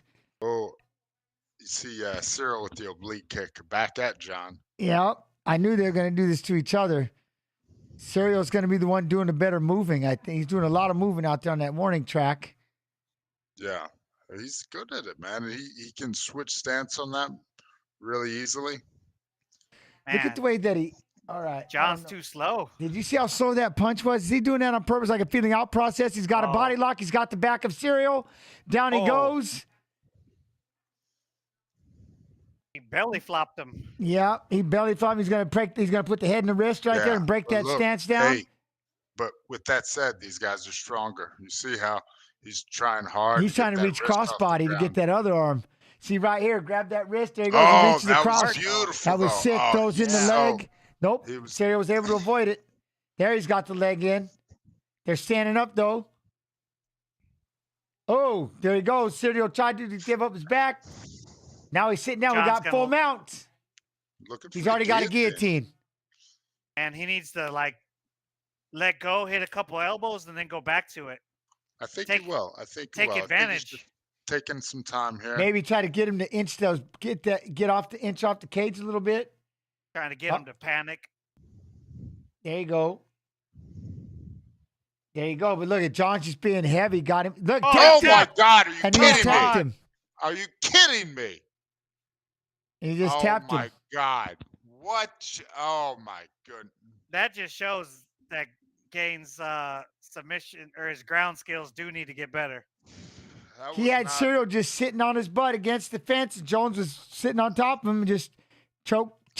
Why? Hold on. Why is there a guy telling John to get off It's the last fight of the night. Get on the octagon. Yeah, John. he can stand sit up as there. long as he Yeah, let him wants sit to. up there all he wants. He can do whatever he wants to do. It's the last fight of the night. That's unbelievable. Was that a minute? 90 seconds? That was impressive. I don't see I didn't see the readjust. he baited him. It was like I was so. I cannot believe this. This is madness. He's doing that. Valentina Shevchenko's losing. Stipe Jones. Stipe and Jones. Stipe Jones. That is a decent little fight, man. For International Fight Week. Yeah, why not? Ooh, International Fight Week. I'll be there. That would be nice. Jones dancing. Jones is just having a nice time. Letting it ride. Yeah, He's back. He came in the PI and he just picked me up like I was a small child. But Jones is so good, man. He's so good. The most impressive thing was actually when he couldn't get the hand he wanted and he just reached in and pulled that ankle up and flattened him. That was just crazy, right? There's the belly flop. Yeah. That's the technical name for it. So right here, he grabs the chin. He gets the wrist under Look at there. that. Look how quick he had that. The back of his head with his lat on that shoulder. crushed. He did it the right way. Look at the way he pulling it. crushed down on the back of that head. But he still could have fell to his side. He would have been fine. But No, he was stuck. They're He big had him boys. I stuck think there. it was the fence. I think it was the fence being there. yeah. He had him stuck 100%. That didn't last long. Didn't last long. That was Bones Jones. Man. Dang. One little boo-boo.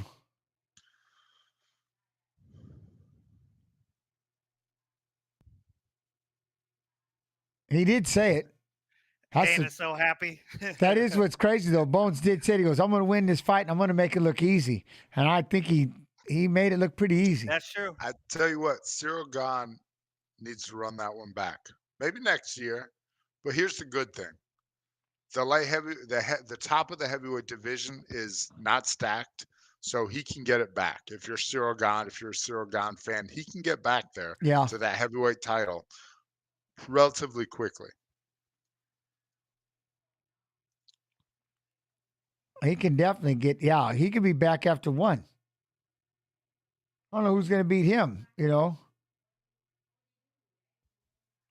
We'll John doesn't even care. John has no problem making us wait. It's like, nope. This is his John's moment. just going to pick some people up. He's just going to carry everybody around a little bit. Oh, wait, they're going to introduce you.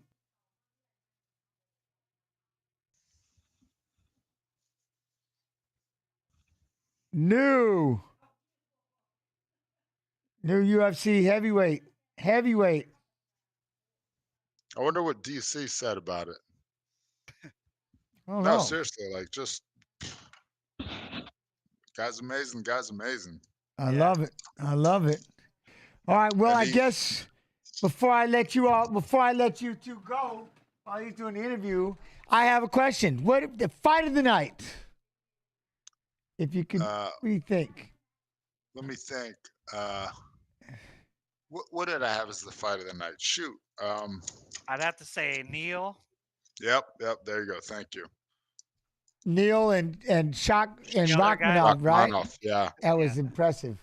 Yep, yeah. Thank you. you. Then we'll go back to now with the performance of the night.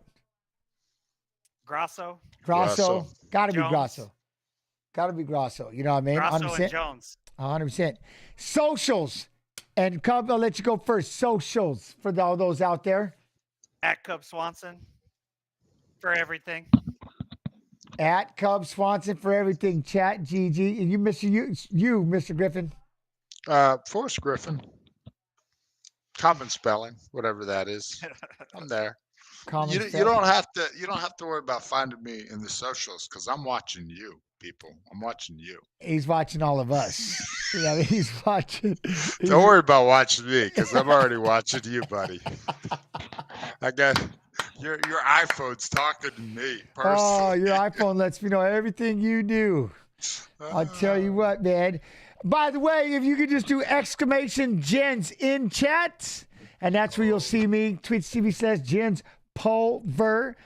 Exclamation Forrest in chat for Forrest Insta and Twitter, and exclamation Cub in chat for Cubs Insta. And don't forget this, exclamation Twitter at UFC Streams, where you can find out all the information, everything that we're going to be doing.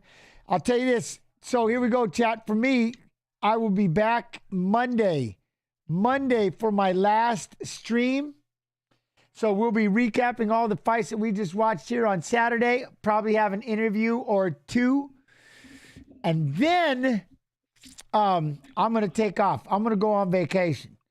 So it's time for me to head to Thailand. But we still don't have a fixed schedule past Monday, but there will be streams. I promise you. There will be streams. I will do it from my phone if I have to in Thailand.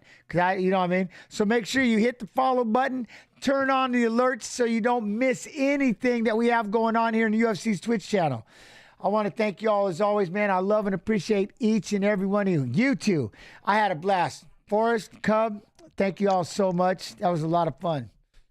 Appreciate you guys. Thank you. Much appreciated. No, that was a blast. Y'all let me know if you ever want to do it again. That was, you know that, man. I'm always I down. love rapping with y'all. No, that was fun. We got to do that. We have to do that again. You know what I'm saying?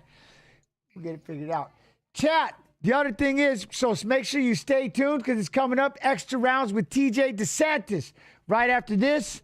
I love you. I appreciate you. Like I said, man, you can be anywhere in the world. Time. Money can't buy it. And we always wish we had more of it. And the fact you're in here hanging out and spending your time with us. Love you. Appreciate you. It means the world. I will see you on Monday. Oh, there's Stipe. Look it. I will see you on Monday. He's calling out Stipe. I love it. Here we go. Look at Stipe's ready to go. There they go. Look at Stipe's face. He's not even playing. He's angry. We're going to have a fit. And then we got it. Did I see a forest cat? Did we have a forest cat just happen? Yeah. All right. Brunson. Brunson? No. Ooh, but before I let you go, chat, our time has come. Where did it go? It's always fast when you want it slow. We had some fun, just you and I, but now I must wave bye-bye. We played some games. We sang a song. I'm sorry it's so sad you can't come along. I'll see y'all on Monday, 6 p.m. Eastern. Y'all be real. Y'all be good. Y'all be real good.